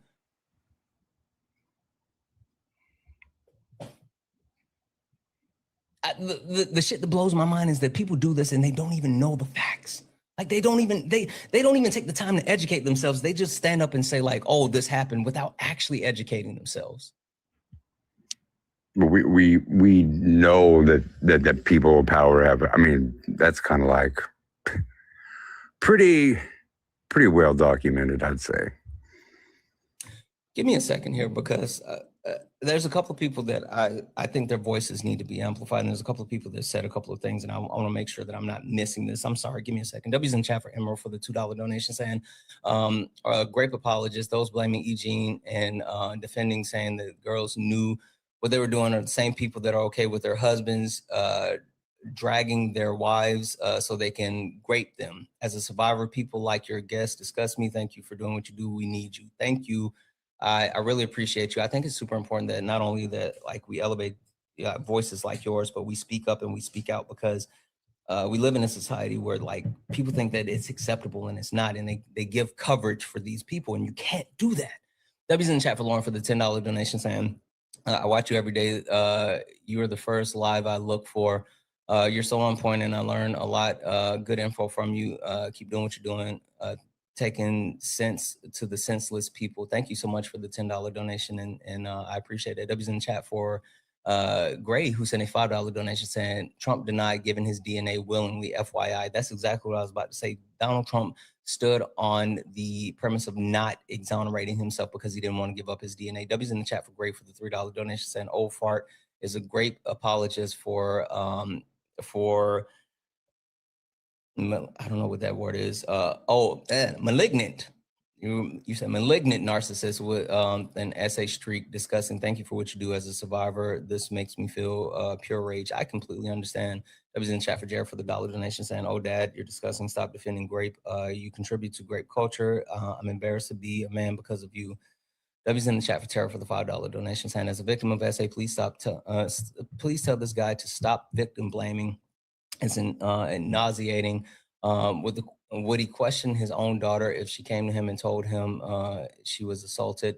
He needs to STFU. Thank you for advocating for us." Absolutely. And massive W's in the chat for August for the $70 donation, saying, "Keep doing what you're doing your thing, bro." Yes, August, thank you so much for the $70 donation. I'll say this, old dad, and I'll like land my plane on this. I think that we as men have a responsibility.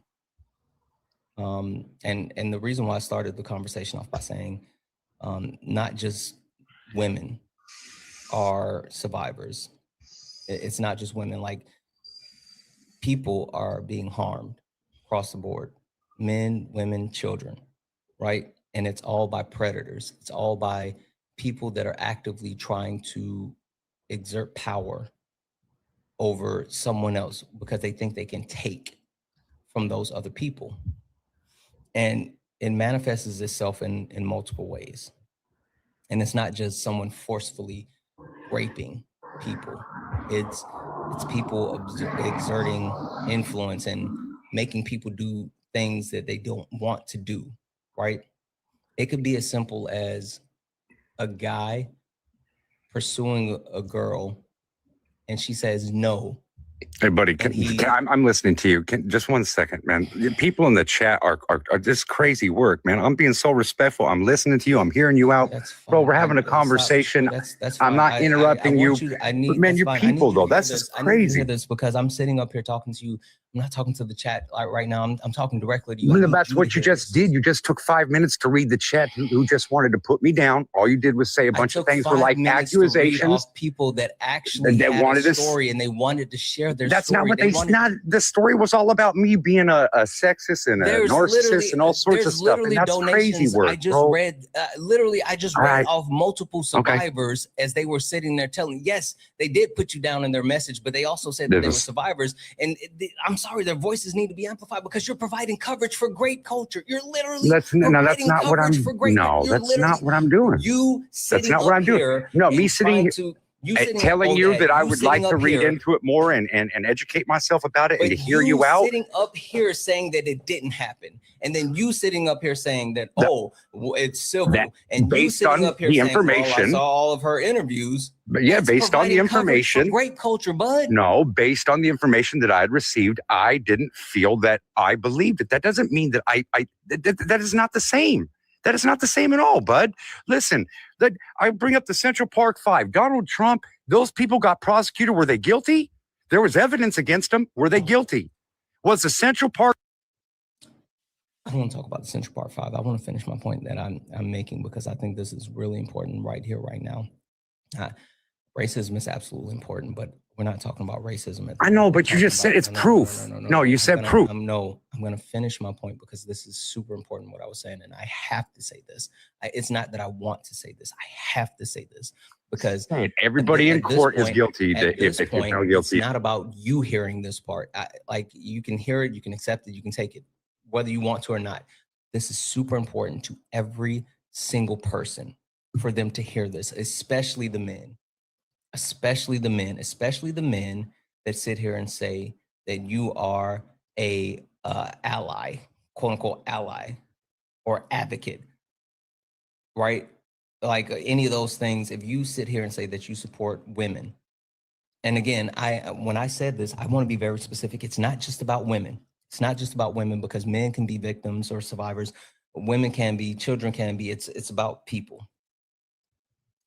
But so many men run coverage for grape culture. So many men give a shield for grape culture. So many men make it acceptable for grape culture to exist. So when men are out in groups with their buddies, and it's 2, 3, 4 of them, 5 of them, and it's one girl, and there's one friend that goes in and he's hitting on the girl and he's like, oh, let me get your number. And she's like, no, thank you, I'm good. But yeah, no, look, you can't have friends. You like, what? Let me just get your social. No, I'm okay. Cool. Well, let me buy you a drink. No, it's fine.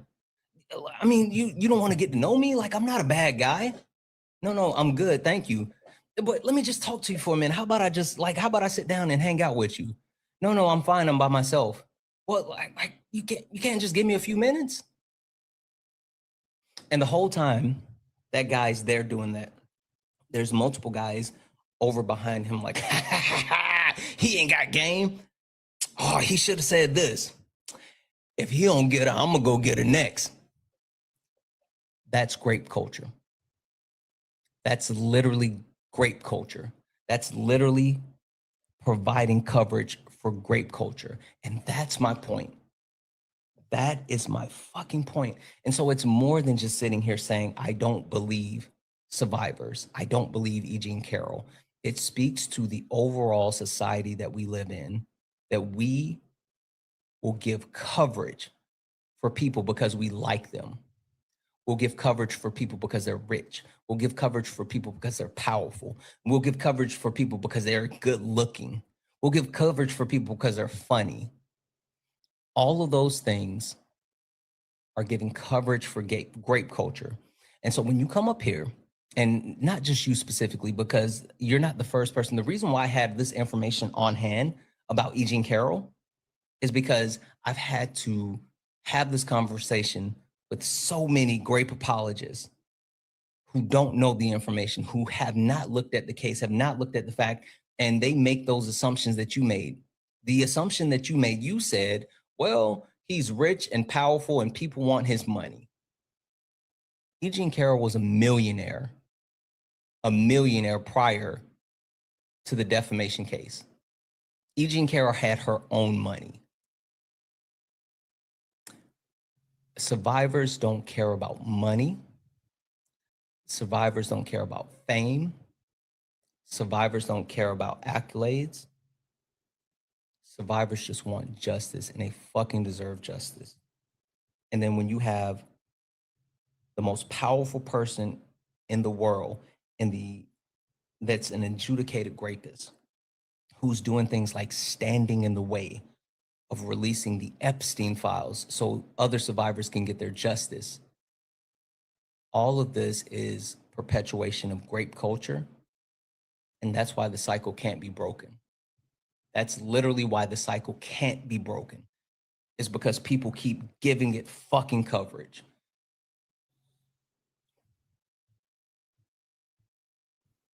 I'm sorry, I just don't even want to talk to you anymore. Like, it's not even personal. Like, and for the people in the request, I don't want to talk to anybody. Like, I know there's other people that's here that want to debate and all this other shit. I'm done. I'm not debating. Fuck that.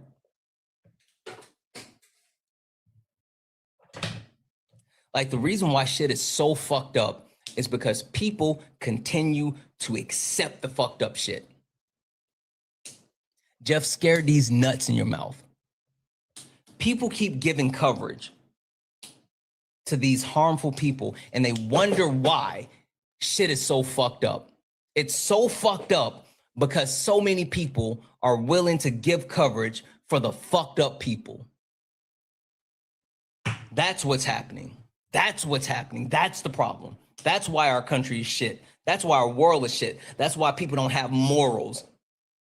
And then you have these Christian people that want to push their values on other people and say, well, you know, the queer community, it's wrong to be gay. It's wrong to be trans. And they're doing it to our kids. And all the time you have these fucking preachers touching kids. And you have these preachers who are hiding their sexuality. You have these preachers, these religious figures,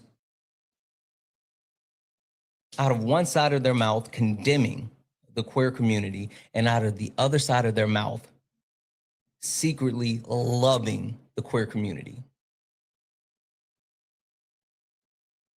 That's why you see shit like the RNC, fucking Grindr crashing, their servers crashing. Even though Republican men are supposed to be traditional, even though Republican men are supposed to be about the nuclear family, even though Republican men think that there's something wrong with the queer community, Republican men are literally the ones that are sitting here saying that we need to procreate and da-da-da-da-da-da-da-da. But as soon as a group of Republican men get together, they fucking crash Grindr's servers. It's not just when they get together in the RNC. They got together in Arizona and praised Charlie Kirk for his traditional values, for him being a Christian, for him being a leader, for him being a shining pillar. And then Grindr's heat map exploded. Literally exploded. Literally mass clusters of Grindr usage at Charlie Kirk's memorial service.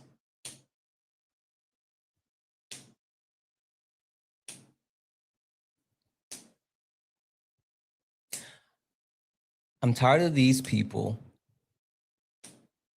being holier than thou and pretending that their shit doesn't stink.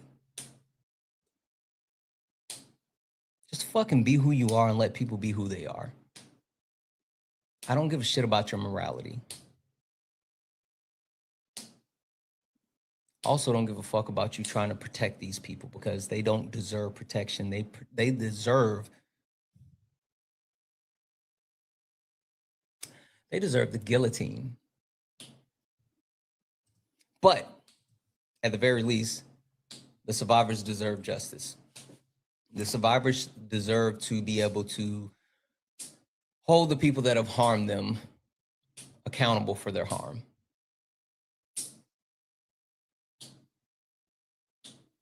At the very least.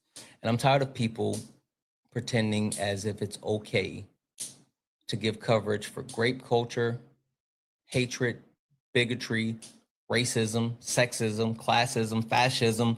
I'm tired of people saying or trying to give it coverage because they fucking like wearing a red hat, because they like doing a stupid ass dance to YMCA, because they think that he's the ultimate troll, because they fucking enjoy cryptocurrency, because they hate poor people. Fucking over these people. Not gonna hold you. Fucking over you guys are the worst. And not only are you the worst, you guys are stupid. Like, what are we doing? Like, at least educate yourself on something. You guys come up here and you pretend as if you know things. You pretend as if you know anything. You pretend like you know the economy. You don't know shit about the economy. You pretend that you know something about international policies. You don't know shit about international policies. You pretend that you know anything about domestic policies. You don't know shit about domestic policies. And then when I strip away all the veneer, when I strip away the fact that you guys are hiding behind the shit that you don't actually know, when I sit there and I smack you down on tariffs, and I smack you down on the deficit, and I smack you down on the GDP, and I smack you down on Russia, Ukraine, and I smack you down on the BBB. Well, DEI, all the blacks keep getting the jobs. Well, they need to keep them transgenderisms out of the women's bathroom. Well, they're all out here unaliving babies. Women shouldn't have abortions.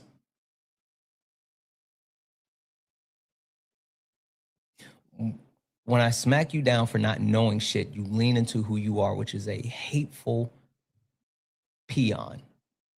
I was gonna say some other stuff, but I'm trying to use TikTok friendly language. When you get dominated for not knowing anything, you lean into the hatred that you know, because that's who you are as a person, and that's all you got. That's who you are. That's who you are. That's all you got.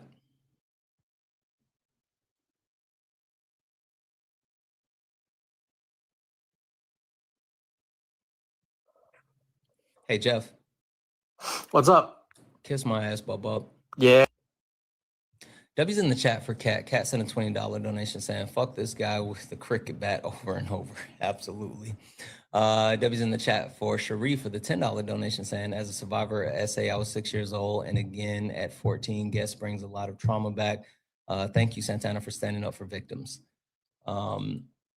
W's in the chat for Jared for the $1 donation saying, I was never violently attacked. I don't know what women have gone through, but I consistently consistently coerced into sex and punished into it by women. It was used sex against me to control me, and I wouldn't believe me either, old dad. Yeah. That's the issue that we deal with, is that people aren't believed. Like, they don't believe women, they don't believe survivors, they don't believe children. They believe themselves because they see themselves in the victimizers. The reason why they believe Donald Trump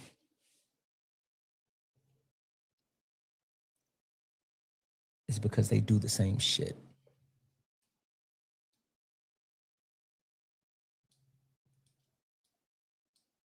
The reason why they sit here and say, well,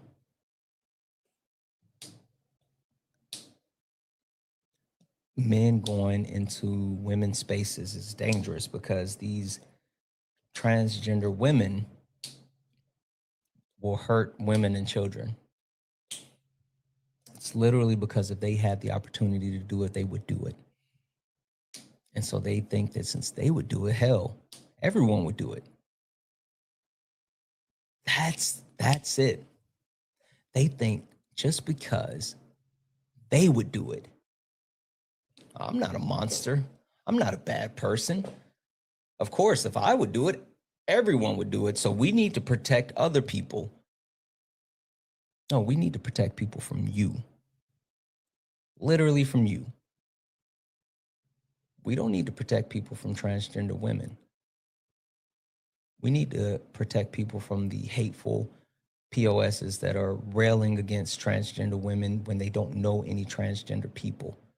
When they couldn't name any transgender people, where they've never met nor had a conversation nor even have a personal relationship with transgender people. Well, it's the same type of people like, oh, I can't be racist. I got black friends. I can't be racist. The person that cooked my ribs is black. Yep.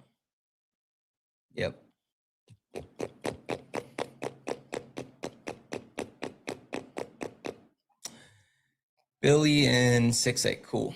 Billy, I see you're in the request. Oh wait, you were in the request. Billy, come back. I'll talk to you. This is what Billy, I have a challenge for you. Oh, I can't even send you a request. Billy, come back up. Billy and 6'8". Here's a request. Here's a challenge. Get back in the request. I will bring you in, and this is the challenge, Billy. I need you to hear me before I accept your request. This is the challenge. I want you to come in here, and I want you to tell me what Donald Trump has done that has overwhelmingly benefited everyday Americans and substantially made life better for Americans without mentioning identity politics, which identity politics means DEI, which means the queer community, which means anything that doesn't have a tangible connection. That's the deal, Bub. Billy, here it is. The floor is yours. Name something that this administration has done that has benefited the lives of everyday Americans that is not connected to identity politics. Are you familiar with what just happened in Florida where 42 children were rescued from sex trafficking operation?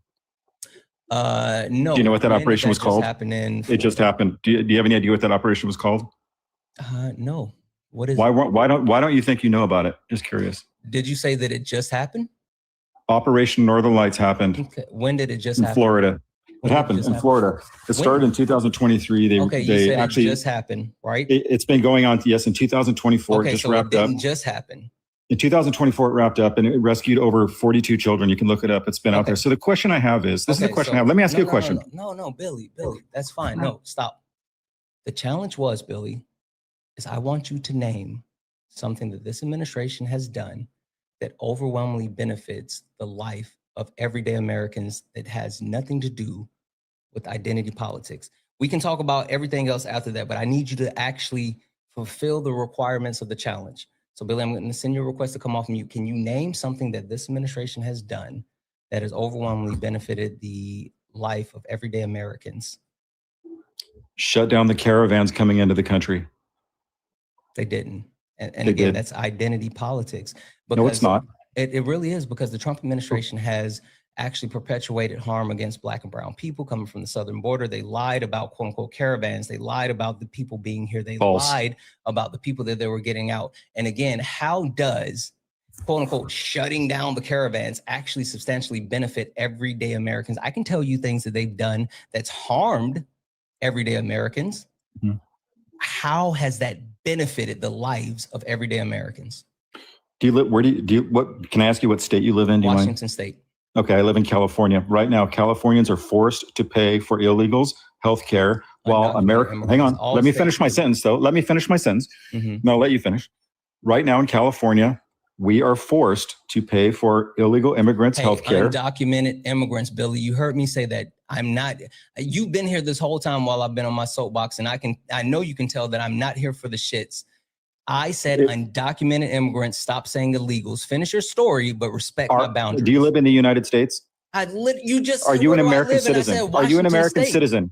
Because right now, right now, the policy in charge, I mean, the people in charge, the correct term is illegal. I don't give a shit. I know, but you're a citizen. Billy. You can't. I'm a citizen, so I'm allowed.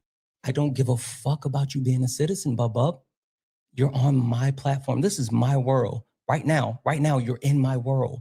This is my space. Okay. And I'm so let me ask you this question. Why? No, I'm asking right now. No, this is my space, and this is my boundary. And I'm telling you, with my boundary, I don't want to hear you say illegal. We don't do that. And so if you're going to talk about undocumented immigrants, that's the term we're going to use. Finish your story. Please explain to me and all of your followers in your little circle here why we should have to pay for undocumented people that came across the border illegally, why we should pay for their health care when we can't barely afford our own. Please explain. Sure, I will. But after you answer the question that I gave you, answer the question first. Name one thing that this administration has done that overwhelmingly benefits everyday Americans. Shut down the border. They have not. They have. Look at every border agent will tell you that. What piece of legislation was passed to shut down the border? There was no piece. In fact, if you look at the numbers exactly, if you go look at pull up any graph right now and show the people coming across the border, you can see it sharply has declined under Trump. I'm not denying that. I'm not denying that people stop coming into the country. What I'm saying is they did not shut down the border. That's not a thing. Caravans are not coming here now. You were lying to your people to say that. Here before, literally, you know what's interesting? Donald Trump used to say there's caravans coming from the southern border, and it would always be before elections. And for some reason, those caravans would never actually make it after the election. It would always be caravans right before the election. But again, quote unquote, shutting down the border is not something that's happened. But again, name one thing. I just told you won't accept it. I got you. No. This is how you do it. Let me flip it. Here's one thing that this administration has done that overwhelmingly negatively impacts all Americans.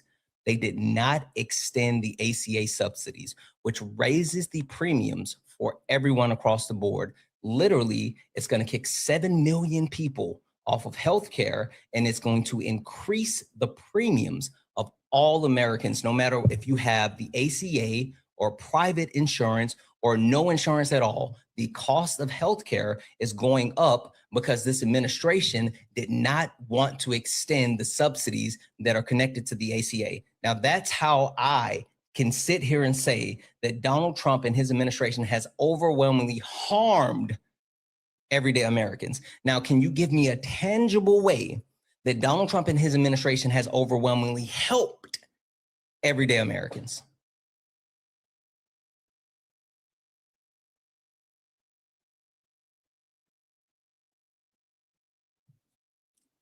Send your request to unmute. Sorry. So did you hear me what I said before or no? No, you were muted. Okay. No tax on tips, no tax on overtime. Both California, hang on, let me finish, then you can rebut. California, New York, and Chicago have all said that they would not adhere to it because it would be too much of a fiscal impact on their states. So if you want to talk about something, so tell me why Democrats have rejected overtime taxing and tips taxing. I'm willing to hear it. Sure, absolutely. First thing, before we get into the no tax on tips, no tax on overtime, I just need to make sure you understand how that actually works and who it actually benefits. So first and foremost, what is the cap as far as the amount that you can make in order to qualify for no tax on tips, no tax on overtime? What's the total cap? Yep.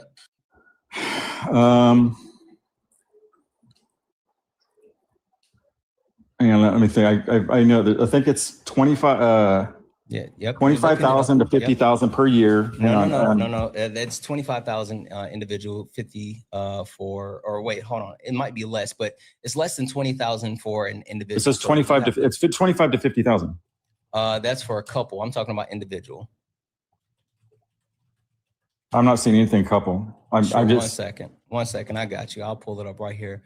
Yeah, you literally just typed in the AI overview and you see it right there. So don't lie to me. It says the deduction is up to $12,500 for qualified overtime pay annually, or $2,500 for a married couple filing jointly.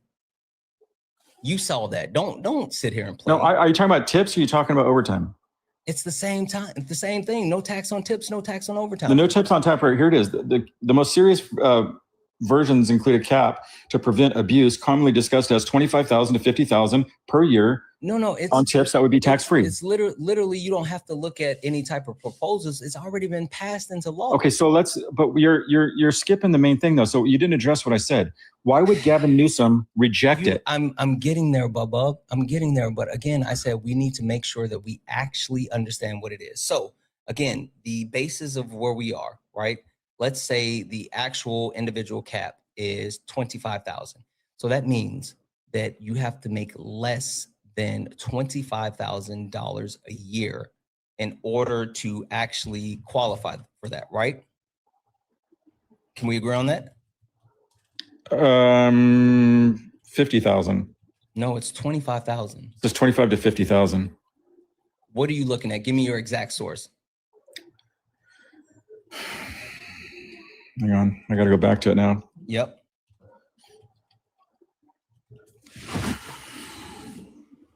But you're still going to have to answer because they gave specific. Fine. We'll get to all of that. Yeah. I need to make sure you understand what you're saying, because you're advocating for no tax on tips, no tax on overtime. The reason why I'm walking you through this is to prove to you that, one, you still haven't fulfilled the requirements of the first part, but I'm trying to explain to you why you haven't fulfilled the requirements of the first part. But I didn't want to just come out and say that. I wanted to actually hold your hand with a napkin in between and walk you through it, but you're being stubborn as far as listening. So you know what? Fuck it. Let's fast track it. The percentage of people that make less than $25,000 a year literally is only, make sure I hold on, only 28% of United States income earners. 28%. 28% of income earners in the United States are going to be able to take advantage of no tax on tips, no tax on overtime. No, it goes up. So already that means that the majority of Americans don't get to benefit from the no tax on tips, no tax on overtime. Now that's the first caveat. The second caveat is that while no tax on tips, no tax on overtime is a thing, the IRS has come out and said that they have not updated the tax forms that for 2026, the tax season that we're in right now, they didn't update the tax forms. It's the same tax forms as the prior year. So the deductions for no tax on tips, no tax on overtime, they're not standard deductions. So people will not be able to actually claim no tax on tips, no tax on overtime this year, right? So that's the second thing. The third thing is there's a cap on it, right? This is literally something that was implemented until the end of the Trump administration. So like, not only is it something that overwhelmingly does not benefit all Americans, it is something that is temporary, and it's something that is not even really off the ground yet. So while I do agree that no tax on tips, no tax on overtime should be a thing, hell, I don't think we should tax people who are collecting Social Security, right? I think there's a lot of room to reduce the certain taxes that people receive. What I'm saying is even the one thing that you thought you had does not overwhelmingly benefit everyday Americans. So the Trump administration has not done something that overwhelmingly benefits everyday Americans. So my question still stands. Now, to your question, as far as why Gavin Newsom or New York has said that they won't do it, I don't know. Can you give me an example, or can you give me something where they're saying that they wouldn't actually support doing no tax on tips, no tax on overtime? Because it was a fiscal, yeah. No, I don't want you to give me the answer. I want you to give me something where they said they're not going to do it. Yeah, I'm trying to find the article right now. I read it the other day. Like,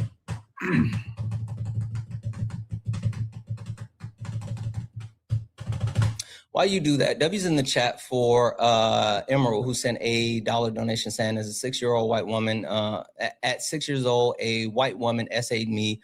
I was gang raped. And then third time, one more at 63 years of my life, all by white men. This has to stop. Punishment to the highest degree is the only way. I completely agree. W's in the chat for Sarah for the $5 dono saying, This live is effing sermon and how to not be a total piece of for those MAGA in the back that keep saying, not me. Thank you for calling out the BS Santana. Much love. Happy New Year. Happy New Year, friend. And I love you so much. Thank you for being here. I was in the chat for Jared for the $1 donation. Operation Northern Light started under the Biden administration, in which I already heard that. We hadn't even gotten to that one, but I heard that one too. Recovering missing children from Florida counties not connected with a caravan or immigrants. Exactly. W's in the chat for Jared for the $1 dono, guys. If anyone else would like to support the live, you can do so. Cash App, PayPal, Venmo, pay links and link tree in the bio. Santana Speaks for You. Santana Speaks for You is the best way to support the live. Everything's accepted. Anything's appreciated. If you're rolling on YouTube, you can send a super chat. I will read that out. Do you have the information saying that Gavin Newsom or even the city of New York is saying that they will not adhere to no tax on tips, no tax on overtime? Yeah, hang on one second.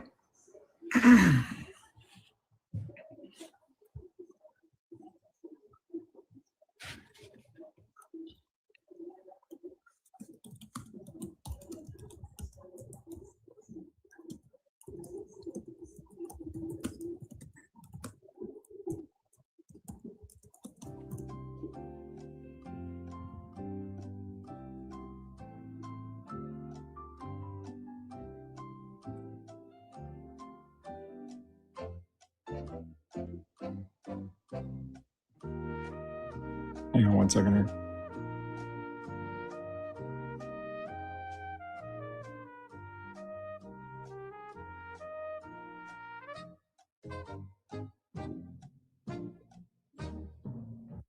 You got that source for me now? What's that? I just hang on one second.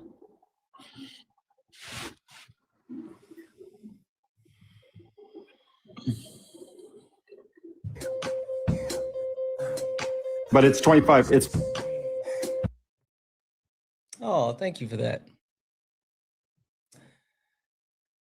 Billy, not only could you not fulfill the requirement that was predicated on you being on the live as far as giving me something that the administration has done that overwhelmingly benefited the lives of everyday Americans.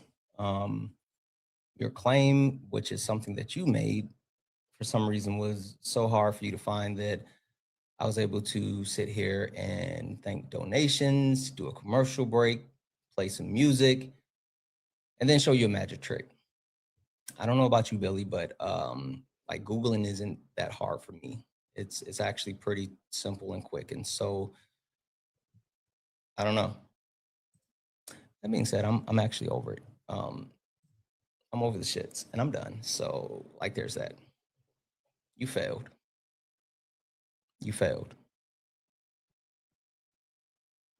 Oh, thank you. That's a wrap for me, guys. That is enough of this shit today. I have a turkey and cheese sandwich that has been sitting here since I started my live and I haven't ate. And I'm gonna eat my turkey and cheese sandwich. And I am going to do something. I don't know what I'm gonna do today. I sincerely, I'm not gonna lie, I was planning on coming back this evening. But man, these people suck so much that I don't even know if I have it in me. I don't know if I have it in me. One thing that's been a little tough for me lately is I used to like really enjoy jumping on other people's panels. And sometimes I do, like last night I was on Jess's panel and it was a lot of fun. And one of the reasons why you haven't seen me as in many people's spaces as I used to be is like this is kind of getting draining at times and I don't want to like not do this. I feel like it's important for me to do this and this is important for me to do this daily. But sometimes like I used to just sit on TikTok as I got offline. Right after I finished my live, I would go sit in other people's lives and I would hang out and all this other stuff. Now, when I get off TikTok, I shut down the app and I might not come back for hours.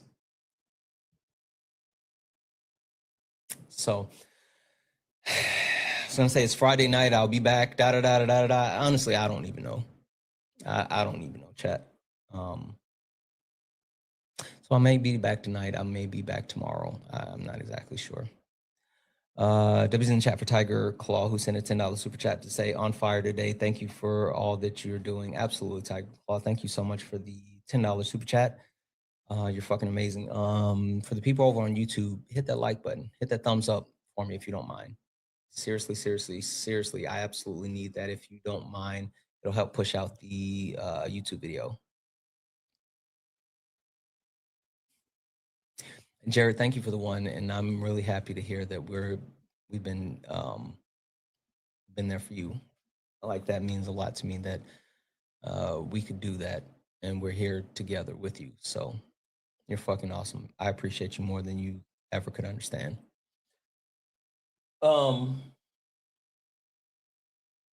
Yeah. I'm gonna get out of here, guys. I'm gonna get out of here. I'm calling it. I love you guys. You stepped in the box, now you're in the ring. Ain't no hugs here, you better take your best swing. Mike Hot, who wanna step in the flame? This ain't a debate, this a mind game. Facts type lies, get left in chain. One wrong word, get slapped out your name. This ain't TikTok T, this a war zone talk. No script, no filter, no safe walk. Bring stats and get scrambled like a glitch. I got fire in my mouth like I came from the pit. Yeah. Thank you for the kisses. Guys, thank you all. You guys are fucking awesome, seriously. Yeah. W's in chat for EE, who sent a $5.15 donation. Just want to say thank you for advocating for survivors. I know it takes a toll on you, but we see you and appreciate you. Sorry, it's not more. I love you and I mean it. Be kind to yourself first and foremost. EE, you never have to say like it. I mean, any and everything is always more than I absolutely deserve. And also, you never have to thank me for standing up for survivors, because like when you have a certain level of protection, you're supposed to use your protection to help others. And so if I can give coverage to anyone that's more marginalized than myself, or, you know, survivors or whatever, I will do that each and every time. So you never have to say thank you for that, ever, ever, ever, ever, never. I love you more, and I will absolutely be kind to myself. So anyway, I might even drink some water and say something kind to myself. Anyway, guys, thank you for all the gifts, the likes, the taps, the shares. Thank you all for hanging out with me today. I'll see you when I see you. I love you all, and as always, peace.